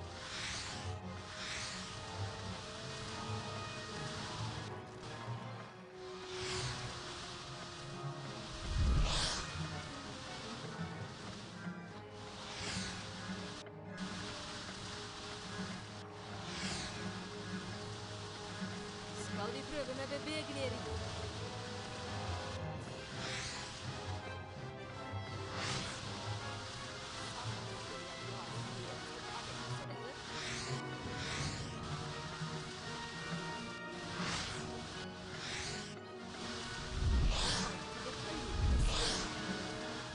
I really love failing rings today. Like the third or fourth fucking time. Perfekt resultat. 20 poeng til Griffin.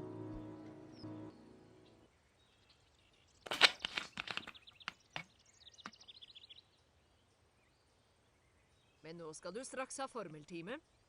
Adjø med deg, Potter.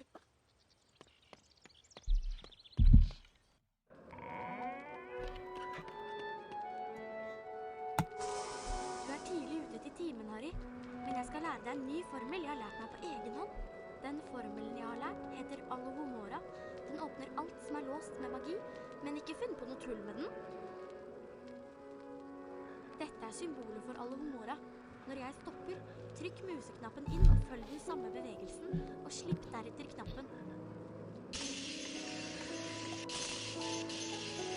Alohomora! Det var bra, men jeg vet du kan gjøre det enda bedre. Kjempeflott, Harry! Den formelen der er jeg sikker på at professor Pirvim ville ha gitt deg 5 poeng for. Øvelse gjør mester, så prøv igjen.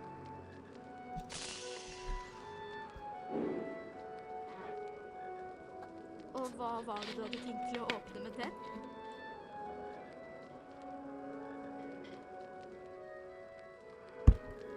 Nå kan du prøve på Alohomora. Vi har fremdeles noen minutter igjen før formeltimen. Døra foran deg er låst med magi. Bruk Alohomora for å åpne den. Alohomora! Du greier det! Jo! Og nå It's going shit. Alohomora! Nintendo! Nah, it could be worse. Harry, hvis du snart er Did you cook any tasty shit? på denne magiske kista. Alohomora! Alohomora for å åpne den. Alohomora! Prøv bokhylla.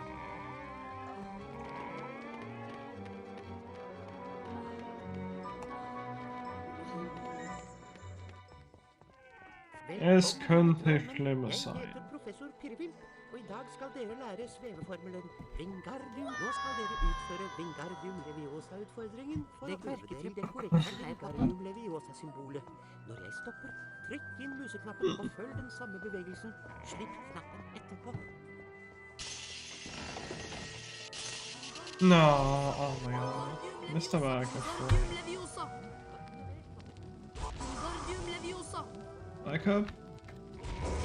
Almost. Fint. Prøv å gjøre det litt fortere denne gangen. Jeg venter til du er ferdig. Lykke til, Potter. En ukorrekt versjon av formelen virker nok ikke, Potter.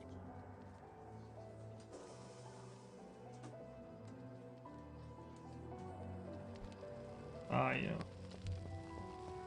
Good, good, good.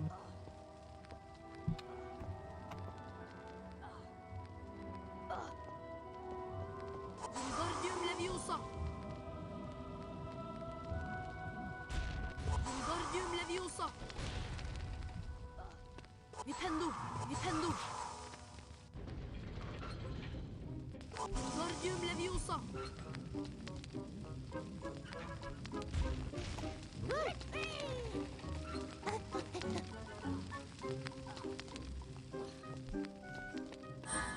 Oh boy.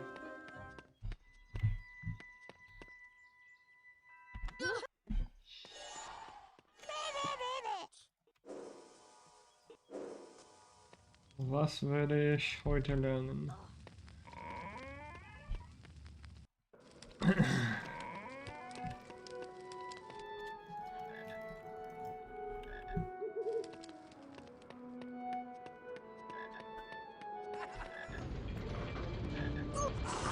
What?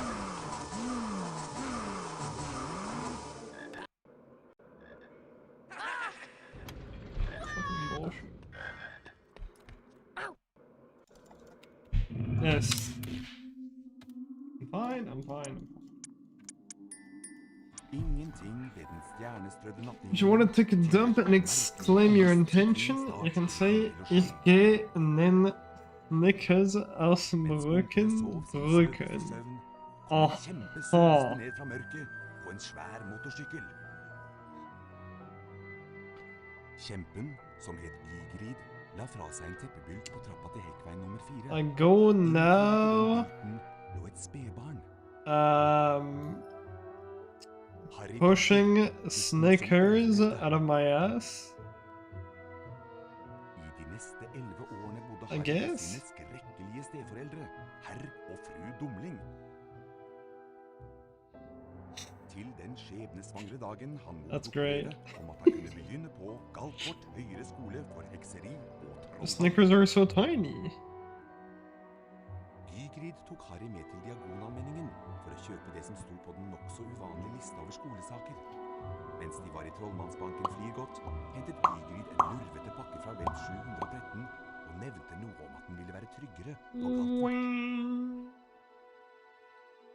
Snart etter tok Harry Galtvort-ekspressen fra sporen. Snickers eyes. No. Look, let me check. Humlesnurr reiste seg. Dette skoleåret er gangen I need to answer my mom. området for enhver som ikke ønsker å Snickers dø en eyes. uvanlig smertefull død. That's still, I guess. Valghatten og håpet intenst at han skulle bli utpekt til Griffing, ikke til Smygar. Jaså, That would be an Smygar, okay sa han i øret på ham. size poop. Du kunne bli stor. Det er her i hodet ditt alt sammen. Og Smygar kan hjelpe deg på veien til storhet. Ikke det? Vel, hvis du er sikker, så får det vel heller bli... Griffing!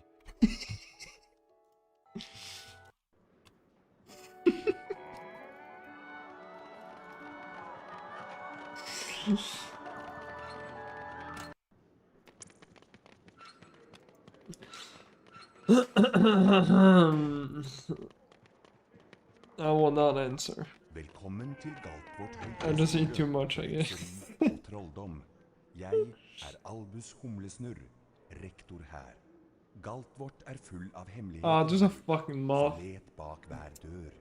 Men husk, ikke alle hemmeligheter er hyggelige. For eksempel, Ah, it's going too high, I can't get it. jeg og snublet over et rom fullt av sjokoladefrosker. Oi, Men da oi, jeg kom okay. tilbake, Oh. var det en stygg flokk I'll move ildkrabber it. der i stedet. I'll move it. Opp trappa og opp til timen med deg. Ikke kom for sent.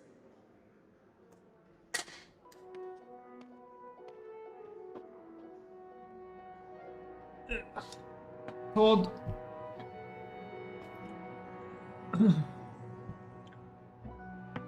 Kann nicht mehr meine Kleidung fressen.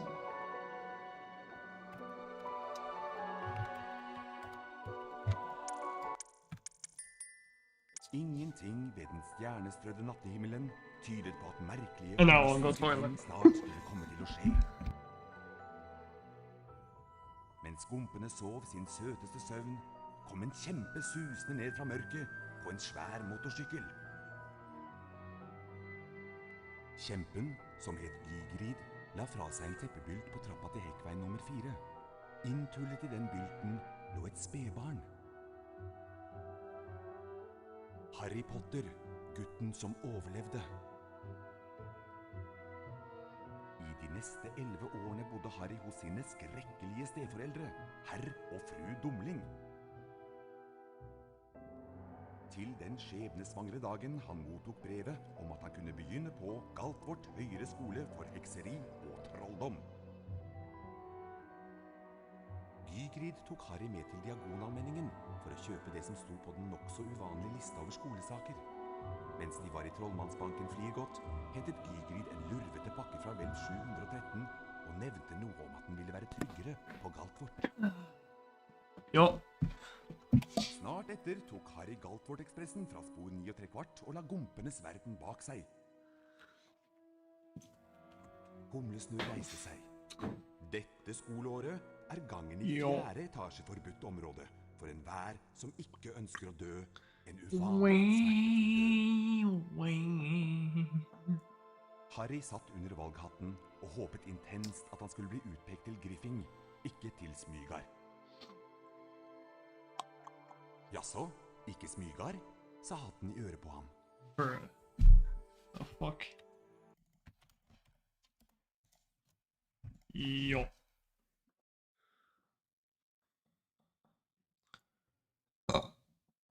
Vel, hvis du er sikker, No, så får det vel heller bli Griffing.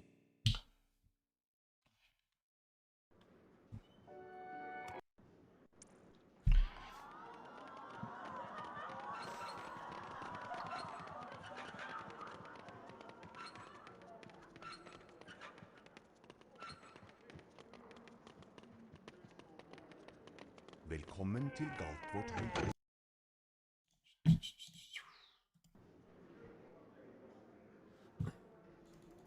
Galtvort er full av hemmeligheter, Harry, så let bak hver dør. Men husk, ikke alle hemmeligheter er hyggelige. For eksempel, i morges gikk jeg feil vei og snublet over et rom fullt av sjokoladefrosker. Men da jeg kom tilbake, var det en stygg flokk ildkrabber der i stedet. Opp trappa og opp til timen med deg. Ikke kom for sent. Din første time er oppe i 4. etasje, Potter. Av sted med deg. Hei, Harry. Husker du meg? Ronny Wiltersen? Brødrene mine Fred og Frank har noe å vise deg. Følg meg.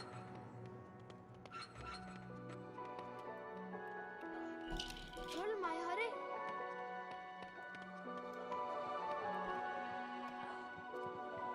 Hei, Harry! Jeg kan vise deg hvordan du kommer inn på Galtvort. Som førsteklassing har du mye å lære. Følg oss, så får du en topphemmelig skoletime. Ser dere senere i Sorteforsvarstimen. Tvi, Harry.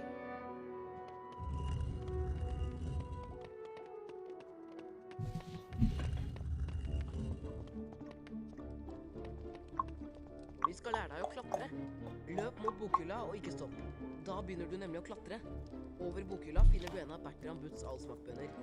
Samle alle bønnene du finner og møtes i naborommet etterpå.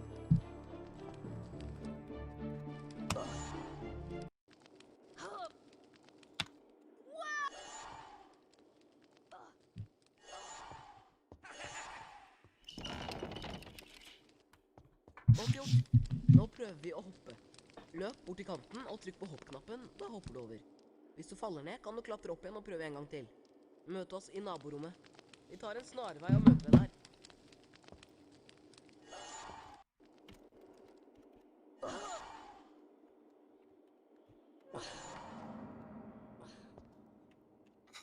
Fuck me. Why that jump scare? Ingenting ved den stjernestrødde Mengen. tydet på at Idiot. snart skulle komme til å skje. Nei. Mens gompene sov sin søteste søvn, kom en kjempe susende ned fra mørket på en svær motorsykkel. Kjempen, som het Gygrid, la fra seg en teppebylt på trappa til hekkveien nummer 4. Inntullet i den bylten lå et spedbarn. Harry Potter, gutten som overlevde. I de neste 11 årene bodde Harry hos sine skrekkelige steforeldre, herr og fru Dumling. Til den skjebnesvangre dagen han mottok brevet om at han kunne begynne på Galtvort høyere skole for hekseri og trolldom. Gygrid tok Harry med til Diagonalmenningen for å kjøpe det som sto på den nokså uvanlige lista over skolesaker. Mens de var i Trollmannsbanken Flygot, hentet Gygrid en lurvete pakke fra vel 713 og nevnte noe om at den ville være tryggere på Galtvort. Snart etter tok Harry Galtvort-ekspressen fra spor 9¾ og la gompenes verden bak seg. Humlesnurr reiste seg. Dette skoleåret gangen I 4. etasje forbudt område for enhver som ikke ønsker å dø en uvanlig smertefull død. Harry satt under valghatten og håpet intenst at han skulle bli utpekt til Griffing, ikke til Smygar. Jaså, ikke Smygar, sa hatten I øret på ham. Du kunne bli stor. Det her I hodet ditt alt sammen, og Smygar kan hjelpe deg på veien til storhet. Ikke det? Vel, hvis du sikker, så får det vel heller bli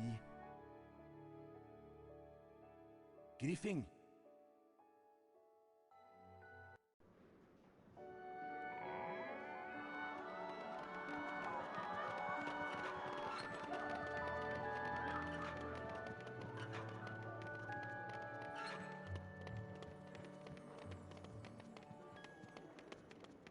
Velkommen til Galtvort høyere skole for hekseri og trolldom. Jeg Albus Humlesnurr, rektor her.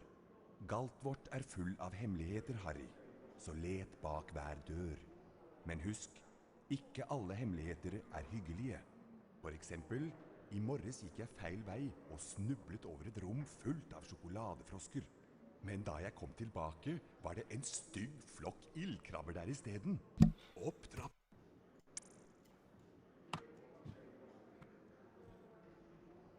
Din første time oppe I 4. etasje, Potter. Av sted med deg. Hei, Harry. Husker du meg? Ronny Wiltersen? Brødrene mine Fred og Frank har noe å vise deg. Følg meg.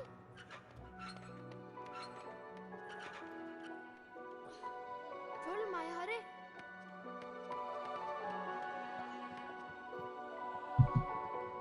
Hei, Harry. Vi kan vise deg hvordan du kommer rundt på Galtvort. Som førsteklassing har du mye å lære. Følg oss, så får du en topphemmelig skoletime. Ser dere senere I Svarteforsvarstimen. Tvi, Harry.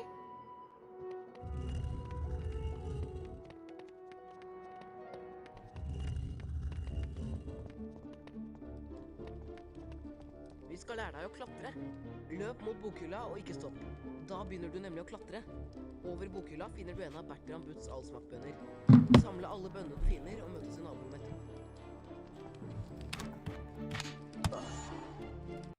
Not a drunk streak. Oh.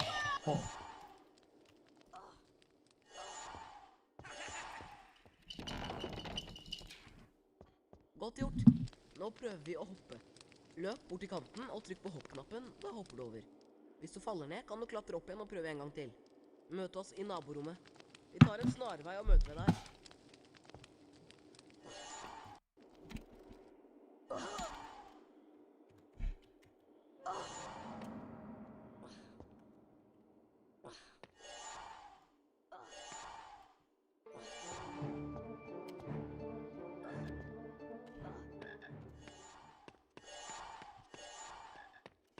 I still need to do it. Wait. No, I don't need to do it. Why did I read drunk as bathtub?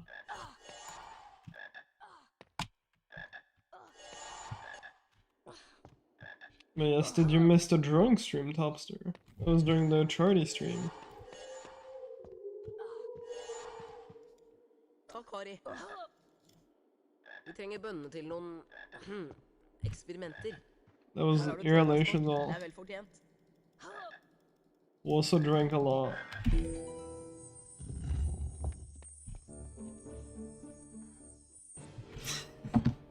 Bro, I'll be naked. Whoops. In like 10 minutes. Harry Potter. Jeg Draco Malfang. Du gjør lurt I å vise litt respekt. Dette mine venner fra Smygard, Krabbe og Gurgel. Selvsagt blir det vi smygardinger som vinner både huspokalen og rumpeldunk-pokalen. Best at du ikke kommer I veien for oss, Potter. Kom, gutter, vi går.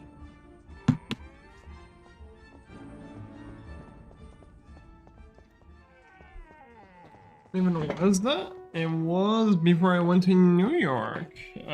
So whenever that was. I dag skal vi lære å beskytte oss mot svarte kunster med Vipendoformelen. Dette symbolet for Vipendoformelen. Hold nå museknappen inne. Gjør den samme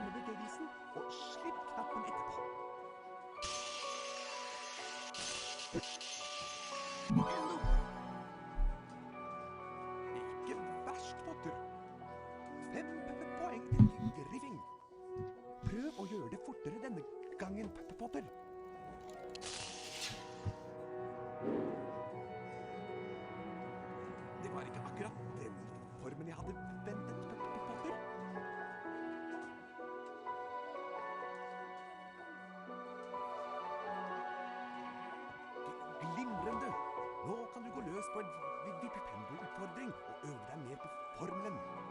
Følg meg, Potter.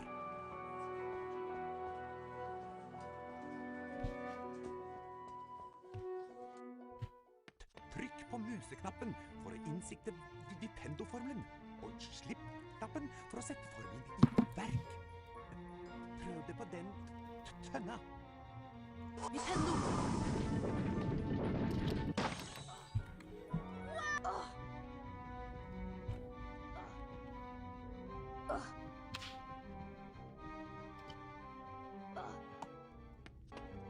Åpne døra ved å bruke Vipendo-formelen på bryteren på veggen.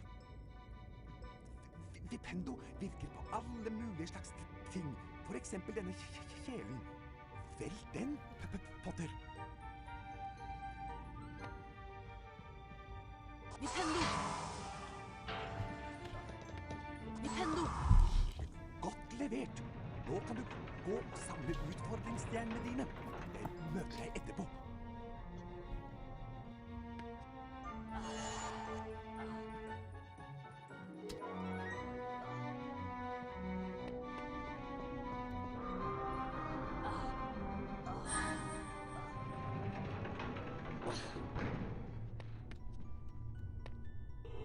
Vipendo!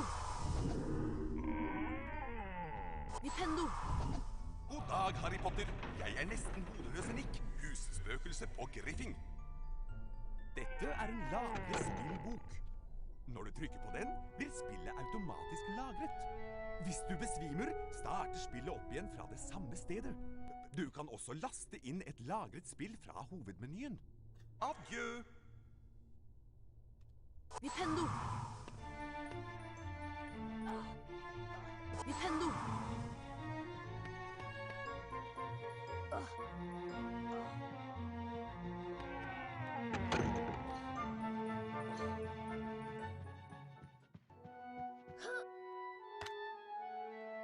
Vipendo!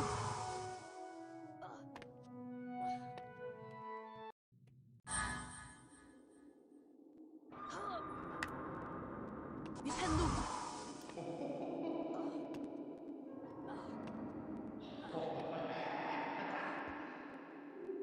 Vipendo! Vipendo!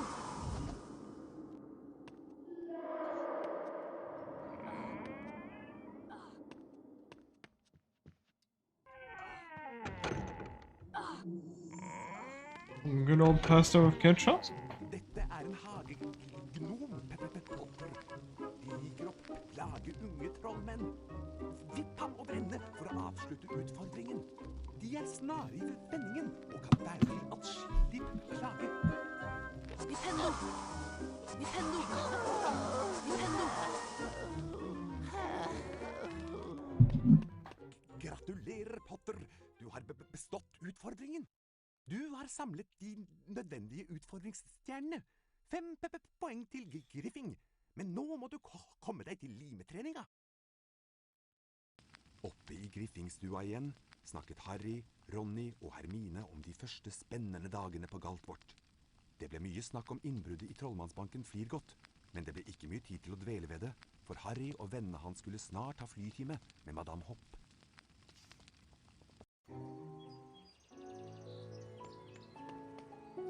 Jeg er læreren deres, Madame Hopp.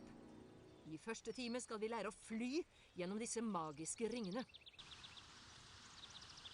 Styr sopelimen med piltastene. Med fortere og saktere tastene kan du justere flyhastigheten. Klar, Potter? Altså, når jeg blåser i fløyta.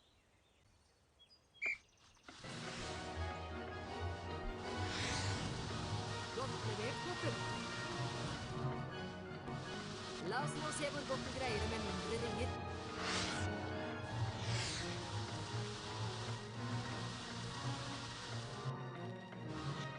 Så bluser vi på litt høyt.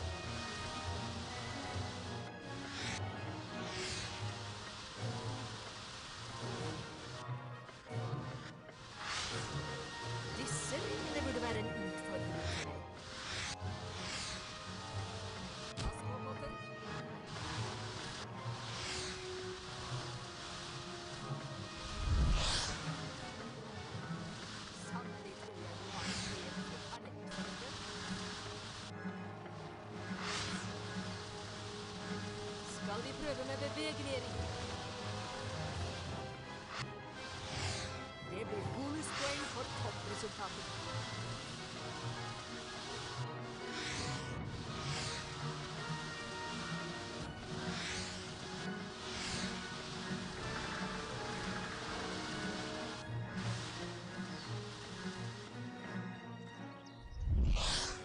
Korrekt resultat.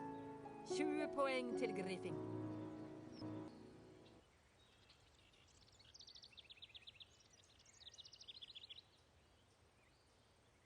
Men nå skal du straks ha formeltime.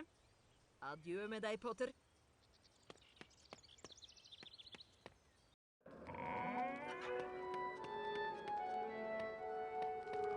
Du er tidlig ute til timen, Harry. Men jeg skal lære deg en ny formel jeg har lært meg på egen hånd. Den formelen jeg har lært, heter Alohomora. Den åpner alt som er låst med magi, men ikke finn på noe tull med den. Dette er symbolet for Alohomora. Når jeg stopper, trykk museknappen inn og følg den samme bevegelsen, og slipp deretter knappen. Let's go. Alohomora! Det var bra, men jeg vet du kan gjøre det enda bedre. Kjempeflott, Harry! Den formelen der er jeg sikker på at professor Pilgrim ville ha gitt deg 5 poeng for. Nå begynner du å få take på det.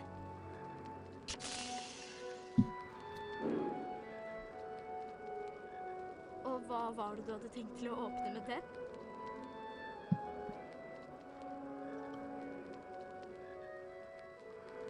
Nå kan du prøve på Alohomora. Vi har fremdeles noen minutter igjen før formeltimen. Døra foran deg er låst med magi. Bruk Alohomora for å åpne den. Alohomora!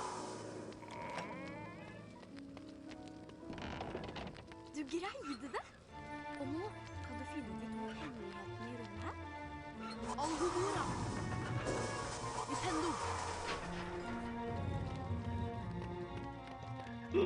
Harry, hvis du snart er ferdig med å berette Let's deg go. selv, ta en titt på denne magiske kista. Alohomora! Alohomora for å åpne den. Alohomora! Prøv bokhylla. All tasty.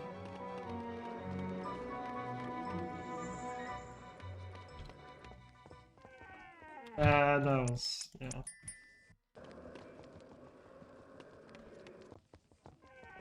Hei! Velkommen, unge trollmenn. Formelsalen er inn denne døra. Nå skal dere utføre Wingardium I Leviosa just want a for KMS å finne game. det korrekte Wingardium Leviosa-symbolet. Når jeg stopper, trykk inn museknappen og følg den samme bevegelsen. Slipp knappen etterpå.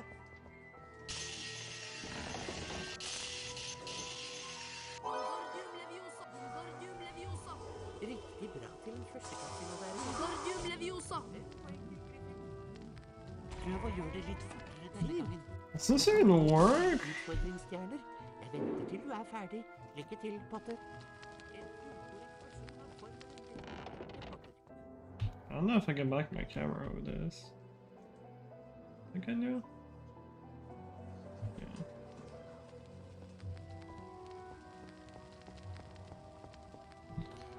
Trying to swoosh it. Please give me this quick so I don't lose more time. Wingardium Leviosa! I really can't say Nintendo! fine. Nintendo! Wingardium Leviosa!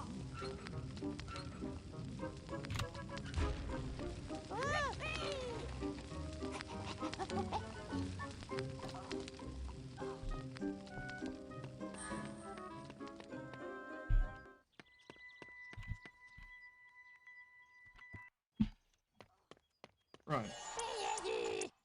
I'm smart. Ingenting ved den stjernestrødde nattehimmelen tydet på at merkelige og mystiske ting snart skulle komme til å skje. Mens gompene sov sin søteste søvn, kom en kjempe susende ned fra mørket på en svær motorsykkel. Kjempen, som het Gigrid, la fra seg en teppebylt på trappa til Hekkveien nummer 4. Inntullet i den bylten lå et spedbarn. Harry Potter, gutten som overlevde. I de neste 11 årene bodde Harry hos sine skrekkelige steforeldre, herr og fru Dumling. Til den skjebnesvangre dagen han mottok brevet om at han kunne begynne på Galtvort høyere skole for hekseri og trolldom. Danke. Gygrid tok Harry med til Drømmeavdelingen for å kjøpe det som sto på den nok så uvanlige lista over skolesaker. Mens de var i Trollmannsbanken Flygot, hentet Gygrid en lurvete pakke fra Hvelv 713 og nevnte noe om at den ville være tryggere på Galtvort. Snart etter tok Harry Galtvort-ekspressen fra spor 9¾ og la gompenes verden bak seg. Humlesnurr reiste seg. Dette skoleåret er gangen i 4. etasje forbudt område for enhver som ikke ønsker å dø en uvanlig smertefull død. Harry satt under valghatten og håpet intenst at han skulle bli utpekt til Griffing, ikke til Smygar. Jaså, ikke Smygar? I'm really tempted to ask Elish to order takeout. I don't know why I'm really hungry Det tonight. her I hodet ditt alt sammen, og Smygar kan hjelpe deg på veien til storhet. Ikke det? Probably shouldn't. Vel, hvis du er sikker, så får det vel heller bli Griffing.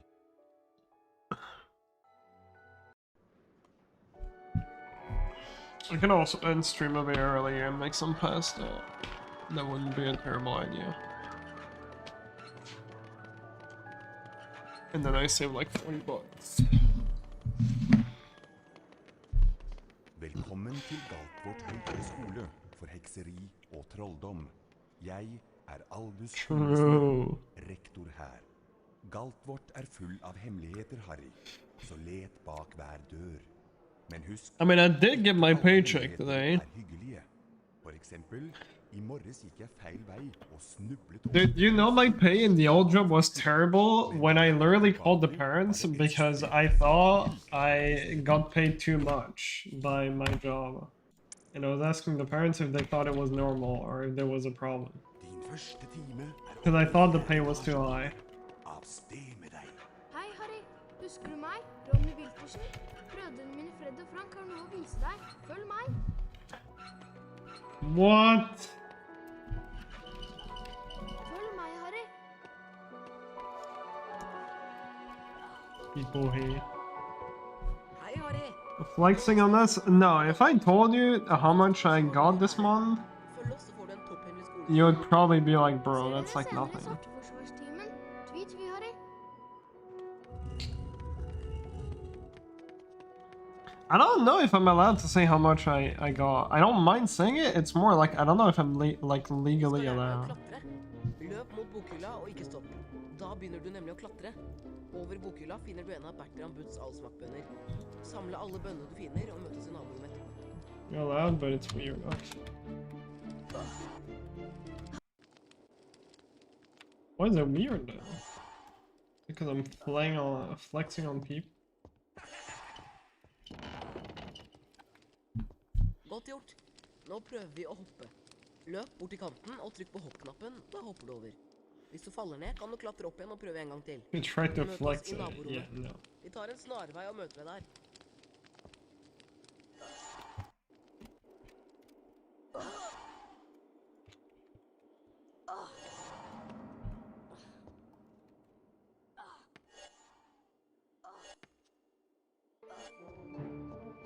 Oh, I misread. Yo, Racco? It's been a while. Earlish actually started playing Emil.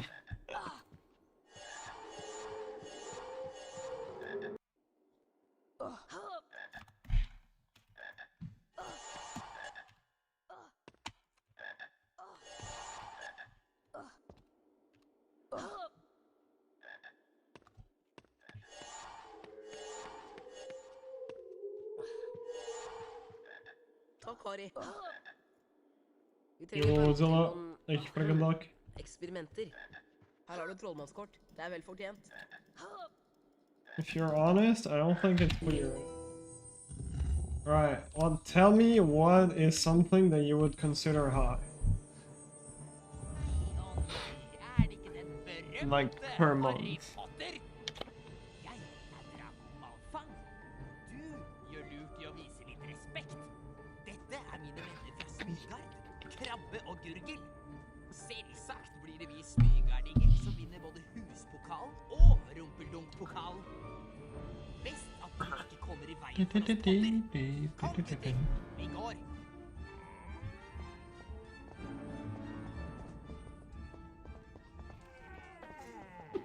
Dude, that pun. That was a great pun. Jeg er professor Krengle.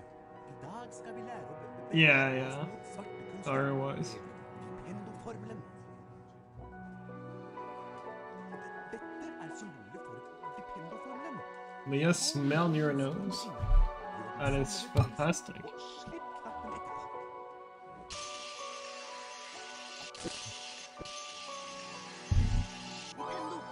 I heard what? Nokså vaklende, Potter.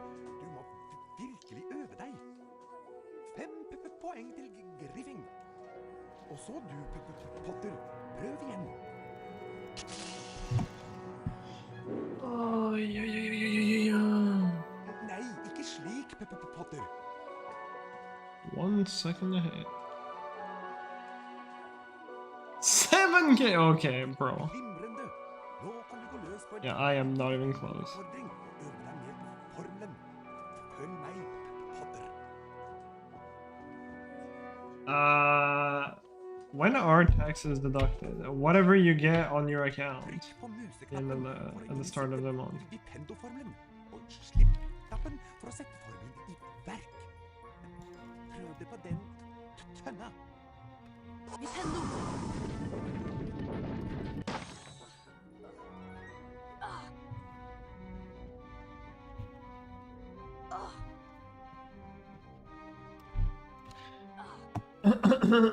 Yeah, remove like 6K from that. Bruke Vipendoformelen på bryteren på veggen. Vipendo virker på alle mulige slags ting. For eksempel denne I guess it also depends where you live, even in the same country. Vipendo!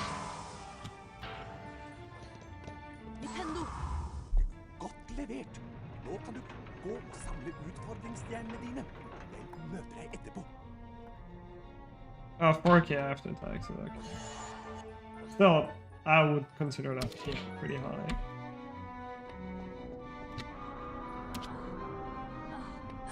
Way above average. That is crazy to me. Vipendo! Vipendo! God dag, Harry Potter. Jeg er nesten hodeløs Nick, husspøkelse på Griffing. Dette er en lagrespillbok. Når du trykker på den, blir spillet automatisk lagret. Hvis du besvimer, starter spillet opp igjen fra det samme stedet. Du kan også laste inn et lagret spill fra hovedmenyen. Adjø! Vipendo! Vipendo! But yeah.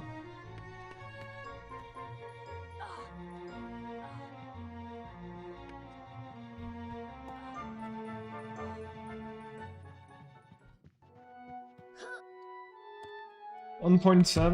Vipendo! Yeah, I mean, well, I don't mind saying it. I got like 1200.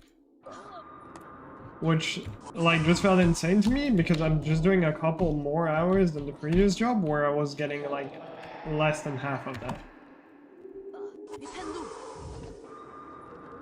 Vipendo!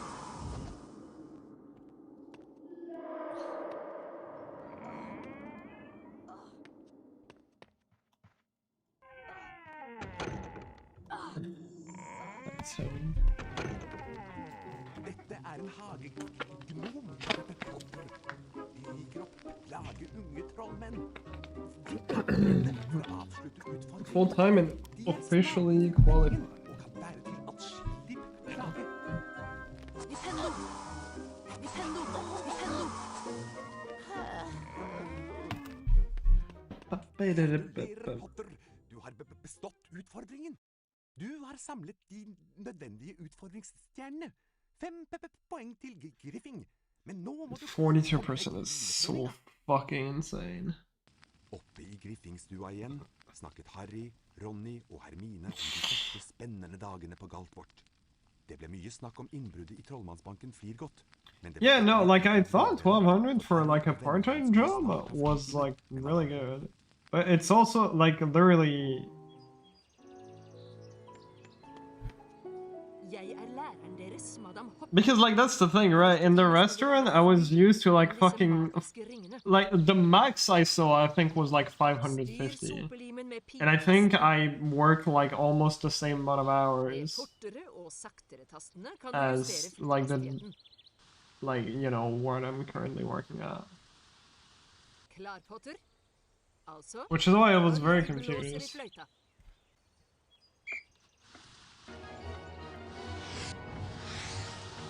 Godt levert, Potter. La oss nå se hvor godt du greier det med mindre ringer. But I think the place I'm working at was just very shady. Probably.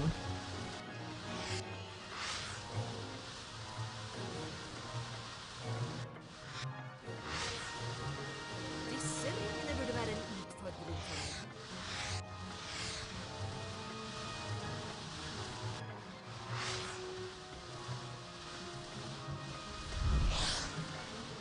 Sannelig tror jeg du har et medfødt talent for dette.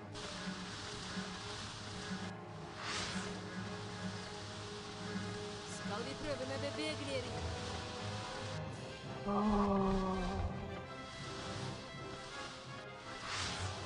Det blir bonuspoeng for toppresultatet.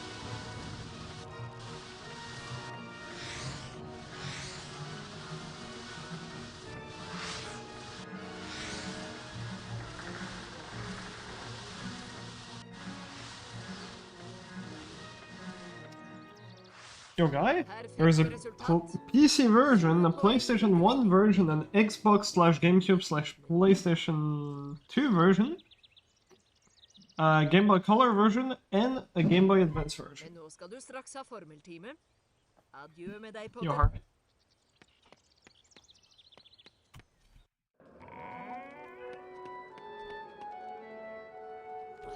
Du er tidlig ute til timen, Harry. Men jeg skal lære deg en ny formel jeg har lært meg på egen hånd. Den formelen jeg har lært heter Alohomora. Den åpner alt som er låst med magi. Bad in friendship, so sweet, bad mouse. Dette er symbolet for Alohomora. Når jeg Makes sense.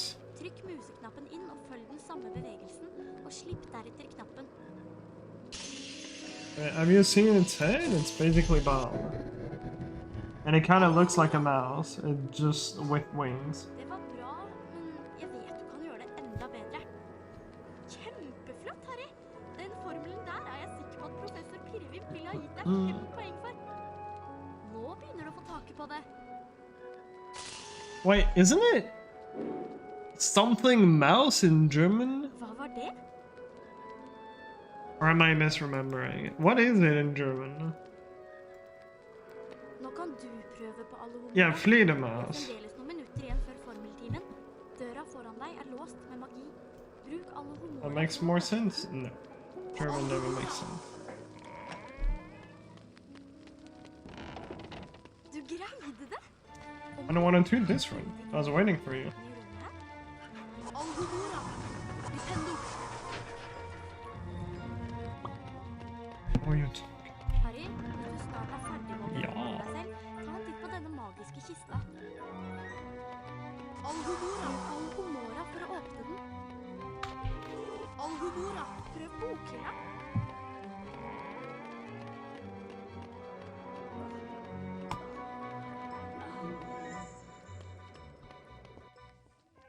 Velkommen, unge trollmenn. Jeg heter professor Pirvim, og i dag skal dere lære sveveformelen Vingardium. Nå skal dere utføre Vingardium Leviosa-utfordringen. Legg merke til det korrekte Vingardium Leviosa-symbolet.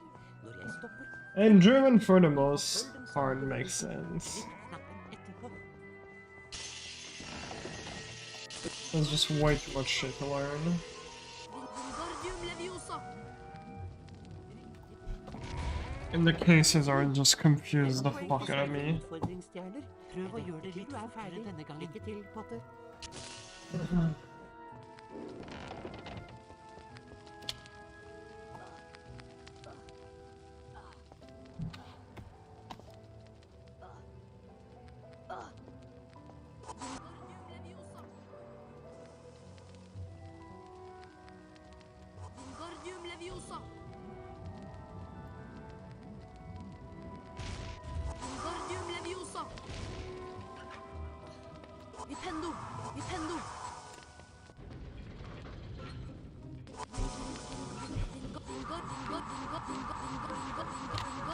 Leviosa!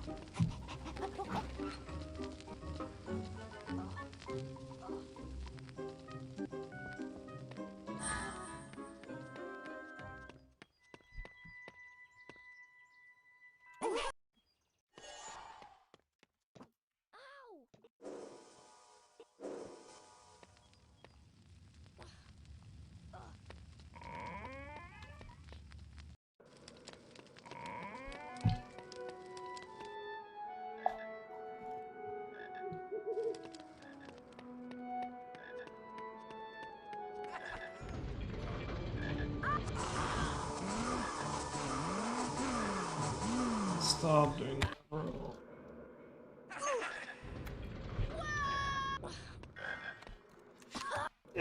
Bro, what is this? Oh god. Alright, just go.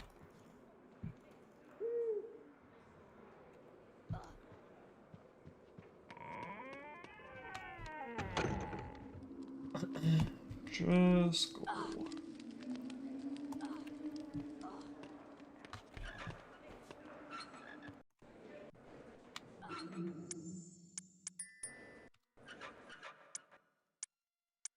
It's buffer. It's not buffer because I can't buffer. Jeez.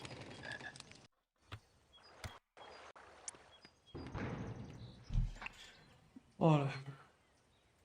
Harry, It's a run, her I over. guess. Because you're not Hei, Bruce? Harry, det er meg, Gygrid. Det er fint å se deg. Dette er Wait, parken what? rundt vårt, og jeg er jo skogvokter her nå. Det er ikke Først så til kult nicht. så fort som allting vokser her omkring. Venninna di Hermine venter på deg ved drivhuset. Stikk innom og få deg en kopp te senere, når du er ferdig med timen her.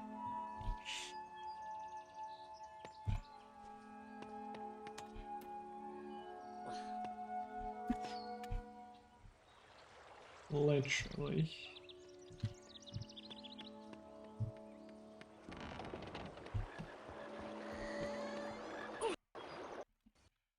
Oh, I freeze! I haven't had that in a while.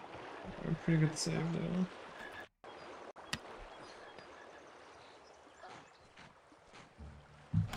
And nice. Good stuff. Bro, just go!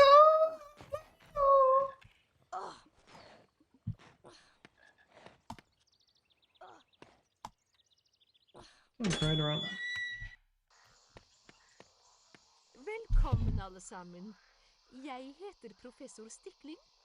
I dag skal vi lære Tafirio-formelen, som kan komme til nytte mot en rekke farlige planter.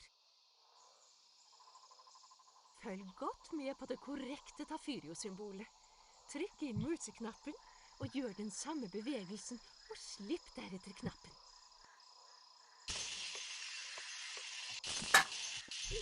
Yeah.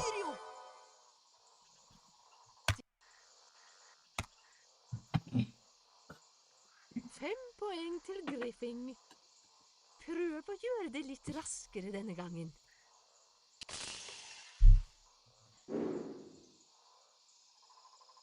En interessant variant av Tafirio, men dessverre helt feil. 58.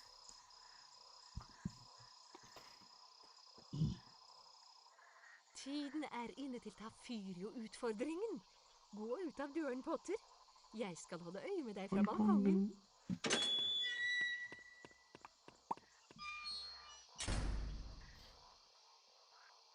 Dette er spiddebusker. Dere kan bruke Tafirio mot dem, men hold dere godt tilbake for å unngå nålene. Tafirio! Nintendo! Nintendo! Nintendo!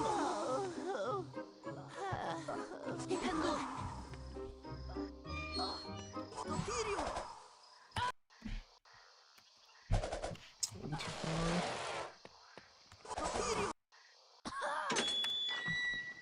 That is such a scam. Wow.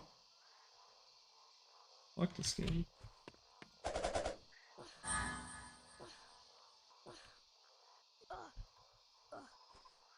Alhumora!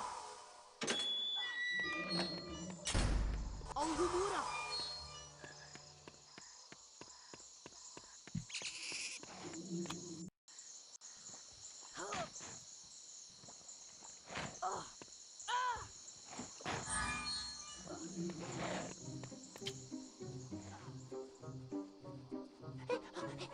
Nintendo! Nintendo!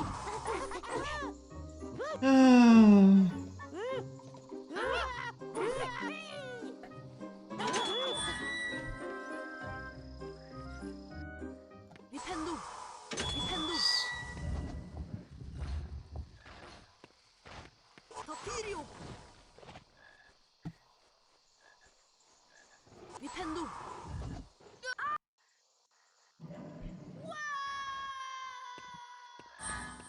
Tapirio! Nintendo! Tapirio! Nintendo! Nintendo! Nintendo! Nintendo! Ugh.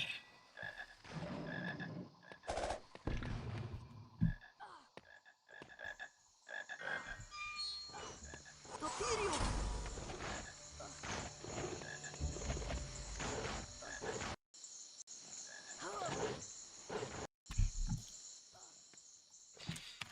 This is going great. Nintendo!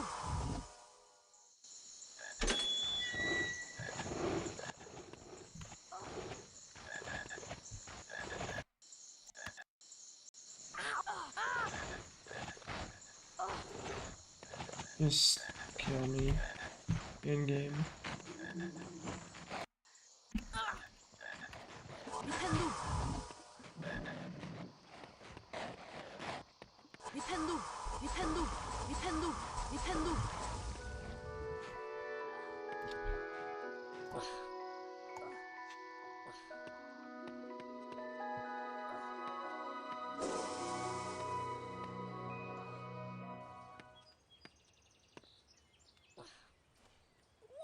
I've had enough.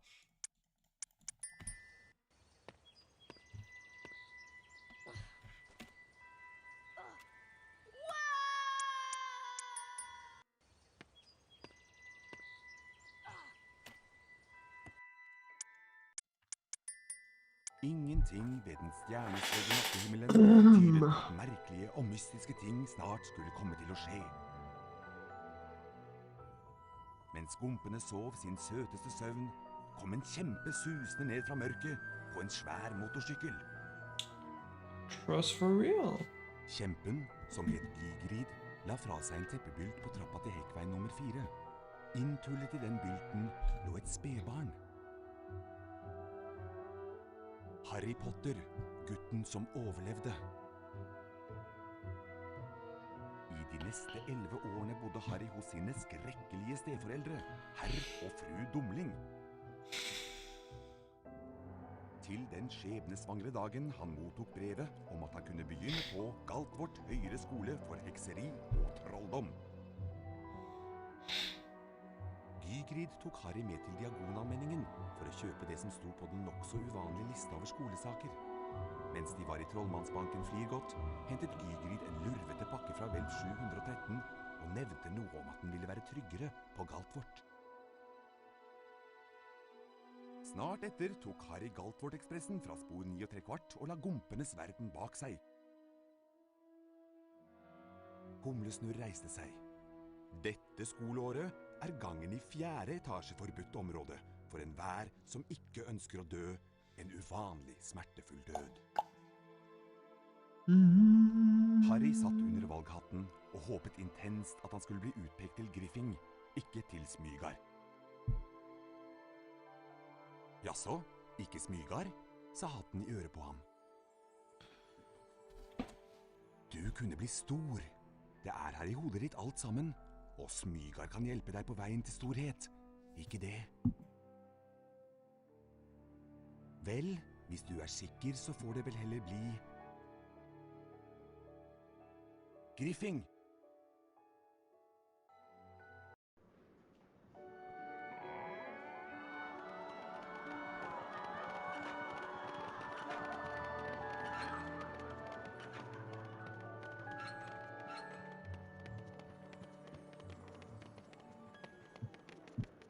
Velkommen til Galtvort høyere skole for hekseri og trolldom.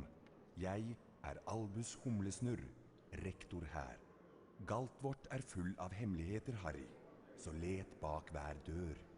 Men husk, ikke alle hemmeligheter er hyggelige. For eksempel, i morges gikk jeg feil vei og snublet over et rom fullt av sjokoladefrosker. Men da jeg kom tilbake, var det en stygg flokk ildkrabber der i stedet. Opp trappa og opp til timen med deg. Din første time er oppe i 4. etasje, Potter. Av sted med deg. Hei, Harry.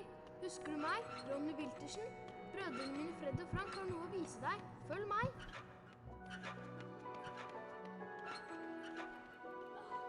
Følg meg, Harry.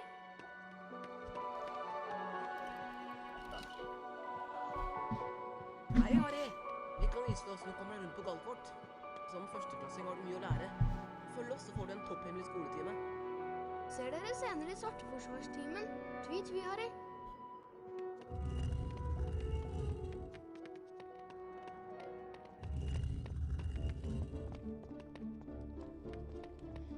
Vi skal lære deg å klatre. Løp mot bokhylla og ikke stopp. Da begynner du nemlig å klatre. Over bokhylla finner du en av Bertram Butts allsmakkbønner. Samle alle bønnene du finner og møtes i naborommet etterpå.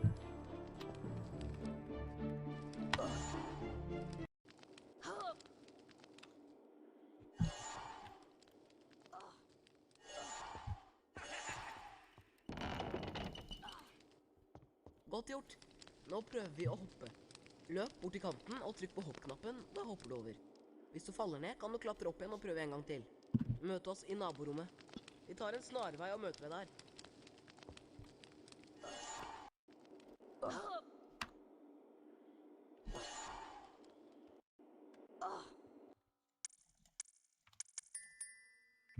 Ingenting ved den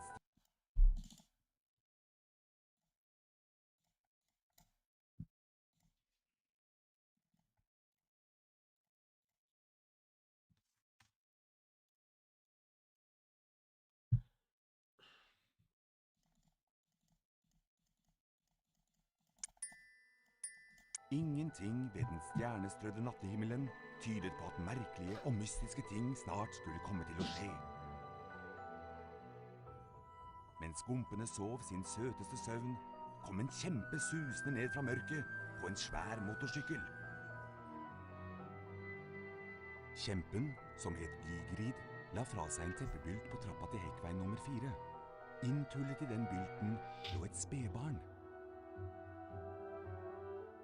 Harry Potter, gutten som overlevde. I de neste 11 årene bodde Harry hos sine skrekkelige steforeldre, herr og fru Dumling. Til den skjebnesvangre dagen han mottok brevet om at han kunne begynne på Galtvort høyere skole for hekseri og trolldom. Gygrid tok Harry med til Diagonalmenningen for å kjøpe det som sto på den nokså uvanlige lista over skolesaker. Mens de var i trollmannsbanken Flirgodt, hentet Gygrid en lurvete pakke fra hvelv 713 og nevnte noe om at den ville være tryggere på Galtvort. Snart etter tok Harry Galtvort-ekspressen fra spor 9¾ og la gumpenes verden bak seg. Humlesnurr reiste seg. Dette skoleåret er gangen i 4. etasje forbudt område for enhver som ikke ønsker å dø en uvanlig smertefull død. Harry satt under bakhatten og håpet intenst at han skulle bli utpekt til Griffing, ikke til Smygar. Jaså, ikke Smygar, sa hatten i øret på ham. Du kunne bli stor. Det er her i hodet ditt alt sammen. Og Smygar kan hjelpe deg på veien til storhet. Ikke det? Vel, hvis du er sikker, så får det vel heller bli Griffing.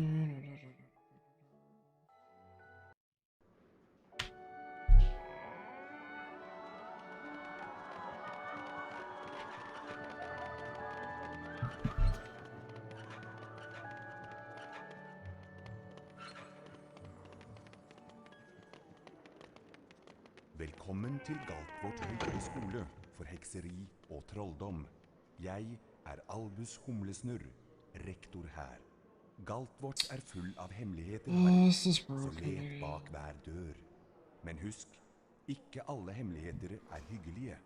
For eksempel, i morges gikk jeg feil vei og snublet over et rom fullt av sjokoladefrosker. Men da jeg kom tilbake, var det en stygg flokk ildkrabber der i stedet. Opp trappa.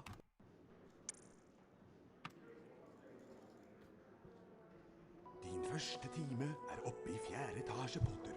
Av sted med deg. Hei, Harry. Husker du meg? Ronny Wiltersen? Brødrene mine Fred og Frank har noe å vise deg. Følg meg.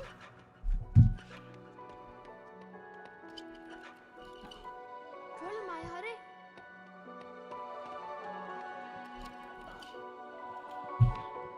Hei, Harry. Vi kan vise deg hvordan du kommer deg rundt på Galtvort. Som førsteklassing har du mye å lære. Følg oss, så får du en topphemmelig skoletime. Ser dere senere i Svarteforsvarstimen. Tvi, Harry.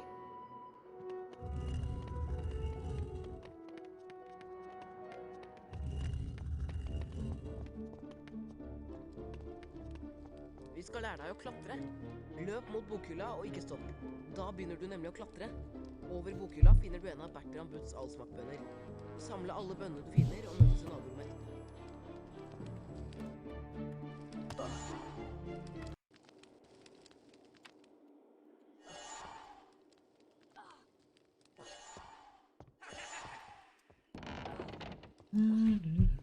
Godt gjort. Nå prøver vi å hoppe. Løp bort til kanten og trykk på hoppknappen, da hopper du over. Hvis du faller ned, kan du klatre opp igjen og prøve en gang til. Møt oss i naborommet.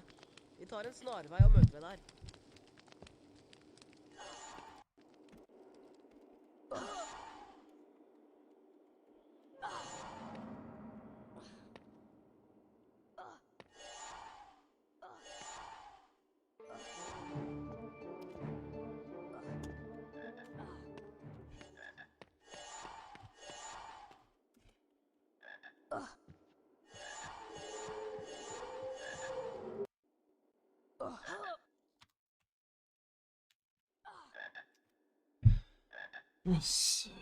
What is this shit? And why is my Gmail not opening?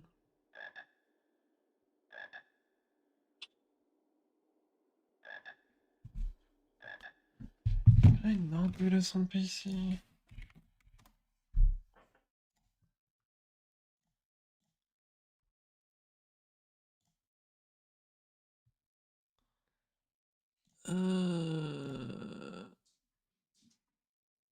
Continue.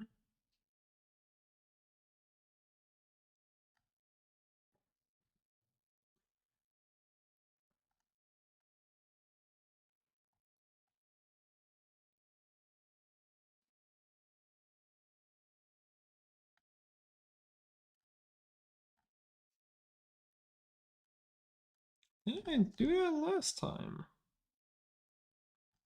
Well, I guess I'll have to do it tonight. I swear I fucking did that last time.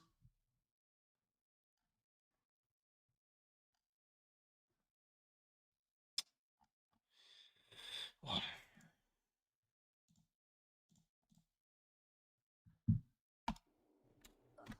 Elaine, take you to learn a speedrun. The parts where screen are covered seems super difficult. So the thing is, the run evolved a lot ever since I first learned it.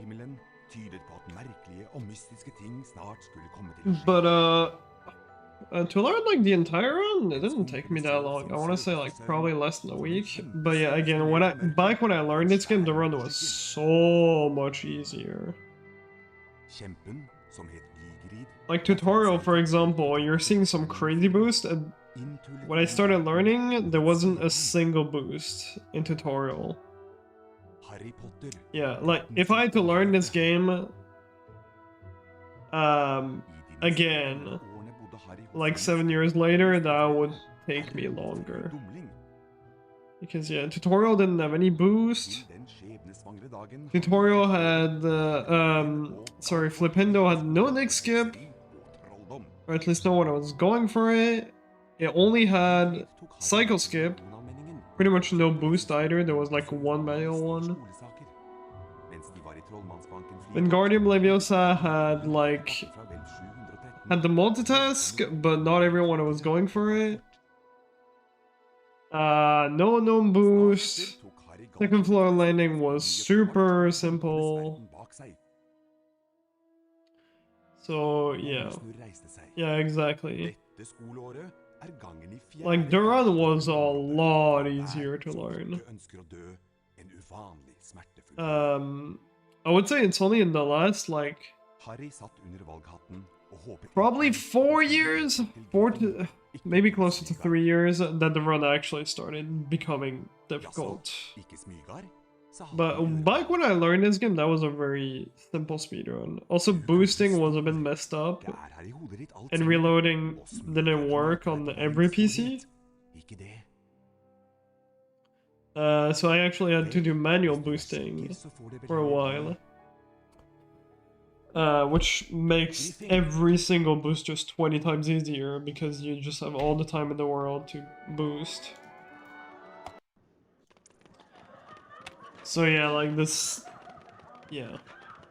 This game was a lot easier 7 years ago.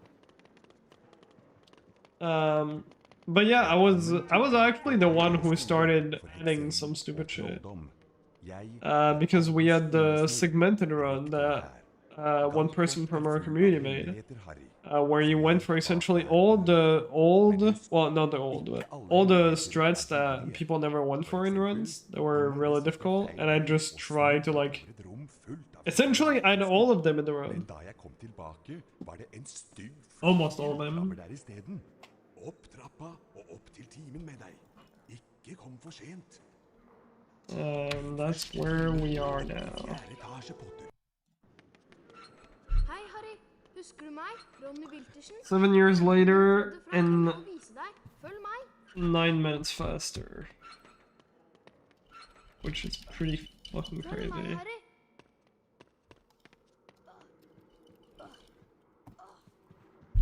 Hei, Harry. Vi kan vise deg hvordan du kommer deg rundt på Galtvort. Som førsteklassing har du mye Ja. å lære.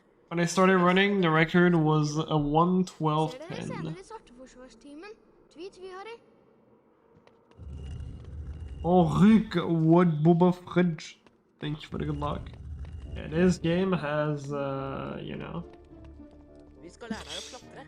Løp mot bokhylla og ikke it has seen Da begynner du nemlig things. å klatre. Over bokhylla finner du en av Bertram Butts allsmakkbønner. 1 or 2 will be Samle pretty alle bønnene du insane. finner og møtes i naborommet. It won't be quite like, you know, 10 minutes saved. Game crashed. Reload. It won't be quite 10 minutes saved because, you know, 1:12:10 was the time, but it will be, you know, almost a 10-minute difference. 10-minute different barrier. When you started running, you already had record. That's true. Actually, when I was born, I had record.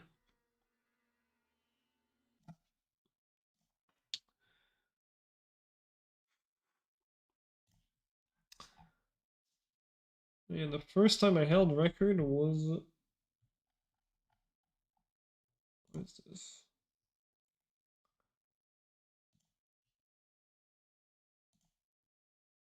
Okay. The first time I had record was September 2018, I think. 22nd September 2018. I got a 1:12:02.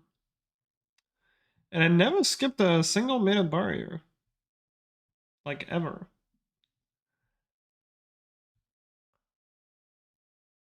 That's actually crazy, because, like, the biggest jump between minute barriers was, like, the 106 to 105.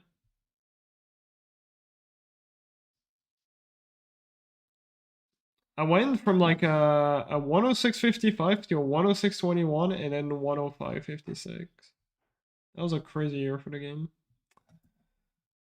Anyways. Ingenting ved den stjernestrødde nattehimmelen tydet på at merkelige og mystiske ting snart skulle komme til å skje. Mens skumpene sov sin søteste søvn, kom en kjempe susende ned fra mørket. Sup, bro? You're a god gamer. Did you know that? You had the record Kjempen, on som the het Harry Potter Hagrid, one. la fra seg en teppebylt på trappa til hekkveien nummer 4. Inntullet i den bylten lå et spedbarn. Yeah, Harry Potter, gutten som pretty overlevde. crazy. I de neste 11 årene I'm honestly shocked that this game just keeps evolving. Du dumling. Like, this is such a linear game. Dagen han mottok brevet, It's literally, it's not like HP2. You don't have any, like, main hubs that you go back to. This is literally, you go from one map to another. Hagrid tok Harry med til And yet, for å kjøpe we've still managed to save, like, 10 fucking minutes on that. Mens de var i Trollmannsbanken Flygot, hentet Hagrid en lurvete pakke. Without any way to go, you know, no clip inside the walls or anything. Just purely, you know, glitches. Snart etter tok Harry Galtvort In the Ekspressen fra maps. spor 9 3/4 og la gompenes verden bak seg. Humlesnurr reiste seg. Which sounds Dekket way... året er gangen i 4. etasje forbudt område. For Okay, the enhver thing is, I want to say, we saved way less on HP2, but the timer also went through some fucking crazy shit. Harry satt under valghatten og håpet Like, we went from... til Griffing, ikke til Smygar. What was record? When I started, record was a Sa 34? hatten i øret på ham. Then with old timer, we went all the way down to a 31. Det er her i hodet And then we ditt. changed the timer again, Deg på veien til storhet. so that it wouldn't include cuts and skips. Then record went back to a 33, Ville bli and now we're back to a 30. Griffing. Which is just so stupid.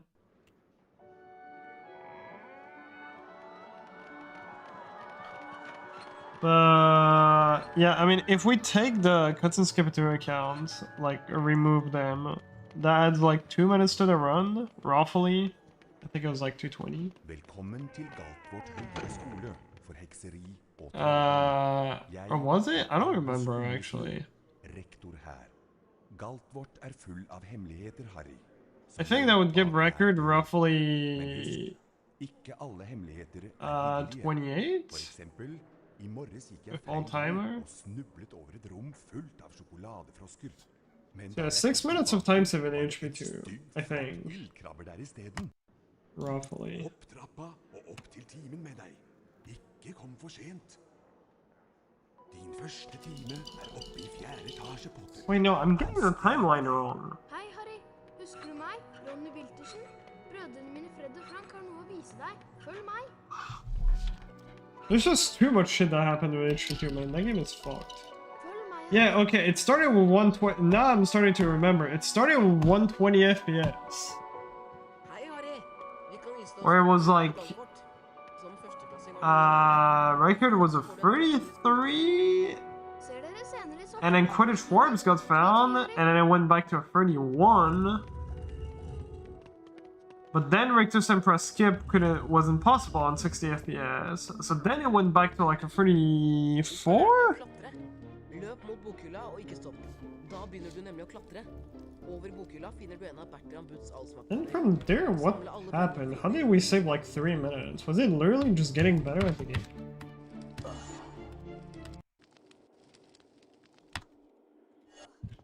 But yeah, in the history of HP2 any percent, 31, I think, literally happened 3 times. Prøv å hoppe. Løp bort til kanten Which is og trykk great. hoppknappen, da hopper du over. Hvis du faller ned, kan du klatre opp igjen og prøve en gang til. Møt It's oss an på easier banen. game for beginners to start to speedrun. Oh, Harry Potter 2, not even close. Harry Potter 2 compared to Harry Potter 1 is baby game. Because most people will start with glitchless, which is, as long as you're not doing the Strut and Incendio, it's like an insanely... It's like the easiest category ever. Even if you're doing any percent, the only hard thing is Rictus and Prescott.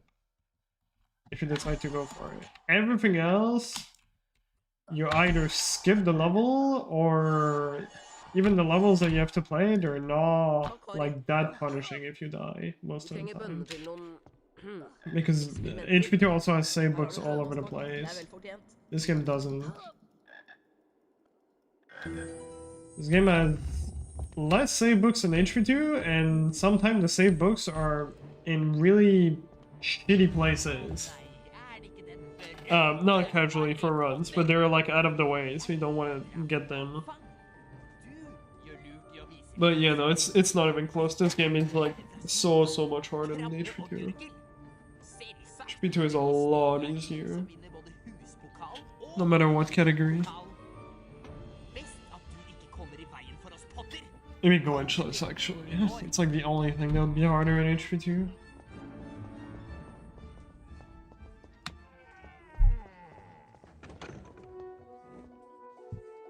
Jeg er professor Krengle. I dag skal vi lære å beskytte oss mot svarte kunster. Intro and Glacier still has some hard shit. Dette er symbolet for Vipendoformen. There's a 2-frame window jump in Filch 1. Samme bevegelsen, og slipp knappen etterpå. If you want to be stupid, there's a double frame perfect trick in Flipendo. Potter, You do cycle skip. 5 poeng til Griffin. Og enda en gang, Potter. Få se hva du kan prestere.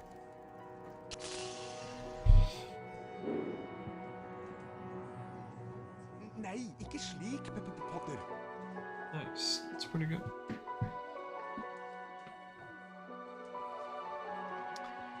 Glimrende. Nå kan du løs på en Vipendoutfordring. Øve deg mer på formelen. My Potter.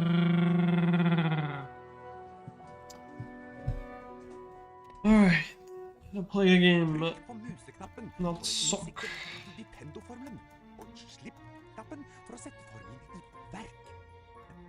Prøv det på den tønna. Nintendo!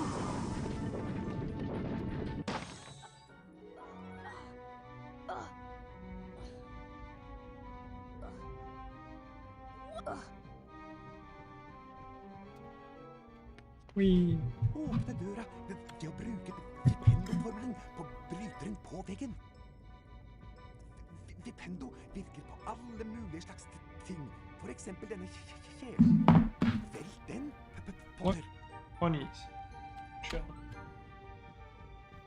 Nintendo! Nintendo! Godt levert. Nå kan du gå og samle utfordringsstjernene dine. Jeg møter deg etterpå.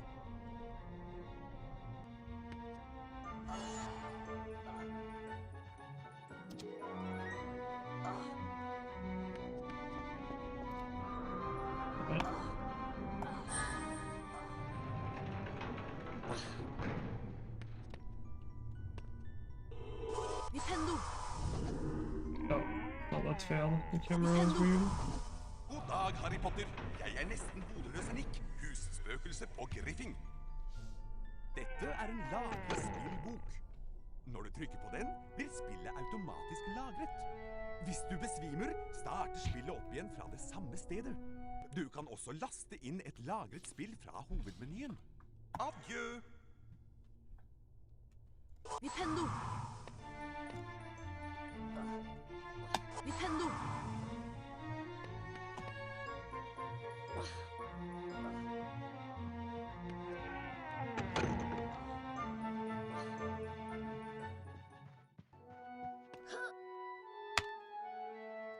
Nintendo!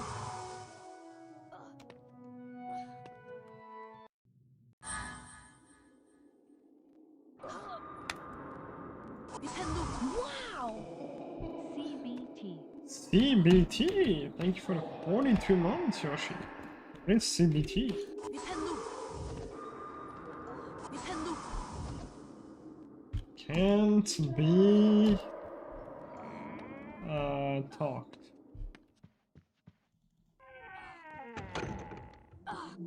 Thank you.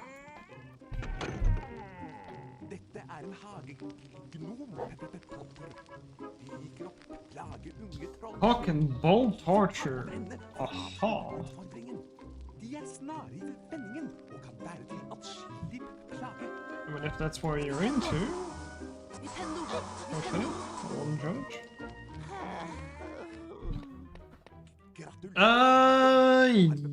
Yeah. One, it's the most popular HP game, speedrunning-wise. Two, it's an easier game than this game. Three, it's easier to mod. Men det ble ikke mye tid til å dvele ved det, for Harry og vennene hans skulle snart ha flytime. And four, the game is open world, which helps for like bingo tournament. Jeg er læreren deres, Madam Hopp. I første time skal vi lære å fly gjennom disse magiske... Overall, there is just a lot more interests on HP2, Styr sopelimen or med 4 HP2 piltastene. than HP1. Med fortere og saktere tastene kan du justere flyhastigheten. Klar, Potter? Altså, når jeg blåser i fløyta.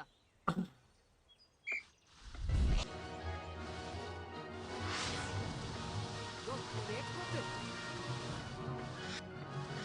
La oss nå se hvor godt du greier det med mindre ringer.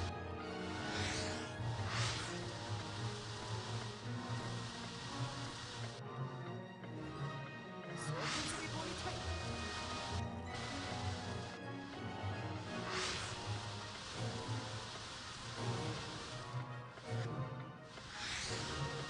Disse ringene burde være en utfordring.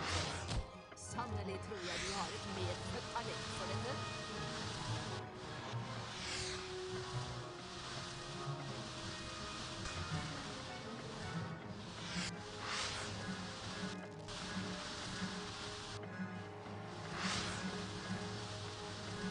Skal vi prøve med bevegeligere? Det blir bonuspoeng for toppresultatet.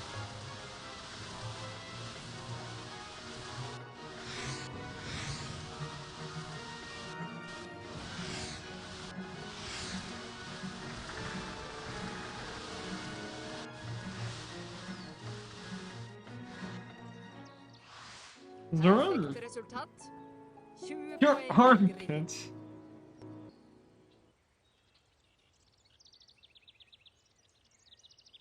Yummy. Men nå skal Are du you in straks your ha room? Is formeltime. she in your room right now? Adjø med deg, Potter.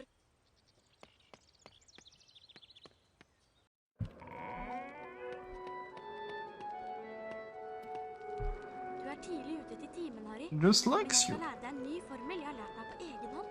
Den formelen jeg har lært, heter Alohomora. Den åpner alt som er låst med magi, men ikke finn på noe tull med den. Dette er symbolet for Alohomora. Når jeg stopper, trykk museknappen inn og følg den samme bevegelsen, og slipp deretter knappen. Alohomora! Det var bra, men jeg vet du kan gjøre det enda bedre. Kjempeflott, Harry! Den formelen der er jeg sikker på at professor Pirvim ville ha gitt deg 5 poeng for. Øvelse gjør mester, så prøv igjen.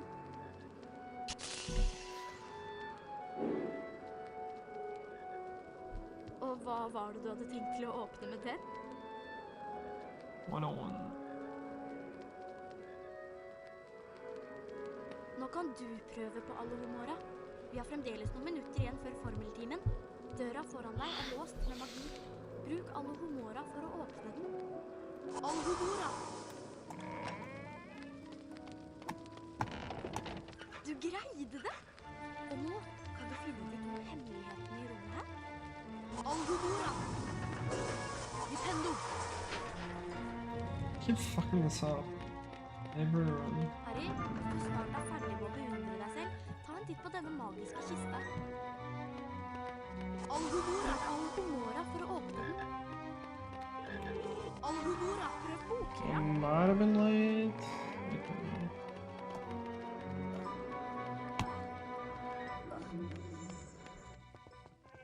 Velkommen, unge trollmenn. Jeg heter professor Pirvimp, og i dag skal dere lære sveveformelen Vingardium. Nå skal dere utføre Vingardium Leviosa-utfordringen for å legge dere til det korrekte Vingardium Leviosa-symbolet. Når jeg stopper, trykk inn museknappen og følg den samme bevegelsen. Slipp knappen etterpå.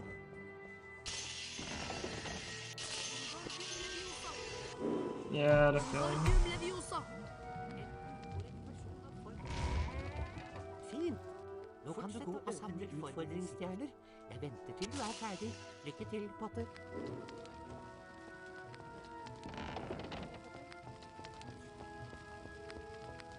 Fortsett å øve til formelen sitter.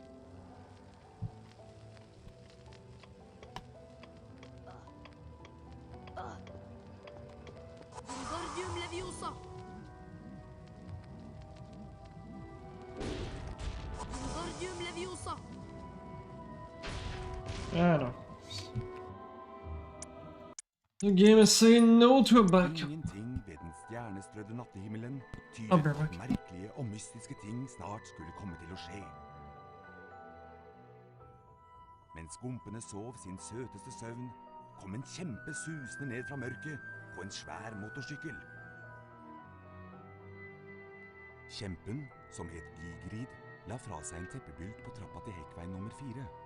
Inntullet i den bylten lå et spedbarn. Harry Potter, gutten som overlevde. I de neste 11 årene bodde Harry hos sine skrekkelige steforeldre, herr og fru Dumling. Til den skjebnesvangre dagen han mottok brevet om at han kunne begynne på Galtvort høyere skole for hekseri og trolldom. Gygrid tok Harry med til Diagonalmenningen for å kjøpe det som sto på den nokså uvanlige lista over skolesaker. Mens de var i Trollmannsbanken Flirgodt, hentet Gygrid en lurvete pakke fra Hvelv 713 og nevnte noe om at den ville være tryggere på Galtvort. Snart etter tok Harry Galtvort-ekspressen fra spor 9¾ og la gumpenes verden bak seg. Humlesnurr reiste seg. Dette skoleåret er gangen i 4. etasje forbudt område for enhver som ikke ønsker å dø en uvanlig smertefull død. Harry satt under valghatten og håpet intenst at han skulle bli utpekt til Griffing, ikke til Smygar. Jaså, ikke Smygar, sa hatten i øret på ham. Du kunne bli stor. Det er her i hodet ditt alt sammen. Og Smygar kan hjelpe deg på veien til storhet. Ikke det? Dude, raw fucking day. I'm literally just not getting any runs. It's crazy. Griffing!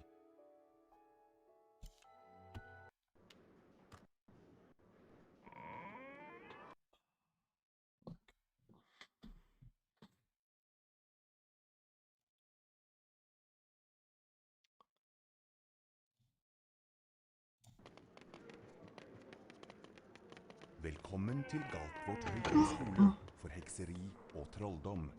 Jeg er Albus Humlesnurr, rektor her.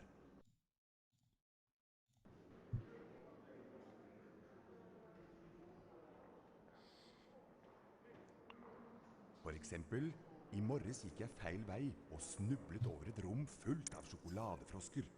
Men da jeg kom tilbake, var det en stygg flokk ildkrabber der i stedet. Opp trappa og opp til timen med deg. Ikke kom for sent. Din første time er oppe i 4. etasje, Potter. Av sted med deg. Hei, Harry. Husker du meg? Ronny Wiltersen? Brødrene mine Fred og Frank har noe å vise deg. Følg meg.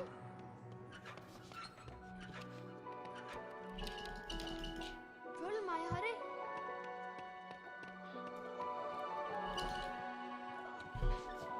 Hei, Harry! Vi kan vise deg hvordan du kommer deg rundt på Galtvort. Som førsteklassing har du mye å lære. Følg oss, så får du en topphemmelig skoletime. Ser dere senere i Svarteforsvarstimen. Tvi, Harry.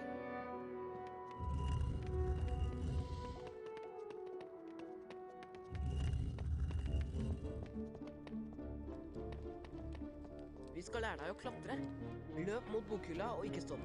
Da begynner du nemlig å klatre. King Og i Flop. bokhylla finner du en av Bertram Butts allsmakkbønner. Samle alle bønnene du He's in your room, it's over, guy. That's fine. He can stay with you.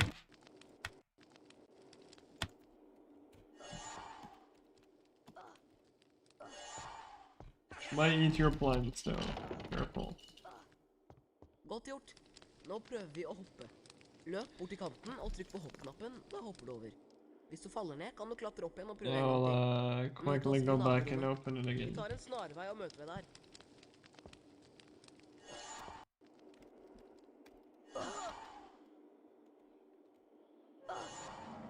There you go. Neimen, ikke lille bitte pottepotter? Ingenting ved den stjernestrødde nattehimmelen tydet på at merkelige og mystiske ting snart skulle komme til å skje.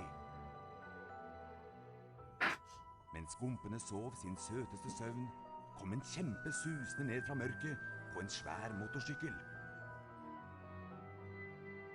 Kjempen, som het Gigerid, la fra seg en teppebylt på trappa til Hekkveien nummer 4. Inntullet i den bylten lå et spedbarn. Harry Potter, gutten som overlevde. I de neste 11 årene bodde Harry hos sine skrekkelige steforeldre, herr og fru Dumling. Til den skjebnesvangre dagen han mottok brevet om at han kunne begynne på Galtvort høyere skole for hekseri og trolldom. Gygrid tok Harry med til Diagonalmenningen for å kjøpe det som sto på den nokså uvanlige lista over skolesaker. Mens de var i Trollmannsbanken Flirgodt, hentet Gygrid en lurvete pakke fra Hvelv 713 og nevnte noe om at den ville være tryggere på Galtvort. Snart etter tok Harry Galtvort-ekspressen fra spor 9¾ og la gompenes verden bak seg. Humlesnurr reiste seg. Dette skoleåret er gangen i 4. etasje forbudt område for enhver som ikke ønsker å dø en uvanlig smertefull død. Harry satt under valghatten og håpet intenst at han skulle bli utpekt til Griffing, ikke til Smygar. Jaså, ikke Smygar, sa hatten i øret på ham. Du kunne bli stor. Det er her i hodet ditt alt sammen, og Smygar kan hjelpe deg på veien til storhet. Ikke det? Vel, hvis du er sikker, så får det vel heller bli Griffing.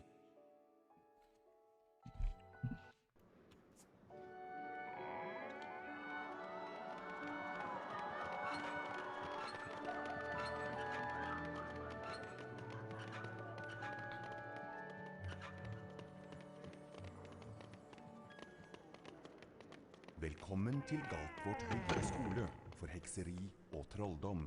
Jeg er Albus Humlesnurr, rektor her. Galtvort er full av hemmeligheter, Harry, så let bak hver dør. Men husk, ikke alle hemmeligheter er hyggelige. For eksempel, i morges gikk jeg feil vei og snublet over et rom fullt av sjokoladefrosker. Men da jeg kom tilbake, var det en stygg Never looked into it. Opp trappa og opp til timen med deg. Ikke kom for sent. Din første time er oppe i 4. etasje. Sted med deg. Hei, Harry. Husker du meg? Ronny Wiltersen. It would be really hard to Følg meg. have any kind of manip working that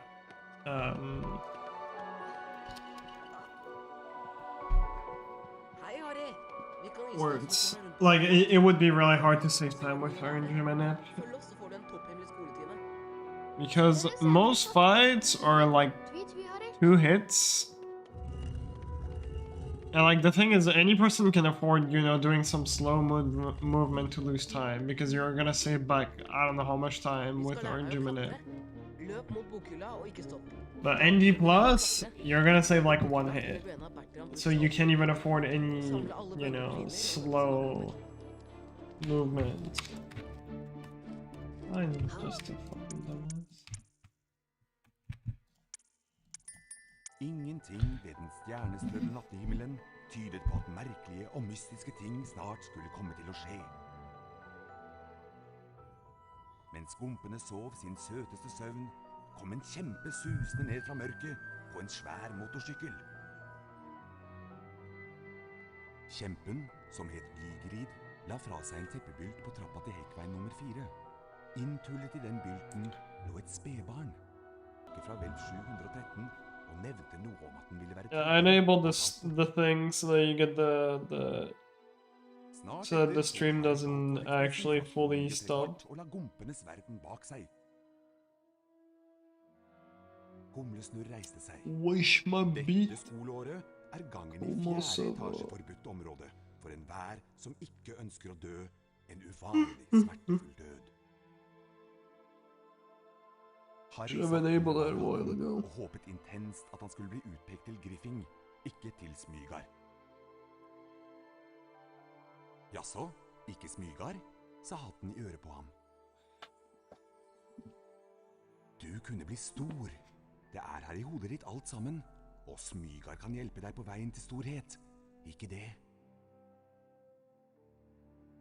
Vel, hvis du er sikker, så får det vel heller bli Griffing.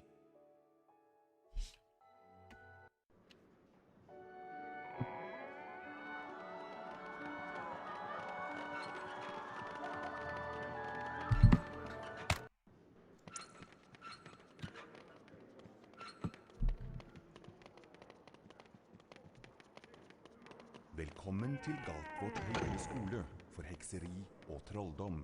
Jeg er Albus Humlesnurr, rektor her. Galtvort er full av hemmeligheter, Harry, så let bak hver dør. Men husk, ikke alle hemmeligheter er hyggelige. For eksempel, i morges gikk jeg feil vei og snublet over et rom fullt av frosker. Men da jeg kom tilbake, var det en stygg flokk ildkrabber der i steden. Opp!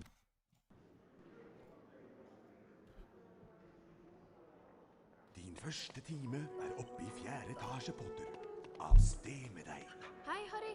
Husker du meg? Ronny Wiltersen? Brødrene mine Fred og Frank har noe å vise deg. Følg meg.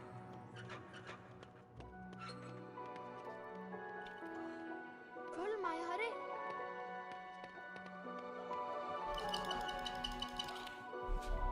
Hei, Harry. Vi kan vise deg hvordan du kommer deg rundt på Galtvort. Som førsteklassing har du mye å lære. Følg oss, så får du en topphemmelig skoletime. Ser dere senere i Svarteforsvarstimen. Tvi, Harry.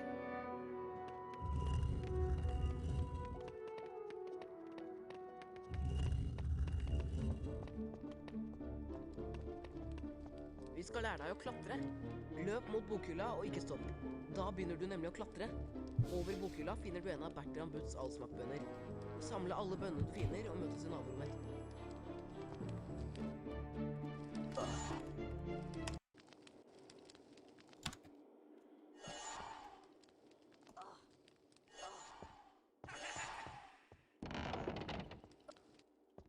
Godt gjort. Nå prøver vi å hoppe. Løp bort til kanten og trykk på hoppknappen, da hopper du over.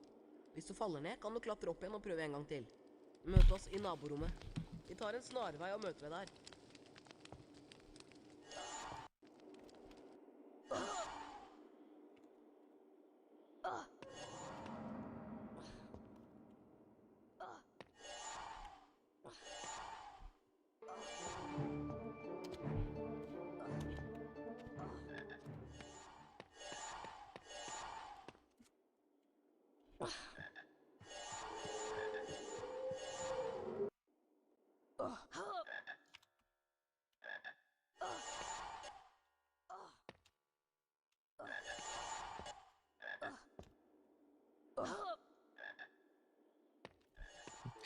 Interminate is powerful. Takk, Harry. Vi trenger bønnene til noen eksperimenter. Her har du trollmannskort. Det er vel fortjent.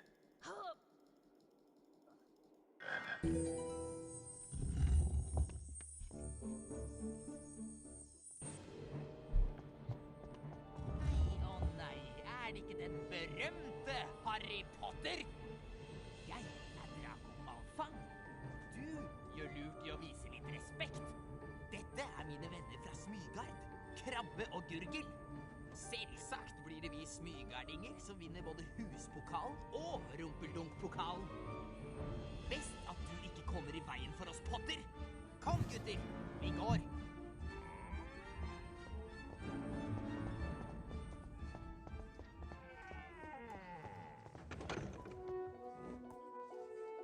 Jeg er professor Krengle. I dag skal vi lære å beskytte oss mot svarte kunster med Vipendo-formelen. Dette er symbolet for Vipendo-formelen. Hold nå museknappen inne. Gjør den samme bevegelsen, og slipp knappen etterpå. Vipendo! Ikke verst, Potter. 5 poeng til Griffing. Prøv igjen, Potter.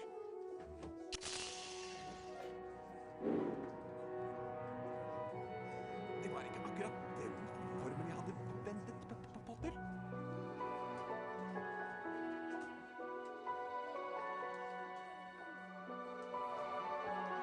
Glimrende! Nå kan du gå løs på en Vipendo-utfordring og øve deg mer på formelen.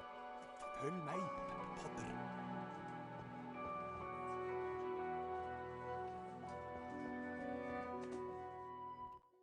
Trykk på museknappen for å innsikte Vipendo-formelen, og slipp knappen for å sette formelen i verk. Prøv det på den tønna. Vipendo!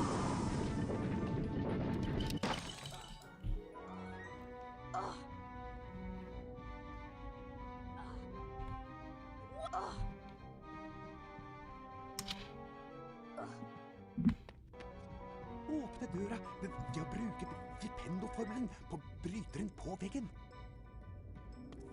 Vipendo virker på alle mulige slags ting. For eksempel denne kjelen. Velg den, Potter. Vipendo! Vipendo! Godt levert. Nå kan du gå Isn't fun? stjernene dine. Jeg møter deg etterpå.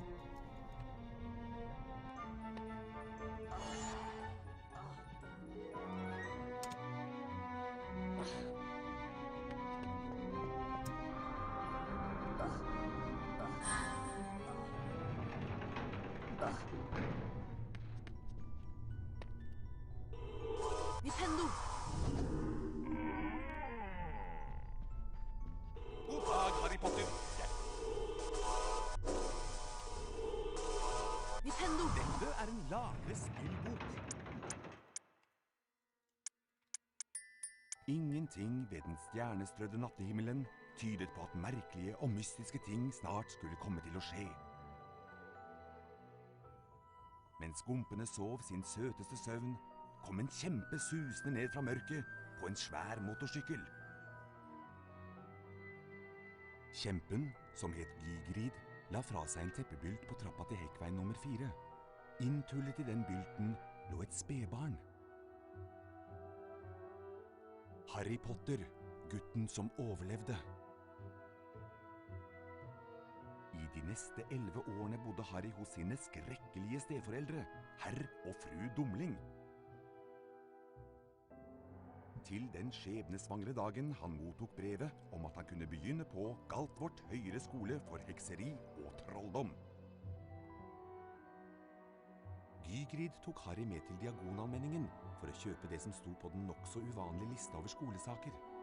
Mens de var i Trollmannsbanken Flirgodt, hentet Gygrid en lurvete pakke fra Hvelv 713 og nevnte noe om at den ville være tryggere på Galtvort.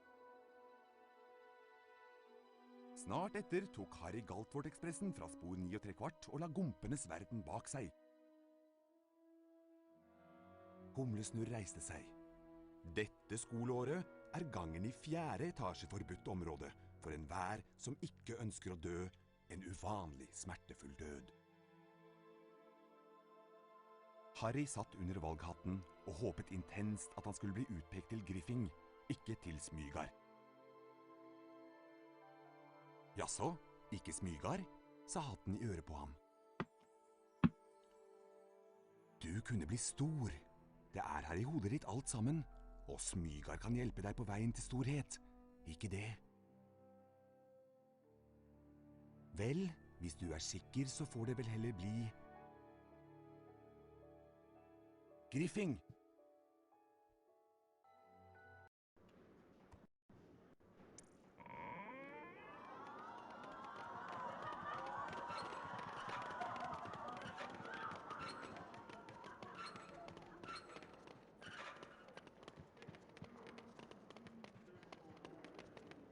Velkommen til Galtvort høyere skole for hekseri og trolldom. Jeg er Albus Humlesnurr, rektor her. Galtvort er full av hemmeligheter, Harry, så let bak hver dør. Men husk, ikke alle hemmeligheter er hyggelige. For eksempel, i morges gikk jeg feil vei og snublet over et rom fullt av sjokoladefrosker. Men da jeg kom tilbake, opp trappa og opp til timen med deg. Ikke kom for sent. Din første time er oppe i 4. etasje, Potter. Av sted med deg. Hei, Harry. Husker du meg? Ronny Wiltersen? Brødrene mine Fred og Frank har noe å vise deg. Følg meg.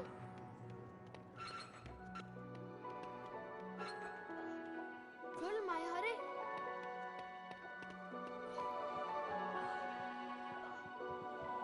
Hei, Harry. Vi kan vise deg hvordan du kommer deg rundt på Galtvort. Som førsteklassing har du mye å lære. Følg oss, så får du en topphemmelig skoletime. Ser dere senere i Svarteforsvarstimen. Tvi, Harry.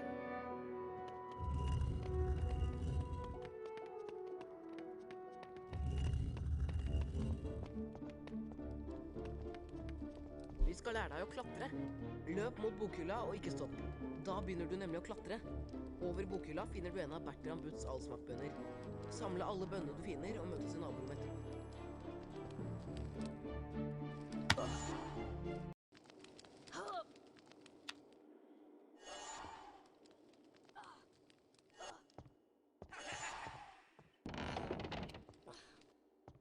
Godt gjort.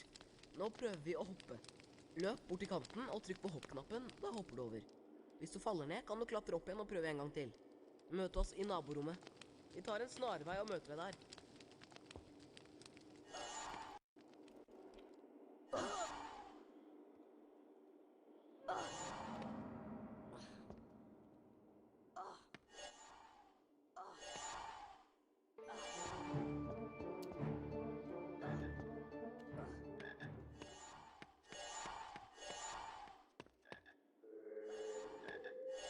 Wesh, mon gars.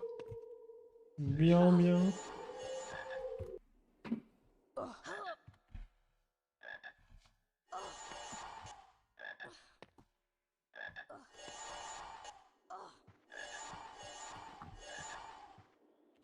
Takk, Harry. Ça baisse de Trenger bønnen til fou. noen Toi-même, tu sais. Her har du trollmannskort. Det er vel fortjent. Tous les jours.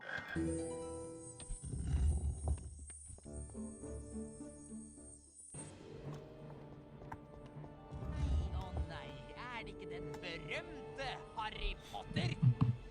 Jeg er Draco Malfang. Nah, literally Å nothing. vise litt respekt. Dette er mine venner fra Smygard, Krabbe og Gurgel. Selvsagt blir det vi smygardinger som vinner både huspokalen og rumpeldunk-pokalen. Best at du ikke kommer i veien for oss, Potter. Kom, gutter, vi går.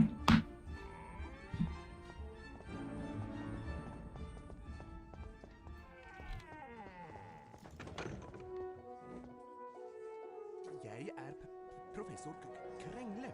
I dag skal vi lære å beskytte oss mot svarte kunster med Vipendo-formelen. Dette er symbolet for Vipendo-formelen. Hold nå museknappen inne. Gjør den samme bevegelsen, og slipp knappen etterpå. Vipendo! Ikke verst, Potter. 5 poeng til Griffing. Prøv igjen, Potter.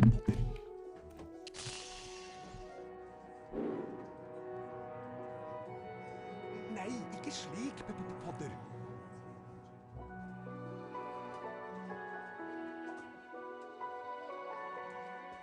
Glimrende.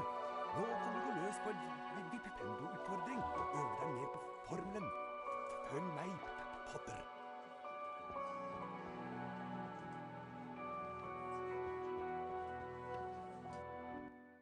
Trykk på museknappen for å innsikte Vipendo-formelen, og slipp knappen for å sette formelen i verk.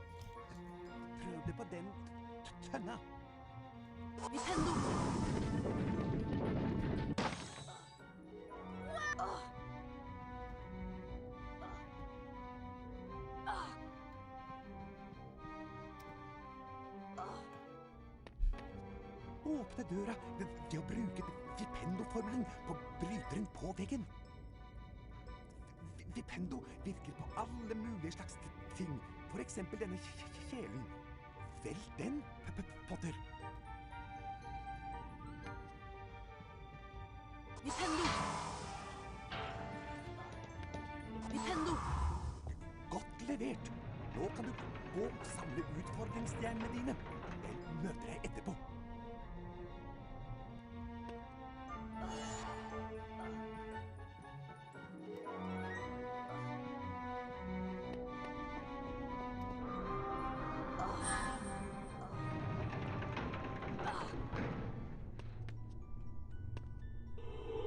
Vipendo! Vipendo! God dag, Harry Potter. Jeg er nesten hodeløse Nick, husspøkelse på Griffing. Dette er en lagret spillbok. Når du trykker på den, blir spillet automatisk lagret. Hvis du besvimer, starter spillet opp igjen fra det samme stedet. Bruk Vipendo-formelen mot denne blokken for å... Adjø! Vipendo! Vipendo!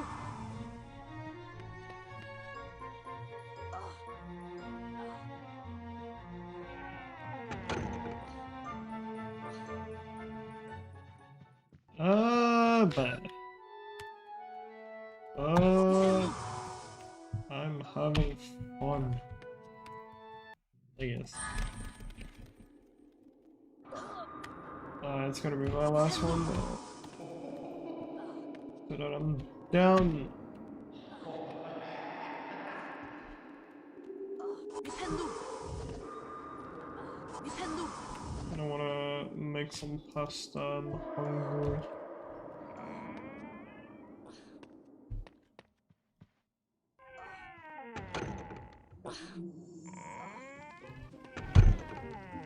Dette er en hagegnom, Potter. Liker å plage unge trollmenn. Vipp ham og brenne for å avslutte utfordringen. De er snare i vendingen og kan være til atskillig plage. Vipendo! Vipendo! Vipendo! Gratulerer, Potter. Du har bestått utfordringen. Du har samlet de nødvendige utfordringsstjernene. 5 poeng til Griffing. Men nå må du komme deg til limetreninga. Oppe i Griffingstua igjen snakket Harry, Ronny og Hermine om de første spennende dagene på Galtvort. Det ble mye snakk om innbruddet i Trollmannsbanken Flirgodt, men det ble ikke mye tid til å dvele ved det, for Harry og vennene hans skulle snart ha flytime med Madame Hopp. That's a good run. Oh damn. Jeg er læreren deres, Madame Hopp. I første time skal du lære å fly. Surely a gjennom disse run where I magiske will ringene. not choke anything. Styr sopelimen med piltastene. Med fortere og saktere tastene kan du justere flyhastigheten. Klar, Potter? Altså, når jeg blåser i fløyta.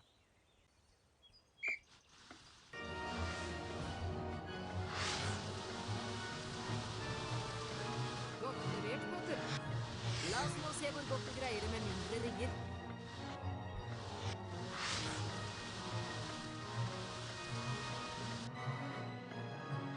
Så plusser vi på litt høyt.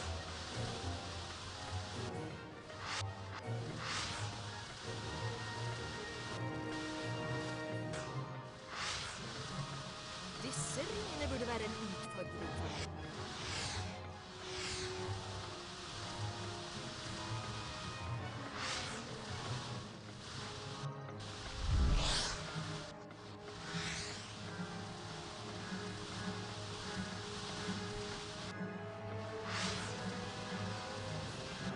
Skal vi prøve med bevegelige ringer? Sannelig tror jeg du har et medfødt talent for dette.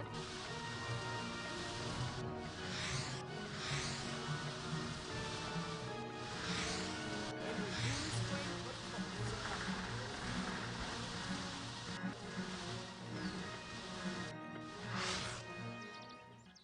Perfekt resultat. 20 poeng til Griffing. Fra nå av kan du drive flytrening når du vil. Det alternativet finner du i hovedmenyen. Men nå skal du straks ha formeltime. Adjø med deg, Potter.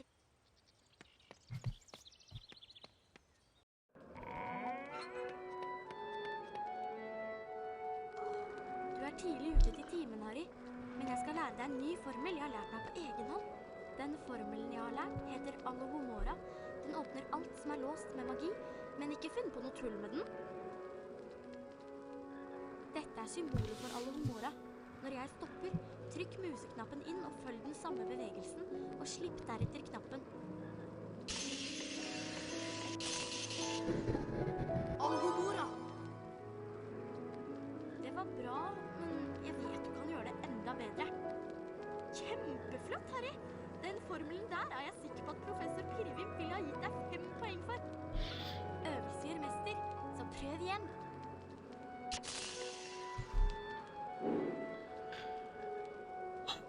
Og hva var det du hadde tenkt til å åpne med det?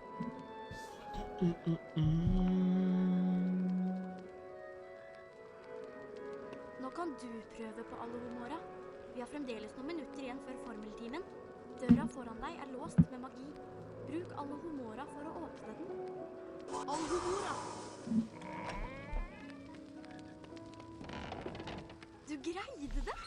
Og nå kan du finne ut av hemmeligheten i rommet her. Alohomora! Nintendo! Harry, hvis du snart er ferdig med å beundre deg selv, ta en titt på denne magiske kista. Alohomora! Alohomora for å åpne den. Alohomora! Prøv bokhylla.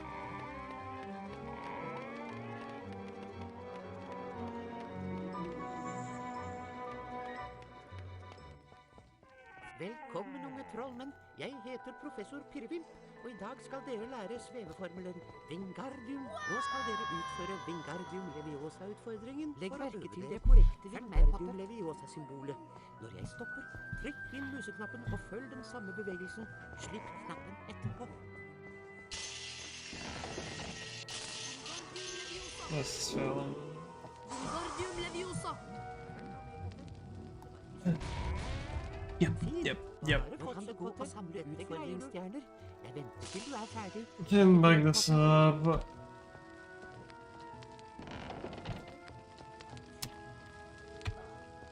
Fortsett å øve til formelen sitter. Just, yeah.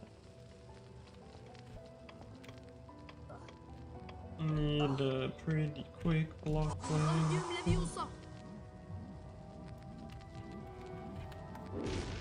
Wingardium Leviosa! Nintendo! Nintendo! Bare That was too slow.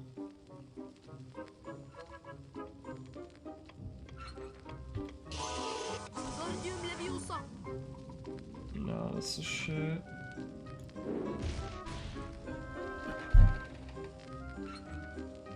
Need to wait. Bare fortsett, Potter. Dette greier du.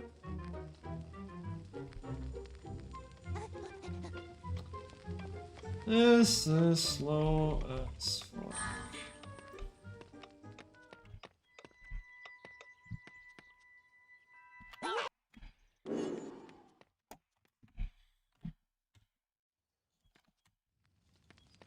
Gratulerer, Potter. Yeah, I couldn't cast though. Fucker. Du har samlet de nødvendige utfordringsstjernene. 5 poeng til Griffing. Nå kan du gå. Sick. It's fucking broke the cutscene completely.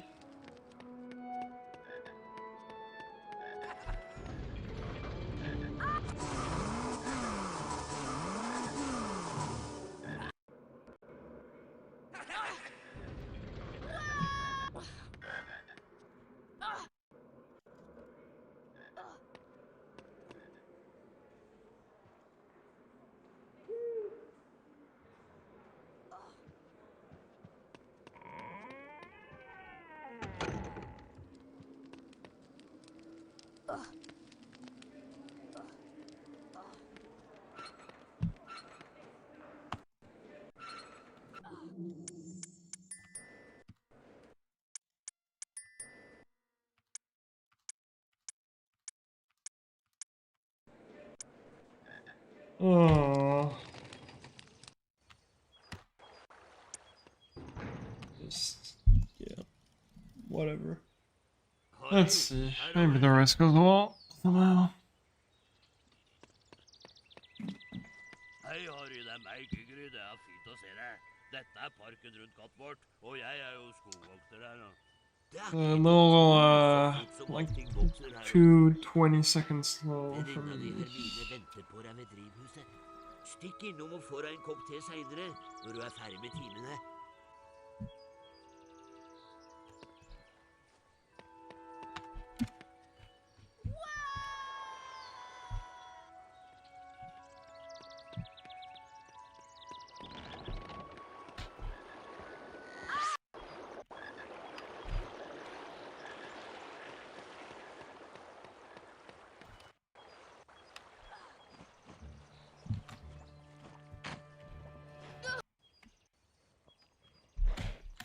Yes, I have totally said that.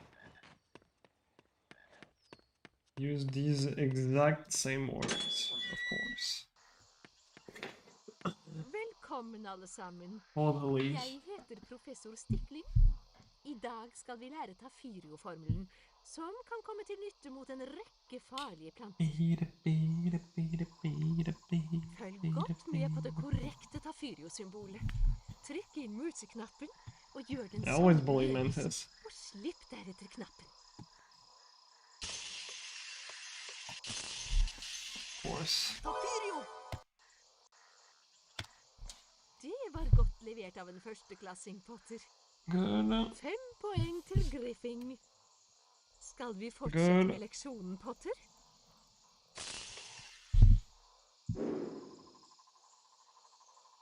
En interessant Good. variant av Tafirio, men dessverre helt feil. Triple best RNG. 1 and 2, 1 and 2, 1 and 2. Tiden er inne til Tafirio-utfordringen. Gå ut av døren, Potter. Jeg skal holde øye med deg fra balkongen.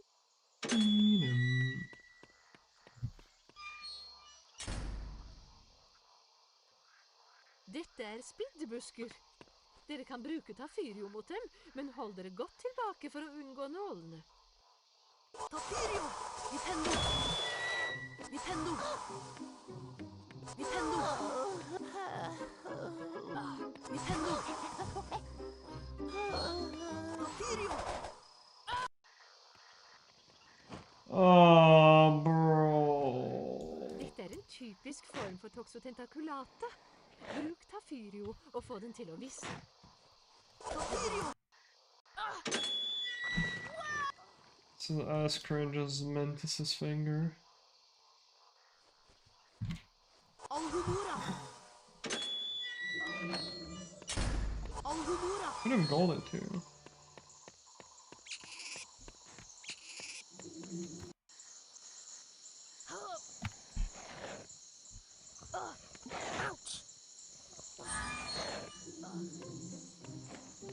Yes, of course.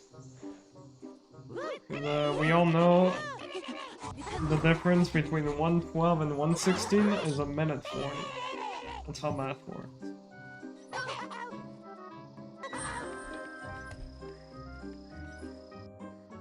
Nintendo! Nintendo!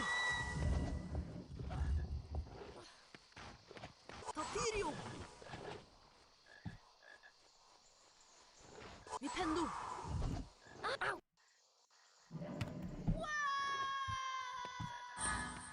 And I can look for something in the window. It shouldn't take too long. Nintendo! Nintendo! Nintendo! But if you miss the 2 frames, you cry. Tafirio!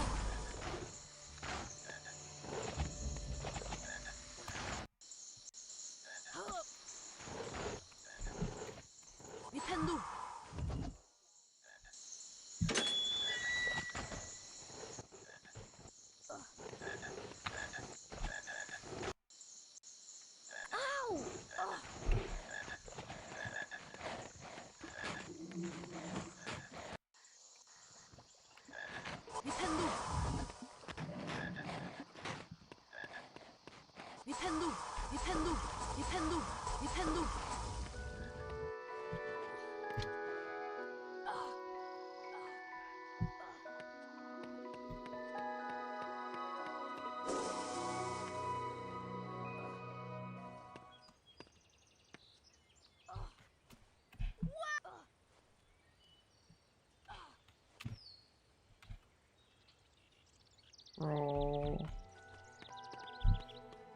Running Her 6. kommer Nilus. Han ser Like temmelig 8 behind. oppskaka ut. Best vi går og hører hva han vil. Vær så snill å hjelpe meg. It's fine, you'll die in Lumos. I can stop. Jeg skal gi deg noe bare for brevveien hans. Jeg tror jeg legger den et sted langballe kan plukke den opp. I toppen av et tre. Did you find more splits where you lose a lot? Tror du du kan ta meg? Other than, you know, the beginning because of our argument.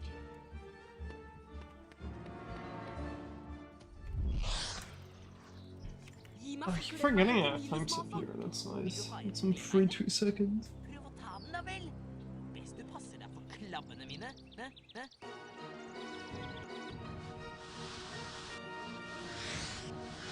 Never mind, that's not some free 2 seconds if you suck.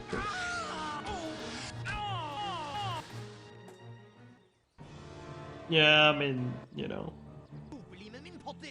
that's our argument. Få igjen. Her. I can probably find something similar on MU.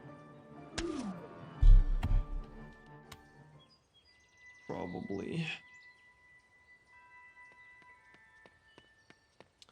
But yeah, that's why RNG Minute in the Willow is really powerful because you get to get past Ice Room without any encounter. You get to go on the way back without hitting any encounter, and you get a fast as fuck Jeg er troll professor fight. Max Snurp, Potter. Viserektor på Galtvort. Og husstyrer på So it's Jeg really liker good. ikke at du jager slike Flashback to verballfall. Buckbeak, yeah. Men jeg må innrømme at du viser utrolig talent på sopelim. Vanligvis får ikke førsteklassinger spille rumpeldunk.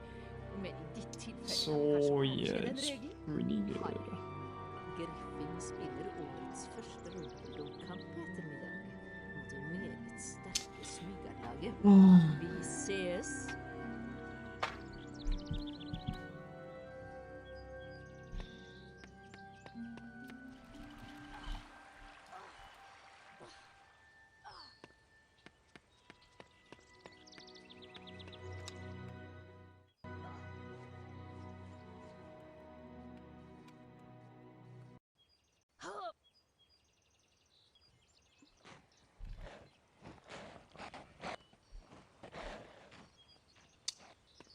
Fucked up the movement at the end.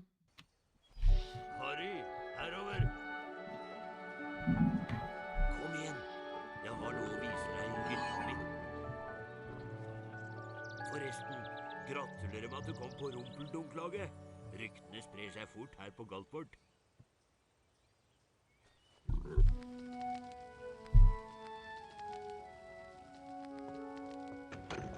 Velkommen til hjemmet mitt, Harry. Det er smått, men større enn bøttekottet ditt under trappa. Hæ? Nå kan jeg vise deg hva det var jeg ville prate med deg om.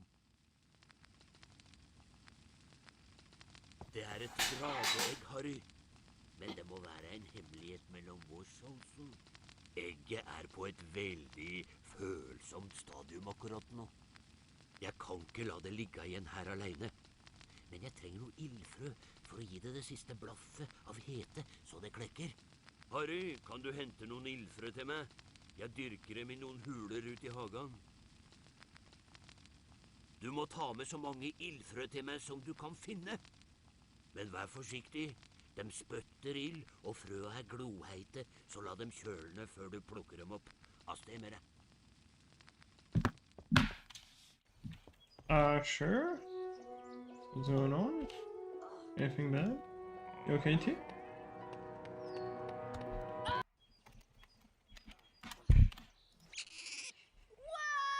I kind of want to reset this. That's fine.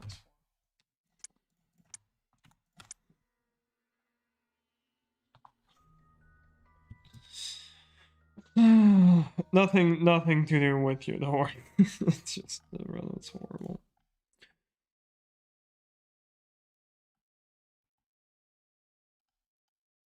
Okay. Can probably start intro and be back in time if you hurry. No, don't worry, I am gonna end it here.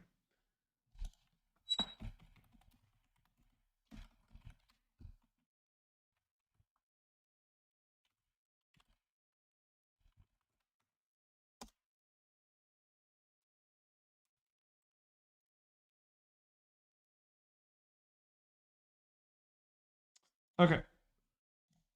I will be back hopefully tomorrow. I'll let you know on Discord. Hope you guys had fun. It was a bit of a rough day, but tomorrow will be better. Alright, see you guys later. Bye bye.